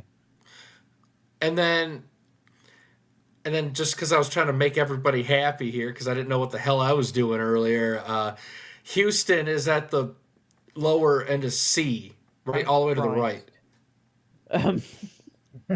That'll do me. So, because I know so for the group TierMaker, because I heard a lot of ideas. Any one of these gigs stick out to where you want me to swap it for the group one that it's glaringly swap them? Not for me. Okay. Pretty happy. Okay. So yeah, Auburn Hills, New York, L.A., Tampa, Houston. That's the C order right now. Okay. All right. We're good with that? I want to make sure. Yeah. D tier. Highest D to lowest D. First LA. Yeah. Then second LA. Yes. Okay. Third Chicago. Excuse me. Second Chicago. God, imagine if it was Chicago. Had no voice. Okay, second Chicago. Right. Yeah. And then the worst show on the group TierMaker. The unbelievably passionate but compromised second Philly. Yes. 100%. Yeah. On the group, yes. Yeah, on the group. So on the group one, is there anything glaringly obvious you want me to shift around? No. Yeah, Houston to E. No. I don't think it's that bad. It's like, well, just for you, Ellen. Personal TierMaker just attacks it with pure venom. It's like you really don't like that game. I have noticed my scoring being a lot harsher than some of you guys. Maybe my standards were higher. I don't know. I thought I was harsh on shit. Some shows I thought I was too harsh, and apparently there's a couple shows that aren't bad. I'll re-listen to them. Right. So yeah. So looking at this, we have 8 tiers on a TierMaker, and we used 6 out of the 8. So that's something. It is. Yeah. Just look at that. It's like, what a variety of shows. Just look at it. Yeah, absolutely. And if you were to compare this to some of our other work, like say the UK 85-86 tour or the Big Picture, this TierMaker looks a hell of a lot different on the shape. Yes. So what the hell? Sorry, I've just seen that Elton's done a recent performance of God Only Knows, 2025. All right, we'll have to Holy look at that hell. after we do that. So yeah. Yes, we will. All right, All so right. final thing before we cut it. So, any final thoughts? Any final summarizations and your thoughts about the tour leg and everything? Well, being as this is the final time you can ever mention it, the Saturday Night's Alright for Fighting from the Royal Gala fucking sucks. I hate it. Greg can never mention it to me again. I'm so happy. Overall, I really enjoy this tour. A lot more than I thought I would. I'm not as closeted as Daniel. I did like this tour. What? It's true though. Yeah. Hey, he was the guy that said 3 years ago. Oh yeah, he'll have seen the video by now. Yeah, that's one of the funnier videos of the. For those who haven't seen it, it's Sad Songs and Goodbye Marlon Brando from 1022. There's a lovely moment in both of them. But yeah, some of this work has been some of your best, Greg, so well done. And I don't think you lost this TierMaker either, which is a shame, because I had a gig request for you. Well, here's the thing. First of all, thank you, and I support you. And plus, I really don't think there are any true losers on this TierMaker. No, I really honestly don't think so. No. Apart from Ethan with his toothache. Yeah, but you can't. Yeah, but you can't do that. It's like he had a disadvantage. Yeah. Yeah, he didn't yank his tooth out. Yeah. Yeah, well, yank the tooth out and put it under your pillow for a pound. Or however you do it over there. It's great to revisit stuff. It's great to go into eras with refreshed ears and new perspective on things. Upgrades are great. Generosity among fans and collectors is always appreciated. And give everything a chance no matter what. You might find stuff you like that you didn't think you did. So there's my final thoughts. Who'd like to go next? I think I might as well do this. When I came, if you would have asked me like 2 years ago what I thought about the Reg Strikes Back tour, I would have said, yeah, there's a couple of gleaming hopes of light, but most of it is just garbage. And now that we have had the upgrades over the last year or so, and when I really think about it and really looked at all of the shows, I really did appreciate the fact that, you know, we were kind of a little bit harsh on Moffat, on Sugarfoot. When I finally got to hear like all of his intricacies and high quality, especially on the latter half of the tour, it really made me appreciate his drumming. And also, I still think that the drum patterns that he uses on "I'm Still Standing" is some of his best. And I'm talking about even the stuff he did with Michael Jackson. I really did love that. I want to echo that. It's, a version, for example, is Columbia. Like the way it swings along, it sounds stunning. Absolutely. And it rivals arrangements that came before it, I'd say, as well. Absolutely. I'm not going to say they're better, because I love, considering the 80s tours that we have, 84, 85, 80, mixture of tours, 84, 85, 86, and 88, 3 separate bands, and all of them sound unbelievably good. I think we were spoiled. That's the great thing about Elton. He's such a versatile artist that he can mix with 3 different sets of musicians, 3 different sounds, and yet they all sound incredible. Absolutely. And I've also warmed to the Roland as an instrument as well. I actually felt 88 there was going to be a point where it might plateau out, but it didn't.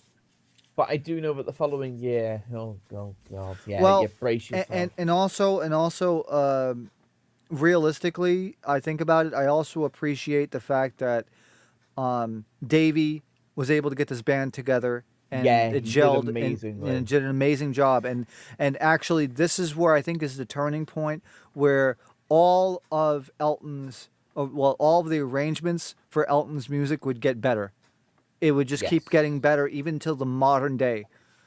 And it's thanks due to Davey taking the helm as the band director. Also, as well, we did discuss the band. I mean, Guy Babylon was a huge influence on Elton's music, and from this period, I mean, he basically takes James Newton Howard's string arrangements from live in Australia, replicates them, and did an amazing job. Fred's obviously there as sort of a backup keyboard player and rhythm guitar. Yeah, absolutely. And one more thing before I hand it off. This proves to me that going back to a tour after, like, let's say 10 or 12 years after getting all this stuff, it really opens my eyes and actually made me better notice like how great the band chemistry was. Like, Romeo Williams as a bass player, you know, it really changed my perspective on him. I thought, you know, I think that now that I was able to hear him more clearly, and of course him and Moffat together, him and Sugarfoot together, they're just about as in step as David Payton and Charlie Morgan were. I would say, like, the way that they were keyed off of each other is just as good. There's one gig in particular. There's a really cool moment that I've just remembered, and this also highlights why Jim Reinhart is a legend. On Mona Lisa's Part 2, on that gig, you can actually hear Moffat doing the counting to start the improv section. And I picked up on that and I went, hang on a minute. Is that what I think I've just heard? Oh, wow. That's a bloody good tape. Impressive. But yeah, no, that's the thing. Like Mona Lisa's Part 2 was a fantastic, and it was his idea as well. Elton mentions it at the first Philly, and so clearly he had a good feel for the music. And it ended up working out great because they kept the same arrangement until '93. Exactly. My question before we go, and this is for everybody. Sure. What's the next TierMaker that we're gonna do? Oh yeah, that's a good question. Yeah. So are we gonna start redoing the older ones or just start like a new one? What would you rather do? I don't mind. We still need to do Euro 95. We do. Yeah. We could possibly redo 93, seeing as most of the shows have upgrades now. True. To be fair, actually, Euro 95 sounds good because I want to do American 95 very soon. Yeah. Because the reason is because I've been listening to US made in England shows and I have been enjoying them very much, even if Elton's thrashing his voice around. But the band is just, and I would like to listen to some amazing music and delay that certain year for as long as bloody possible. Well, I will say after this, I am going to take a bit of a break from Elton because Actually, to be fair, I've been doing it for a bit. I'll probably have a little break. Yeah, I realized, man, it's like I think the next two things we should do are Euro 95 and US 84. Yes. Because US 84 deserves some love. And those 95, Candle performances, we gotta talk about them. Of course, yeah. We've also got Euro 86 as well to redo. But yeah, Man, so those upgrades are good. Oh, absolutely. There's the next one on the horizon would be Euro 95. Yeah. Yep. All right. Mm-hmm. I am pain. But yeah, so I'll note that. But yeah, I gotta tell you, like, I look back at what I was doing for these uploads. I could not believe the freaking schedule I had put myself on. Well, you did very well, and the TierMaker's not suffered. So bravo! I'll give you a round of applause. Yeah, I'm not going to bow down to you, but Oh, don't hurt your back. It's okay. But ow. but no, it's like I look at this. I look at that schedule. I'm like, holy shit! I pushed myself to the freaking limits. Yeah. Thanks, Lenovo. But not sponsored. Yeah. but yeah, what a TierMaker, what an event, and it's like now I got to come back to reality because you want to know how my schedule was the last couple days? How? All right, so I'll tell you my schedule because right now it's flipped. It's Sunday right now, on the 9th, and so Thursday I had started working on shows at 7 a.m. to work on Auburn Hills. 7 o'clock in the morning to get here. So I worked on like Auburn Hills and the First New York. And then I started to work on the second New York after choir practice, and then I realized, so this was Thursday evening, and then I realized that would be a freaking dumb move to do that. So then I go to bed at 9:30 at night because I got home from choir practice. Normally I set my alarm for 3 o'clock in the morning because I got to work at 4. I set it to 1 o'clock in the morning instead. Oops. On purpose. So So 3.5 hour nap, power nap. And when the alarm rang, I put on my clothes for the day after a nice long hot shower, and I started to work on 1018. And by the time I was started to upload the shows, it was almost 4 o'clock in the morning. So I was like, oh wait, I gotta get to work. So I had exported all the video files to my email and uploaded the show while I was at work. and I got home. This was on 3.5 hours of sleep. Got home and started to work on 1020 and 1021 all in that one day. And then I worked as long as I could until I started to pass out. And then I sleep for a few more hours and then come back and finish with 1022 and the Japanese stuff. Yeah, that's crazy. So a combination of the will, Yeah. technology, Yep. and how should I put this? Outside factors gave me the energy to help propel myself to uploading stuff at a ridiculous schedule. And so what I'm going to do now is I'm going to have 2 glasses of wine and I'm going to pass out and go to sleep. Sounds great. Yeah. Actually, Gar's asked me a question. Would we say this was a better TierMaker than the US 86 box? Yes. I do. 100%. From a technical standpoint, because there was no faults with mics and computer stuff, and I would say it was better on that front, and I felt the whole discussion and everything, but the gigs and plus because of what it was. Yeah, I think it was better all around. I really do honestly think this was our best work. Yes, I agree.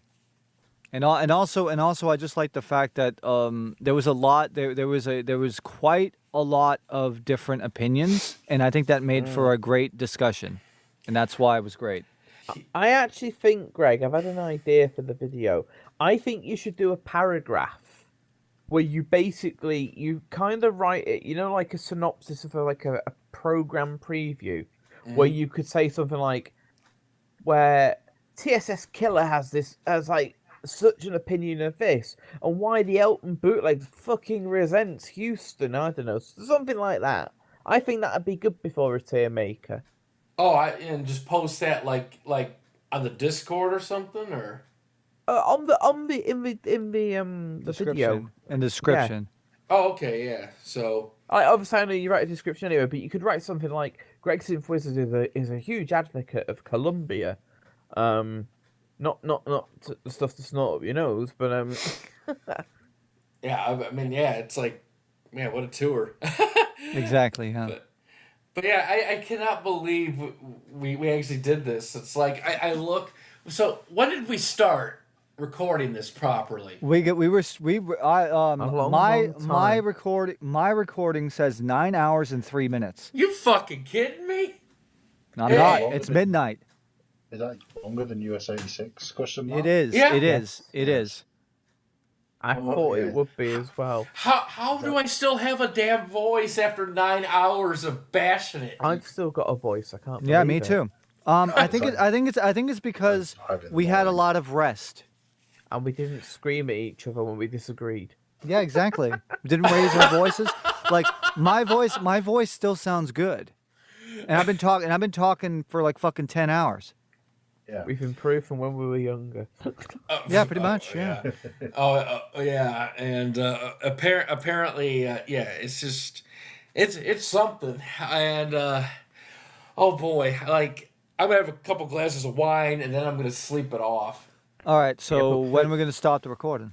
Oh, hang on. So yeah. So but we're done, right? So we can just So I'm about to. So I'm about to end it. So I'll say with. Goodbye. Thanks for dealing with us. We'll see you in the near future. I got to sleep off a bunch of shit. I have to take a vacation and I got to do a bunch of stuff. But we'll be back refreshed in time for the new year of 2028, of 2026, excuse me. and How long do you plan to take off? no. We'll be back in time for 2026. Yes. With Euro 95. And shut up. So yeah, we're good. And I think you've lost a TierMaker, Greg. Congratulations. So therefore, my gig request is 10/8/1986. Get it on your YouTube channel, please, because I want to read your description about it. Love you. Okay. So here's my middle finger hurts. Okay, so quick TSS, get your gig request. No, bullshit. I'm stopping this. Quick, do it. Hang on. Okay, function. Okay, bye, everybody. Quick, do it.